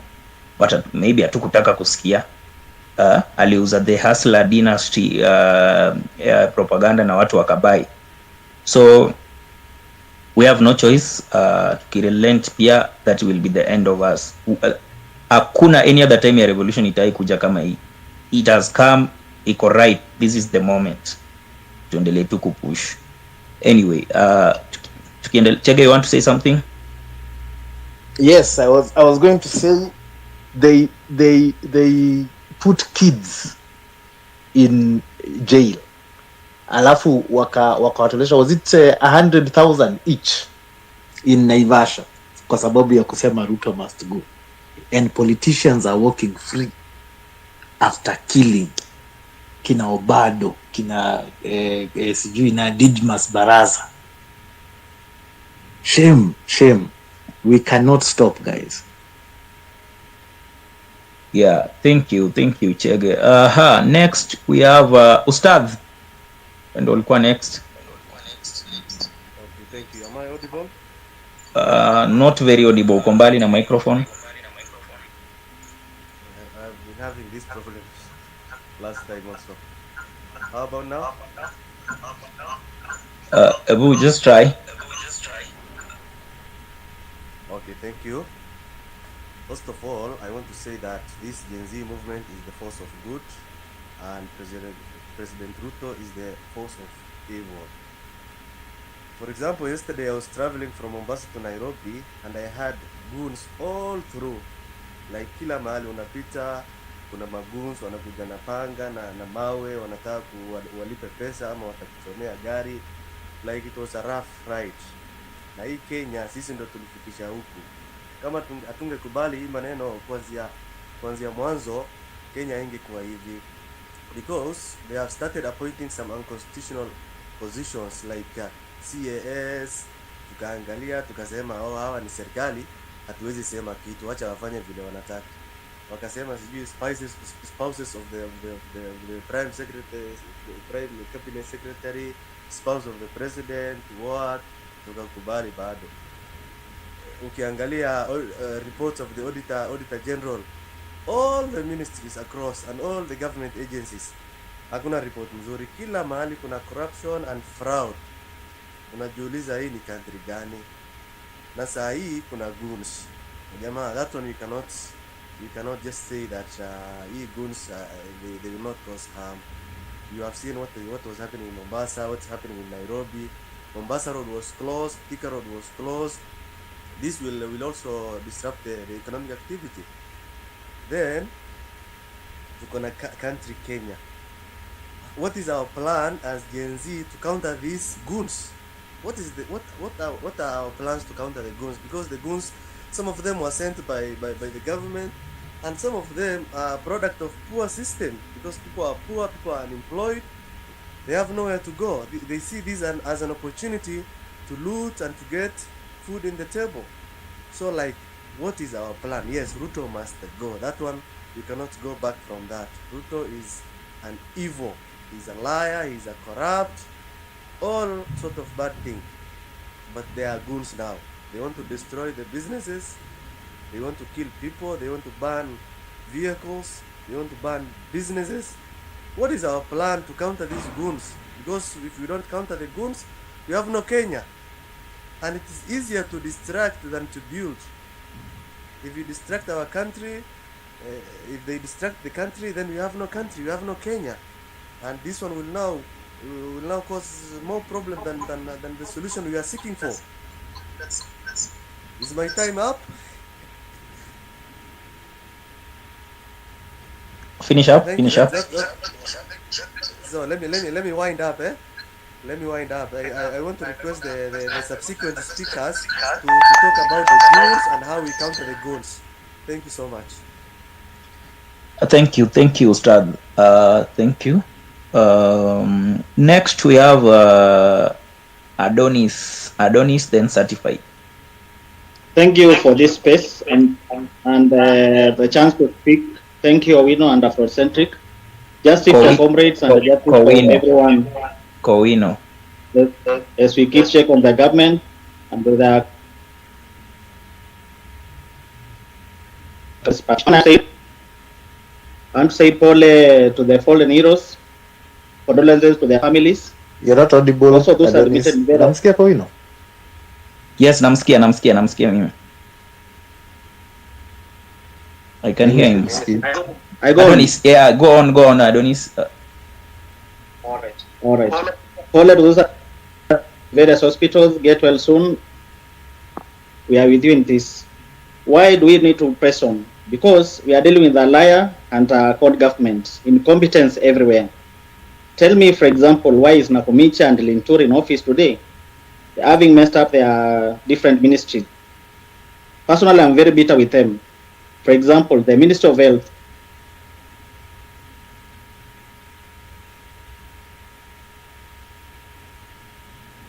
Adonis, I've lost you now. SHIF, the one they introduce, the SHIF they're introducing is a loophole for corruption. For example, our clinical officers have been on strike for over 90 days, and they are the backbone of our healthcare system. They are the one who treat our patients, especially when we get outpatients. I thought it was just me. Anaongea kibu. You can't hear me. I can hear you now. Anaongea lakini sometimes una break, sometimes nakupoteza kabisa. Continue. Now I'm audible. Yes. You are. Yeah, I was saying, tell me, for example, why Nakumicha in office and Linturi, those people have messed up the different ministries they're heading. Personally, I'm very bitter with them. For example, the Minister of Health, the total mess. The NHIF, it's not working, and if you go to the hospital currently, you can't use it. The SHI they're introducing is a loophole for corruption, especially when you read the contents. The clinical officers have been on strike for over 90 days, and we know they are the backbone of our healthcare system. They are the one who treat our patients when you go to the outpatient. But the minister, you can't even listen to them. You remember they have been on strike, and they have been doing their demos every Tuesday until the Gen Z demos came on. The other thing, we need to reconstitute the ABC. We also need the next move. We should check on the counties, because there is another cartels who are operating there. Finally, let's keep our demos peaceful. Viva comrades. Thank you. Thank you, Adonis.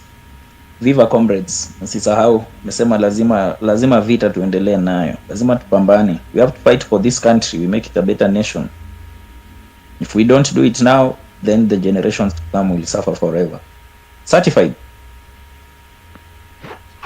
Thank you. So I'm back one more time. I think I just had that. But what I was saying is people should distinguish between propaganda and the message, because there are very many people have very many opinions. It is a democracy, so people have very many opinions. However, this time the message is that Ruto must go, because, as I said, he has failed the country. He has failed the military. Actually, it is their time now, because there are goons on the streets. It can be very easy for there to be a national security threat. So there are goons on the street. It is time for the military. The police are failing.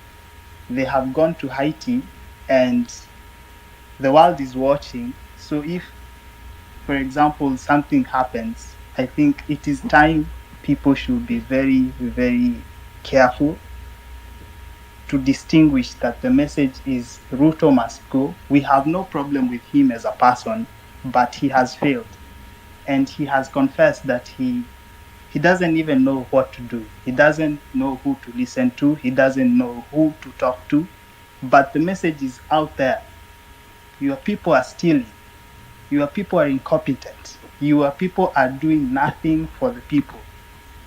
So if we want to go out to the street, we are very peaceful. We want no problems. We can even sit on the floor. But we will occupy parliament. We will occupy State House. We will occupy everywhere. Throughout the world, even newspapers, New York Journal, everywhere, they are saying Gen Z. But Gen Z are in Kenya. Kenya is the home of mankind. So we have a very clear message. We want a better world starting from Kenya. We want a better Kenya where everyone has equal opportunity to go to school, equal opportunity. Hivyo venye huyu chungwa wa rais alisema hawa vijana wanaenda na iPhone, wanaenda na Uber, wanakula KFC jioni. Mimi nataka kila mtu Kenya, that be standard for everyone. This one shouldn't be like news. This should be equal. People should be equal everywhere. This is why it is the second revolution. There was Mau Mau before, but now it is Gen Z, and we are very smart. We can distinguish. If it is propaganda, you're bringing goons so that we fear, we stay home. So yes, that is my message. And I am certified. Thank you. Okay, thank you, certified. Guys, like we said, ukiwa hapa kwa speaker panel, please inua mkono so that we give you a chance to speak. We give other people a chance because kuna a lot of requests. Kuna requests nyingi sana. We are still trying to to approve. Chege, you help me approve other people here. Wakuja juu. Please remove me below. No. Thank you. Okay, thank you, certified. Rehema, you are here, you dropped. I think you had a connection issue. You're back. Your hand is up. Yes. Rehema? Are you getting? Mnanipata? Hello? Yes, nakupata. Ni venye mic yako kuna feedback, so lazima ni mute yangu. Go ahead. Okay, kwanza I want to say sorry for those who were injured during the demos, na pole na faraja kwa wale zile familia ambazo zilipoteza wapendo wao kwa hii the struggle for a reformed Kenya. Kila ambacho mimi ningetaka tufuatilie pia kwa karibu and be keen at it is that why are these goons being sent kwa streets? Could it be a delaying tactic na there is something that is happening behind our back? Behind the scenes kuna uwezekano those targeted people ambao ama watu wakuu ambao walikuwa wamekuwa earmarked to be using public funds on things that are not meant to be for the public interest. Huenda kuna transactions zinaendelea. Are we keen at what is happening? We remember wakati after elections kulikuwa na issues kwamba the public coffers at government coffers ziko empty, na Auditor General akasema ati kwamba kulikuwa na transactions ambazo zilifanyika some few weeks to election, na hizo pesa mpaka saizi hawajatuambia. So as we continue going to the streets, tujue kwamba there are so many things that are happening behind our scenes, especially the pesa ambazo, which is a problem that the government is not able to account. Ile pesa ambayo wanachukua kama ushuru kutoka kwa Wakenya inatumika kufanya nini? And if we are not careful, utapata by the time the president hints to the call by the GenZs, utapata kwamba aseme now today I'm resigning. Utapata kwamba pesa zitakuwa zimeporwa zote kwa pesa haziko, watu wamehepa, and by then people would have gone to exile, na maybe the country will now be declared bankrupt. So the best thing I think pia tunakanta tufuatilie is to kufanya public audit ya madeni ambayo serikali iko na. Hizo pesa zimefanya nini? Na pia tuangalie as GenZs, as we are propagating for an accountable government, pia tuangalie from our regions. When the president will have time to talk to. Hello? Hello. Can you hear me? I can hear you.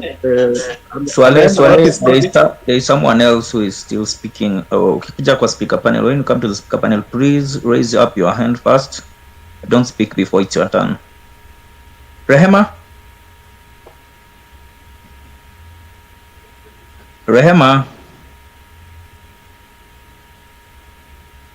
we've lost you. You can fix your microphone or fix your internet, then you come back and finish up your time. Wangari.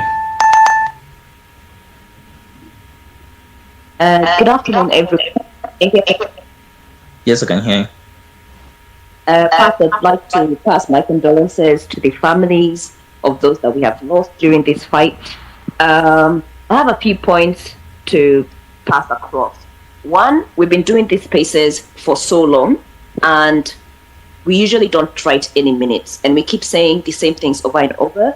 I think it would be great if we wrote down the points and took minutes of everything that is said, the suggestions that are given, and then we can move from there. Also, as much as we have people going on the streets, there are those who are not able to go to the streets either because of work or one reason or another. And what got us here is social media. With social media, we're asking the government to be accountable. All of those cases that have been on the news, we can post them on our social media, get everybody retweeting. All of these graft cases, it's funny how someone who took the mace, obviously the mace had been passed around different hands, but they were able to get this guy and take him to court. Yet all of these are politicians. Nobody is taking them to court. It's always, there's this story, there's another one, there's the fertilizer story, now there's the other Russia fertilizer. There's all this money that has been stolen from KRA, from NHIF. Nobody keeps them accountable. We need to be posting them. We have a lot of reasons why we're angry with the government, and I think all of these reasons, we need to be very vocal about them. Let's post them, not just saying Ruto must go. People have to see why we're saying Ruto must go or why we don't want this government. Let's post all of these cases. Let's be vocal about it, and I'm sure the media, just like the media has caught on to all of these grievances that we're airing, they'll catch on to these as well, and they'll start investigating on that too. I think that will go a long way, and we can compare them with what they've been doing to us. They want to keep us accountable to things that protesters have done or even these goons have done, but they don't want to keep the politicians accountable. And we can use our creativity, all these videos that people took during the protests and what the government has been doing, seeing goons being paid. We need to compile videos for those who are in the creative field, compile them, let people see what is happening. Also, in this space, we have people who are well informed from different sectors, whether it's education, healthcare, entrepreneurs, digital creators, lawyers. How about we air our grievances and post a lot about what is happening in these sectors? Everyone has information on that. Let's post it. Let's be vocal about it. Even as we go out to the streets, let's not forget about being very vocal here on social media. And I'm sure we'll get listened to. They've listened to a few of the things that we've aired, and I'm sure they'll get to listen to that, especially when it's coming from an informed place, not just saying you heard this, you heard that. Everybody in their sector. Just a few seconds, please. Go ahead.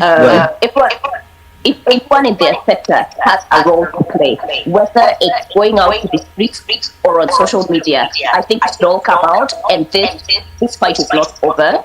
Viva. The fight is not over. Viva.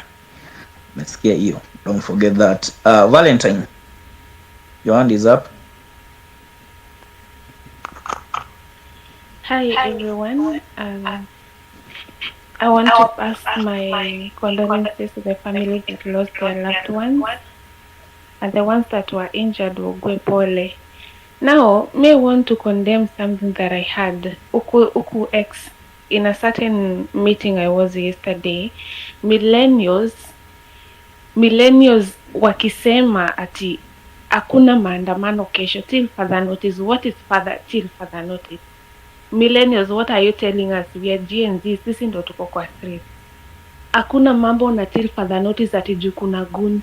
Wataleta goons wengine na the moment tume step down ndo Ruto atapata nguvu ya kutumaliza. This guy is giving up. Already ameanza kutupa matumaini, and that's why anatutumania di mapasta wakuja watuongeleshe. Stop making these rumors ati tuache maandamano, sijui kuna goons, kuna nini. We are dealing with the goons, and we are dealing with the member of parliament, and we are dealing with the president himself. Sisi ndo wengi kushinda hawa watu. Kesho kuna maandamano na niko kwa 8 groups of GenZs. Na kuna moja ya recommend ya sisi kwa sisi, na huko hizo groups zote watu wanaenda maandamano. So mwache ujinga yako. Sijui kama watu ni kulipwa, wamelipwa millennials wakuja waamulie watu. The last time I checked, GenZs hatuna leaders.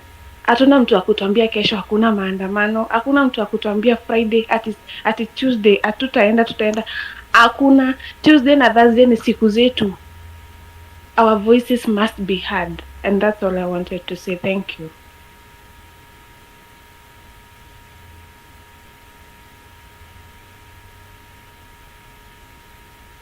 Asante sana Valentine. Guys, let's follow each other. Let's follow Afrocentric. Let's retweet the message. Ruto must go. Ruto must go. Kowino, who is next?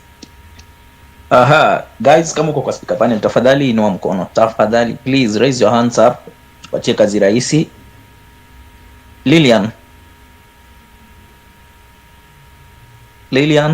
your hand is up.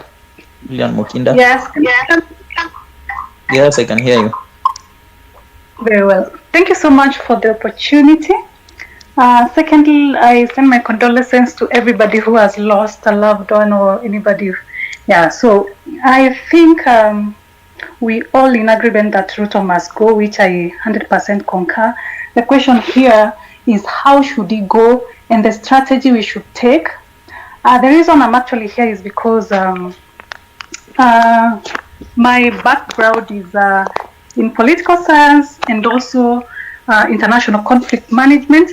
So a few things I can add on is that we need to take the strategy of applying all the avenues we have to have him go. And definitely demonstration is one of them. And we should look at other ways of applying the pressure and also counter attacking any strategy that they are doing, because that is what they are using. From my analysis, that they are coming up with strategies of war, because as quote unquote, I'm not saying we are at war, but quote unquote we are at war, and everybody who's going at war, they should have the strategy to win, because I believe we are all here to win and everybody needs to do their part. So for instance, we have somebody talked about the goons. That's a strategy they are using, but how do we counter it? We should be here talking about how to counter the goons. Number two, and I don't know, probably many people here do not agree with me that the president has requested that we have a chat with him. For me, if I was Lillian, I was the person who's really, going to the streets and all that. If I was the person who's calling the shots, I would be saying let's also apply that as one of the means we are trying to get him in. But when to get him out, when we are applying this, we are not saying we are going on ceasefire, on demonstration. It's just that we are also using that platform to give him more pressure to get out. Because you see, for him, if he listens to us, if he's here, he's listening to me crying, listening to somebody else's plight, he will. That is applying more of the pressure that we are talking about. So I want to answer a question people are asking. The issue was the bill. Why are we still working on these demos? Actually, for me, the bill was a trigger, because everybody here is crying out because of the economic issues. We're talking about, all these corruption and all that. Just to answer you guys, the bill was a trigger, and the trigger is just a symptom. So people here now, what we are talking about is the root of why people are in the street. So I don't know whether I've gotten to answer a bit of that. So for us, for me, I would say apply all strategies, and even that dialogue is requesting one of the strategies. I don't know whether my time is up, but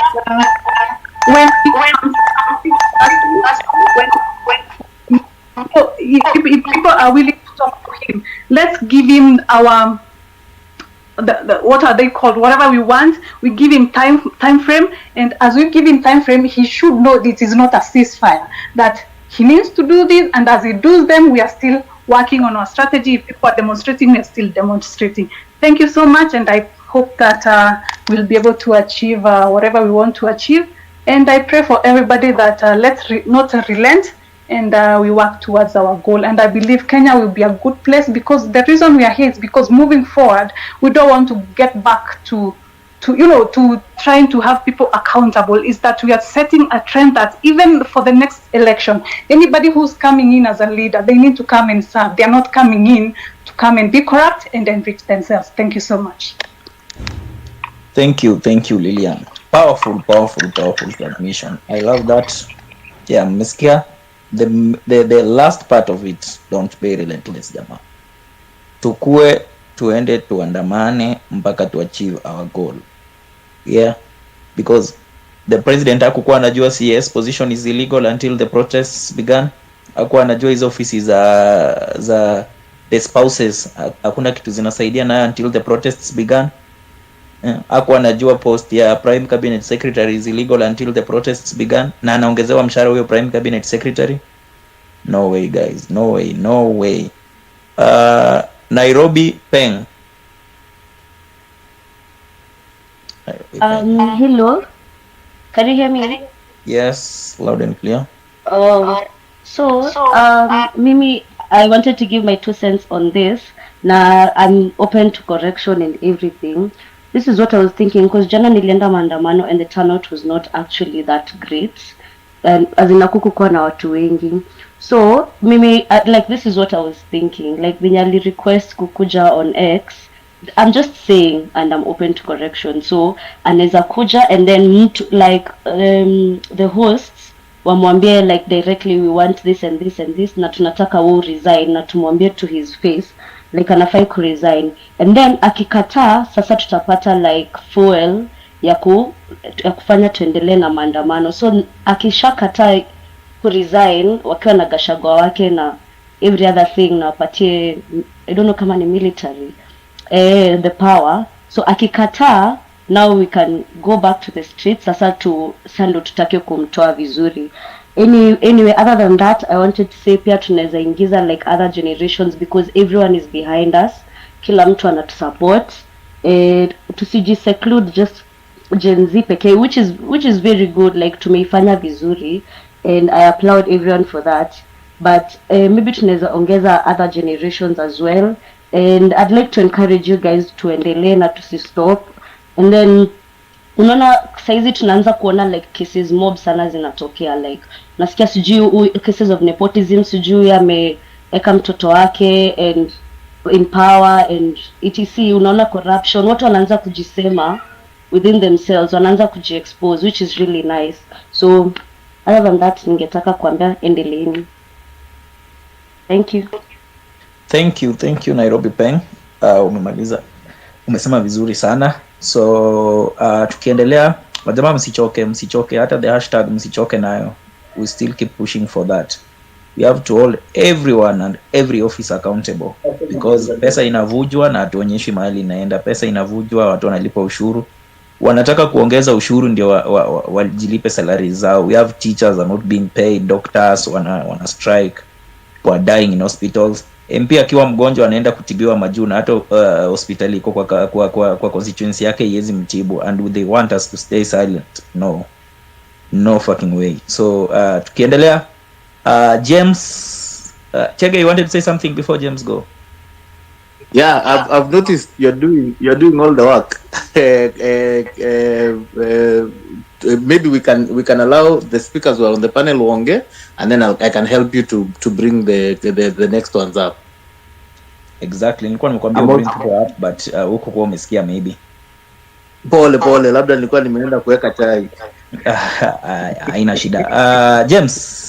James Ndigwa.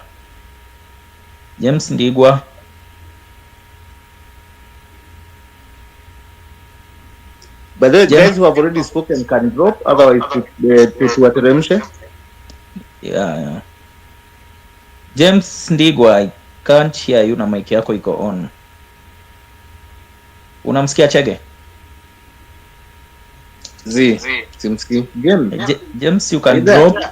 Unaweza drop, then you request the mic again, because I can see you are speaking, okay, unmute, but I can't hear a word. So unaweza drop, you request the mic again, tutakupatia chance kindly, because we can't hear you. Next we have Jay Njoroge. Okay, hello guys. I'll bring you up. Yes, Jay, go ahead. Okay, thank you. You can hear me? Yes, loud and clear. Okay, thank you. So I want to start right away by saying that we cannot relent.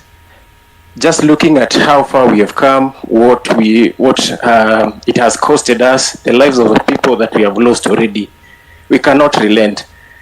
We have pushed this big stone up the hill, and if we just relent right now, that stone will roll back and crush us. So we cannot relent. And number two, Mr. Ruto, we cannot have a dialogue with him. I watched that interview on Sunday, and what I saw is not a father figure. He's not, because you see, as a president, you are both a father just by the fact that you have parented or you have children of your own, but also symbolically because you are the father of the nation. But that guy, the way he spoke, he has zero empathy. He cannot even be humble enough to come down and admit obvious things, such as the fact that police were shooting people who are innocent, who are unarmed. He could not come to that point of just admitting or taking responsibility. He has spoken many times and said that in his administration there has been zero extrajudicial killing. And you wonder, he's just saying that following protests that saw tens of people shot dead using live bullets by policemen. That's the kind of person that wants to have dialogue with us. The kind of person who cannot even admit that the kind of arrests that are happening that are so blatant against the law. And he was even shown that clip of Geter and how he was mishandled. But he cannot even be humble enough, even before the media, to admit that actually the police were wrong. Now, how can we trust such kind of a person? A person who clearly insults our intelligence. He takes us and treats us like we are fools and we cannot even process the things that we see. So my 2 cents is that we don't relent. And then another thing I want to say, I've seen a lot of fighting here.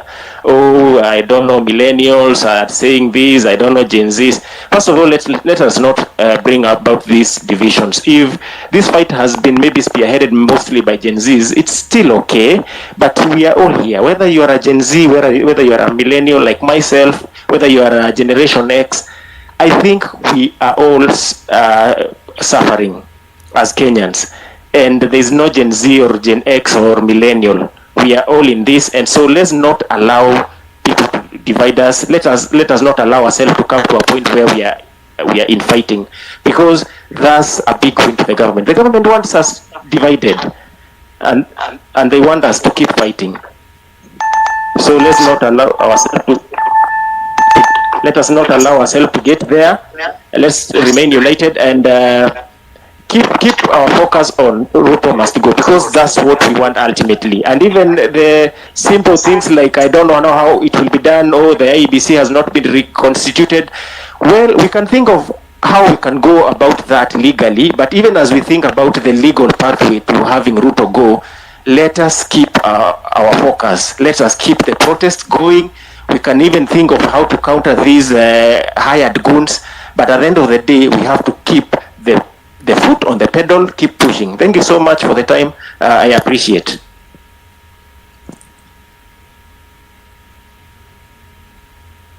Yes, like Jaya said, be relentless. Be relentless. Forward ever, backward never.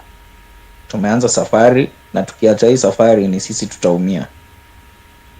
Do you want to live in a country where in the next generations mtoto wako atakuwa judged na their second name or surname, depending on where they come from?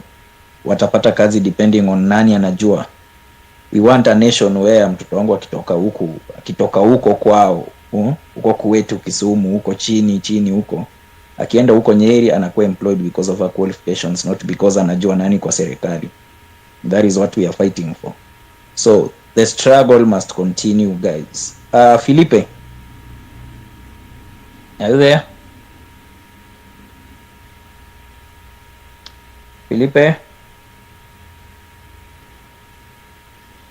Chega, unamsikia? We can't hear him.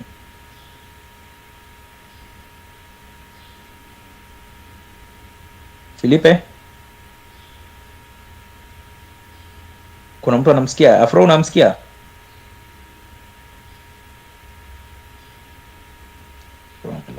Chege, unasikia Felipe? Z. Felipe, you fix your internet, then you come back, you will talk. James tulikuwa tumemwambia tutamrudisha, maybe he can send a message kwa messages. Yeah. Then you can bring some people up, because naona maybe kuna space ya speakers. Felipe, we can't hear you. You can drop as well. You come back, you'll get your chance to speak. Arrowroot. Asante sana kwa hilo. Asante sana Chege. Sasa yangu ni machache, nitaongea kwa Kiswahili, ukizuri mimi sio changu. Sasa hii mambo ya mazungumzo, sijui kama mnaelewana kuzungumza na president. Mimi sioni kama kuna haja ya kuzungumza juu. Yeye anaona kama tutakuwa tunampigia kelele. Yeye ni kama agot. Yeye ni kama mbuzi. Kelele zetu ni kama zile za mbuzi. So mimi sioni kama kuna haja ya kuongea na huyu. Hashtag yetu ni Ruto must go. So hata naona ni kama after kesho ya maandamano ya kesho, from next week maandamano ikwe kuanzia kila siku, from Monday to Sunday, from Monday to Sunday, hadi huyu jamaa abebe mikono na abebe virago zake aende nyumbani. So mimi naomba wale ambao hawaishi kitu wa maandamano wapate wenye wanaweza support, hata kama nikuwa watakuwa na post kwa mitandao, ndo vijana wengine wanapata habari. So we must come out to support each other. Huyu jamaa atuachie nchi yetu. Asante. Thank you Arorut. Che Guevara. Oh yes, thank you, host. Thank you, everyone. And this goes to our fallen soldiers. We'll miss them. And I also want to take this opportunity to say, maybe thank everyone who are here. First, wacha niseme hivi, GenZs wamefanya kitu moja poa sana Kenya hii. And I want to thank them all. I want to thank those people who generated this force. This is a good idea and a brilliant one that has ever seen since independence. I want to thank them. Let me also take this opportunity to say that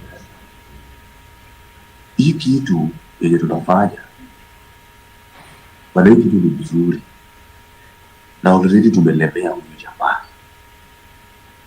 Jamaa amelemewa vibaya sana, that ametoa jeshi kwa kambi akatuletea kwa street. Tena akaona hii kitu bado haifanyi kazi hayo. Then akaenda tena akatoa goons.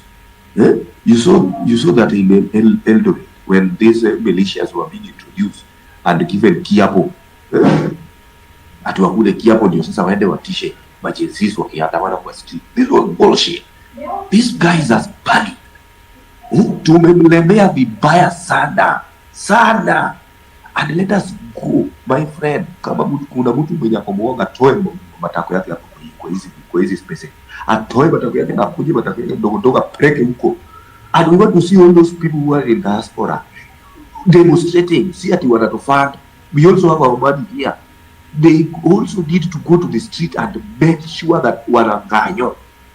We need everybody on the street. This guy amelemewa and he can do anything, anytime, soon. And guys, tuko na agenda yetu moja kubwa ni kutumua huyu jamaa kwa serikali. That is our main agenda, and it should be our main focus. Kitu mimi nawahimiza ya kwamba tukienda kwa street lazima tubebe also agenda zingine. Unaona, kama hataki kutoka basi atutolee hizi competent CSS, atutolee hao majamaa wa kuloot pesa zetu. You see, kama hataki kutoka atoe watu wengine kwanza aanze nazo. Unaona, so lazima tukue na another strategy yenye inaweza fanya huyu jamaa aelewe ya kwamba we are serious, because we are losing lives. People are dying on the street. You see, people are being killed shot left, right and center. So we really need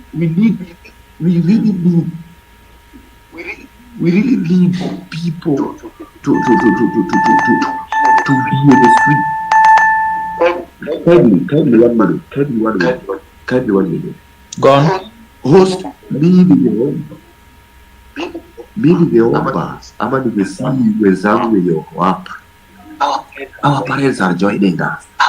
Our grandmothers, grandfathers are joining us. Why is someone afraid still to go to the street? And we are winning this war. We are really winning this war. Kama mtu aoni tu. Na kama mtu hawezi ona hiki na wakaje.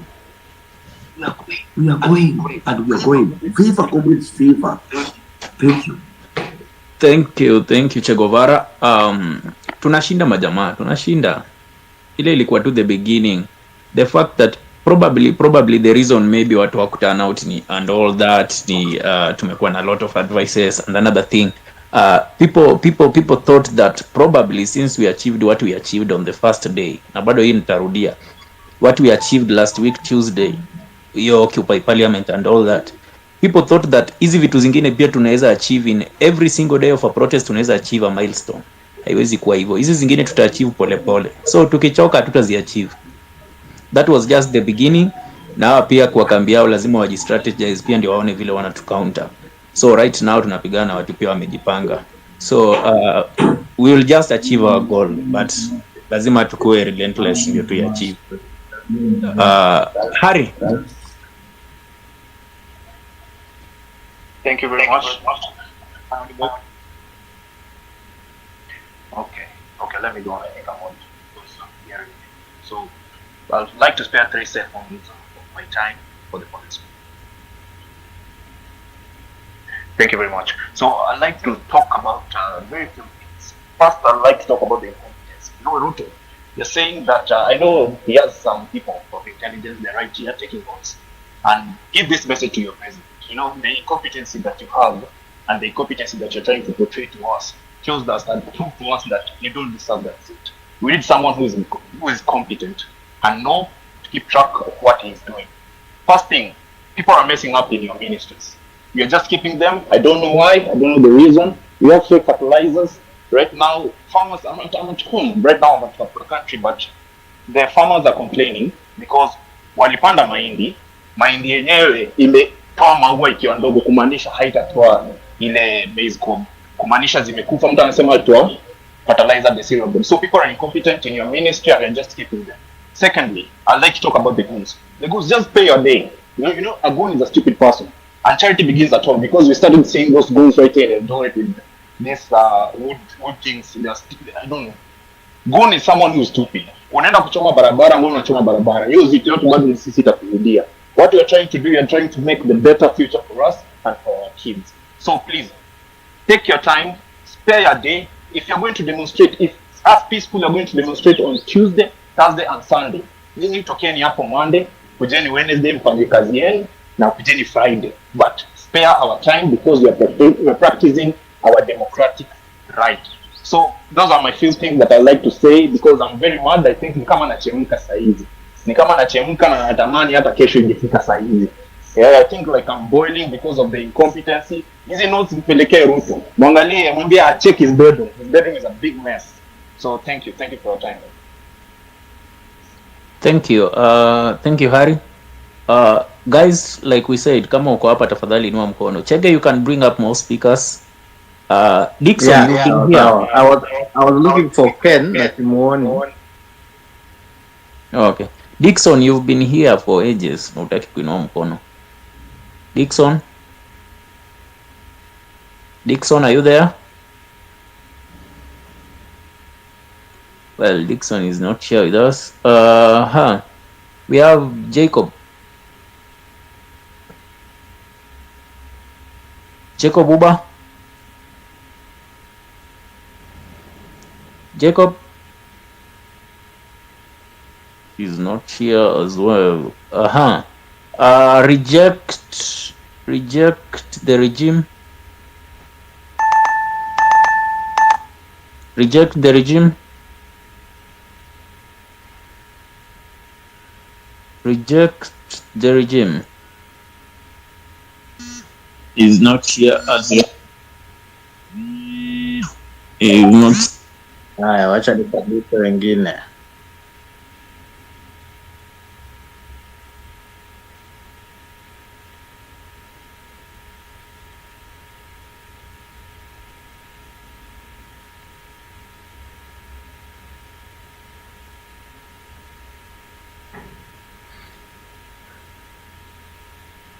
Reject anaongea Chege?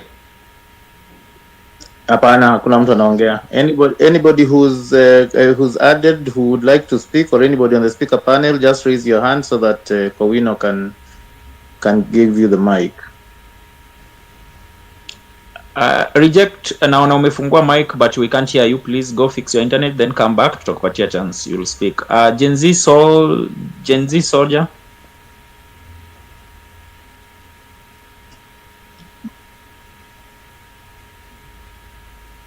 GenZ Soldier.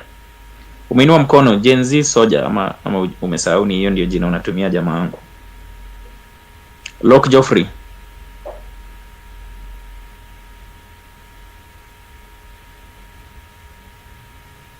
He's not speaking. Gloria. Okay, thank you so much, Afrocentric and everyone else. For me, the major issue currently is that we are losing the war psychologically, because of course we know it's obvious that the movement has been infiltrated, there are traitors everywhere. So psychologically, kama tulibuka chini kidogo, because if you see what government bloggers are tweeting, yani they've been active, ni kama wanasherekea kweli kweli. And then some of those who used to be our people here, we can see the kind of tweeting. For me, anyone who speaks the language of the government, mimi tayari na right to off. Hakuna venye bloggers wanatumia hii language or sijui. Of course we know it has been infiltrated, but it is not for us to announce to the world that we have been infiltrated before watu wakuje wakae waongee. So unaona watu wengine wako kwa streets, but some of us already tumeanza kutweet, our goons sijui wamekuja, our goons wamelipwa, the thing has been infiltrated. Ama tutoke, ama tu, then already you know that these people are not for us. And the most painful thing is when you do that, you are exposing those who are on the streets. You are exposing them to murder, you are exposing them to arrest, because sasa it's like you are labeling them criminals. Utajuaje nani ni criminal? Sa ile kila mtu ako kwa street. Who is the goon? Who is the peaceful protester? So always we have to come back. We've had these spaces since tuanze. Kwa nini watu hawarudi kwa spaces waulizane, hii kitu yenye inafanyika mumeona? What is our message? So that we have one message every other time. One message yenye tunasema. So that is that. It has already happened and we cannot force anyone to be part of us. But now we have to be wary of them. I'm saying we don't even go to their space. Taki hata nikoje majina because wote tunawaona. We don't go to their spaces, huko ndo wanatia watu woga, huko ndo wana confuse the movement. Like-minded, let's move together to work. For me, all is not lost. We've taken the war to peace. It's fine. We can also find them there. And the only way we can fight them, it's not just by responding. When we respond, your messages are logged under this, because wako wengi they're tweeting. So sisi ni kutekeleza message that if we are coming with this one, sisi on our own post and on our own post and so tukitag one another, tunaeka counter message yenye pia tunaiwekea hata ka hashtag, tunaenda tunaipeleka. Then the other thing, already opportunity inaanza kuonekana. My last point, already ODM is claiming if they go through with it that they are withdrawing seats who voted no. Sasa sisi huko walivote no bondo nama nini, tujue ni wapi tunasimamisha nani, and we mobilize for our own people waingie kwa hizo position. Thank you. Thank you, Gloria. Next we have Julia, GenZ soldier. Hello. Julius, hold on, Julius, sorry, hold on. GenZ soldier, ulikuwa unaongea, then you had an internet problem. Are you there? Now I'm there. Are you getting me? Yes, loud and clear. Go on. It's okay. This is what I'm saying, guys. First of all, my condolences for the people who maybe have been having issues, those who have been killed by the government. But so far we are doing good. We are working so well.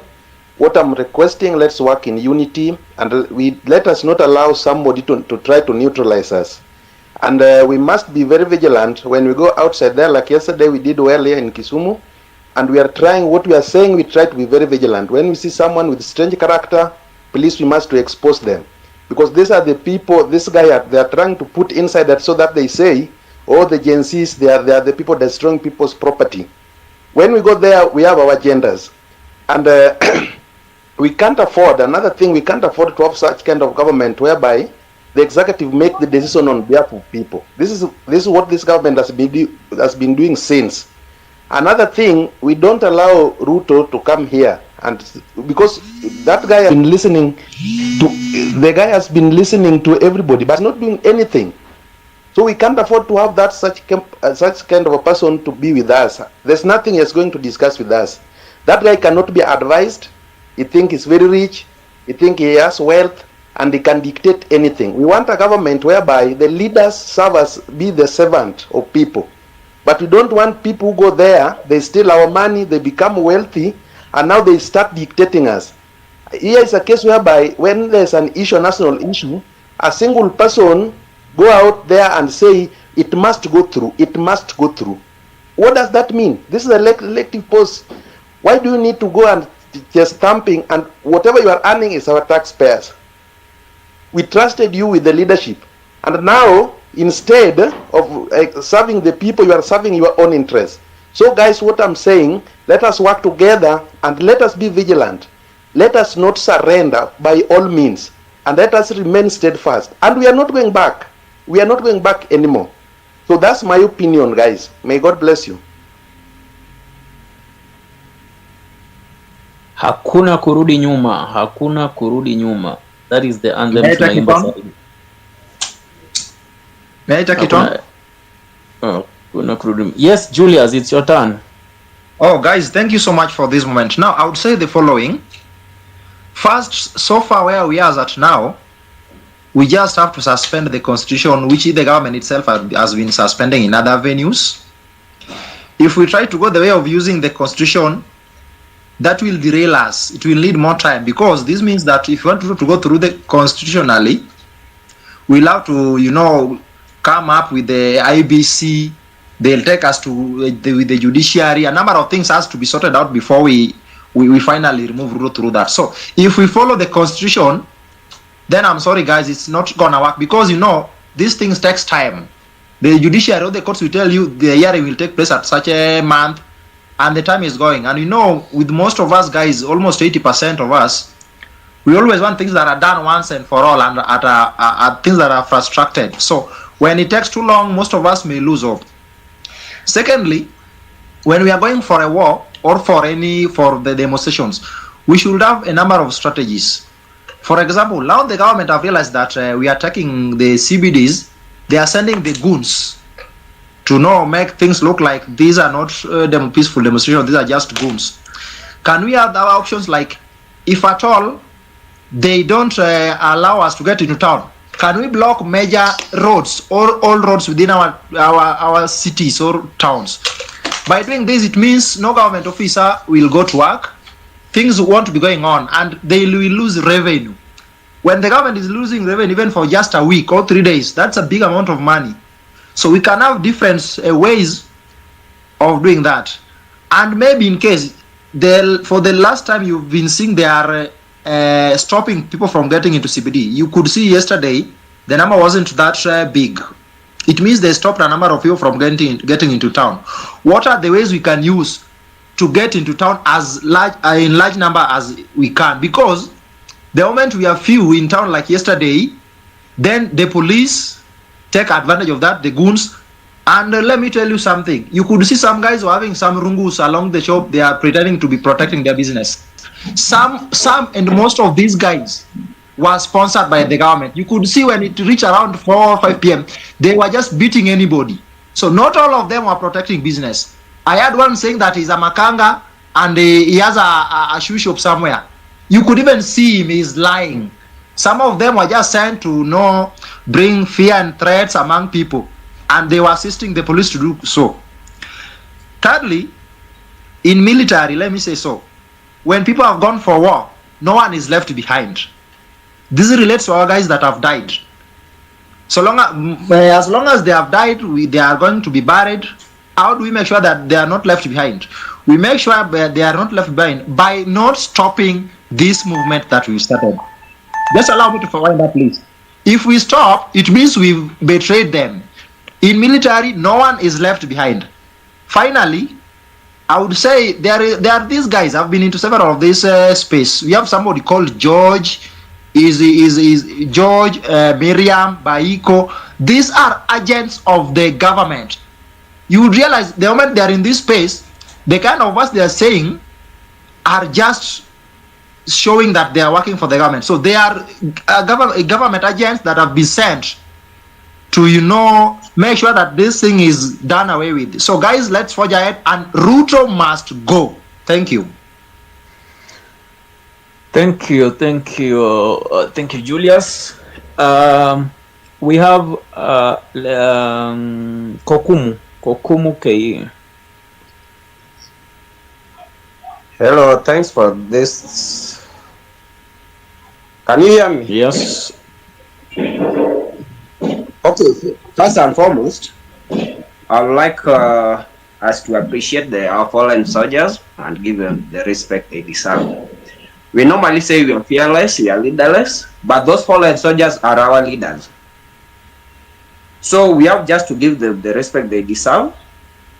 And because government is now fighting us, and this revolution is not just for GenZs alone, it is for all Kenyans who are oppressed and who are suffering the same way we are suffering. So let us just incorporate all of them plus our parents, everyone who is oppressed, to be in this revolution. For example, if I can give example, someone like Eriko Mondi. Eriko Mondi always fights alone, but he only lacks numbers to give him that support. He will always go to parliament, make noise, we are suffering, no one supports, is getting arrested. So if someone like Eriko, if we can just give him that enough support as soldiers, we soldier together with him, then we have nothing to lose. But the moment we relent, this guy will kill us. He will just look for each and everyone who is there and do away with them. For example, if we can just give an example for like Haiti, the barbecue, that guy is just fighting for other people. He's not that bad gang. But because the economy they are going through, that's why he came up with the gangs, just to help people. But now the government, because they feel they have all the authority, they don't want to dialogue with anyone. So let us just incorporate everyone in this revolution. We work as a team, then everything will be okay. Because if government actually can increase the pay for those who are well paid, and then another one I see is that teachers will not be paid because the bill is not passed. No, that's nonsense. We are still paying tax. Why should not they pay the civil servants? So let us just be talking one word. Let us incorporate everyone in this revolution and move as a team. So let us, for tomorrow, let us just demonstrate normal. And another thing, if they are saying we are fearless, we are not fearless because they are now paralyzing our revolution. If it is a matter of being gangs, we'll be gangs because we have already been called as criminals. Just a minute, I'm winding up. We have been called criminals. So if we are criminals, what hinders us not to use guns then? We will also use those guns if it is a matter of killing them also. Thanks, I'm so annoyed with this regime. Thanks for your time. Thank you so much Kokumu. Hata sisi tumekasirika. Hiyo hasira ndio tunataka na watu wakwenda nao kwa maandamano, ndio tukikuwa huko nje we come out in numbers. We come out in numbers to oppose this rogue regime. Ronnie Kevin, then Legrand. Ronnie Kevin. Okay, thanks guys. I hope mnanisikia. Yes. First of all, I think watu tunafaa tujitokeze. Yesterday nilienda town but watu walikuwa kidogo. Watu wajitokeze. The reason huyu mtu Ruto Kenya nasikia ni mambo ya maandamano. Hiyo tu ndio inafanya ogope, nothing else. tukiwacha hii maandamano, huyu mtu haizi sikia kitu, hata angetusikia. Kama ingekuwa hii mambo ya maandamano, angesikia anything. So wacha tujitokeze. I think hata analeta watu kwa hizi groups kuongea about wache hivi kitu, mambo ya nini. Wenye wanaongea wengi, hata utasikia wengine wanaambiwa wasemeka vitu kama hizi spaces, watu wasiende maandamano, but tusisikie hii maandamano. Tukiacha itakuwa kitu, hata atafurahi. Hiyo ndo kenye wanataka the government, wanataka tuache maandamano, na tutaacha. Kesho watu wajitokeze. Mimi nilitoka town, watu waseme please, ama tukimaliza hii nini mtu aseme tu exact please tunaweza meet, ama tu nje ya town, tukiingia ndani ya town tumit mahali, tujitokeze watu wengi. Hiyo ndo naweza sema. Thanks. Ruto anaogopa tu mambo ya maandamano tu. Hiyo ndo kenye huyu mtu anaogopa. Without hiyo, huyu mtu hana fear. Ni fearless huyu mtu. Tukiacha hii kitu atakuwa amewin. Na ana nini hadi watu kwa spaces kusema watu wa stop hii maandamano tuongee, nothing. Hata sikia hata sikia mambo ya parliament sijili weko mambo ya Raila waongea, haikwenda through the same. So tusiwache hii mambo ya maandamano, tuendelee. Thanks. Thank you Ronnie Kevin. Tunaendelea. Next was Legra, then off for Arsenal. The rest tafadhali ukitaka kuongea raise up your hand kama ushaongea please. You can also pave way for other speakers wapate, because bado tuko na request, over 50 requests. Yeah. Yes, good afternoon everyone. First of all, send my condolences to the departed ones. So I've been thinking of very many ways and strategies of how to counter this. Hope you're hearing me. Una break Legra. In a break. Yeah. Okay. How about again? Okay. So I was thinking of another strategy, because we should not relent. Let's not relent, because the moment we back up, these people are going to infiltrate, and they will, will be beaten to our knees. So I was thinking of another strategy, and I was trying to coin it to be the Ruto must go o'clock. Yeah. So the Ruto must go o'clock. I thought of something at every top of the hour. Let us sing the national anthem. All of them. I don't know whether they're 3 or 4. A moment. After that, we Afro, are you there? Go. Great. Afro. Okay, Legra, please continue. Okay, so we wanted something we sing. Afro, connection issues, huh? Yeah. He's having connection issues. Okay, are you getting me? Yes, Legrand. Tunakupata. Go ahead. Yes. So, situation in the market everywhere. If you're in a payment and we're just say Legra, tukusikii sahi sasa. Tukusikii kabisa. Yeah, I think. Okay, I'll come back again. Let me drop off the mic. I'll come back again. Okay, off for Arsenal. Hi. Hello. You can hear me? Yes, loud and clear. Yes, we can. Okay, for me I had 2 things I had to say. Hawa watu tunaita goons, first and